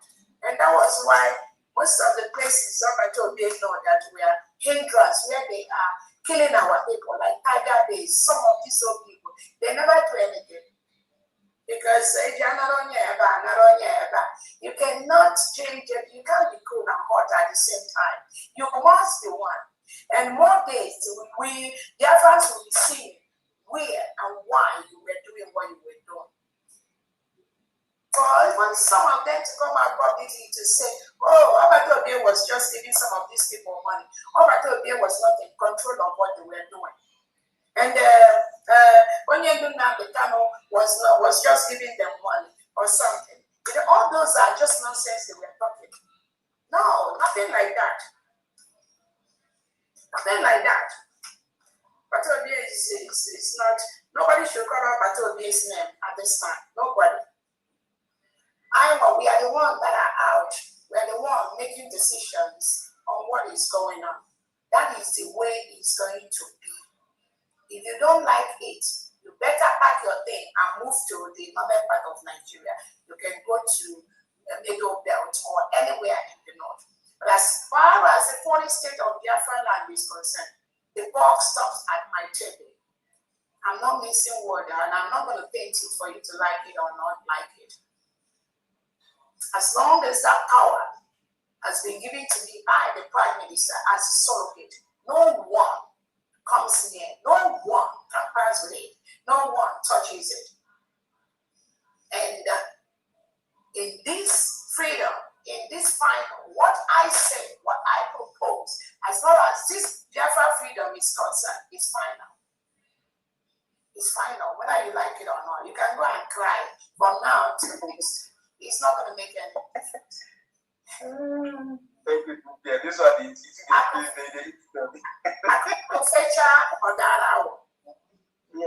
like it or not. So again, I think we've been out here for it. Yeah. Thank you so much.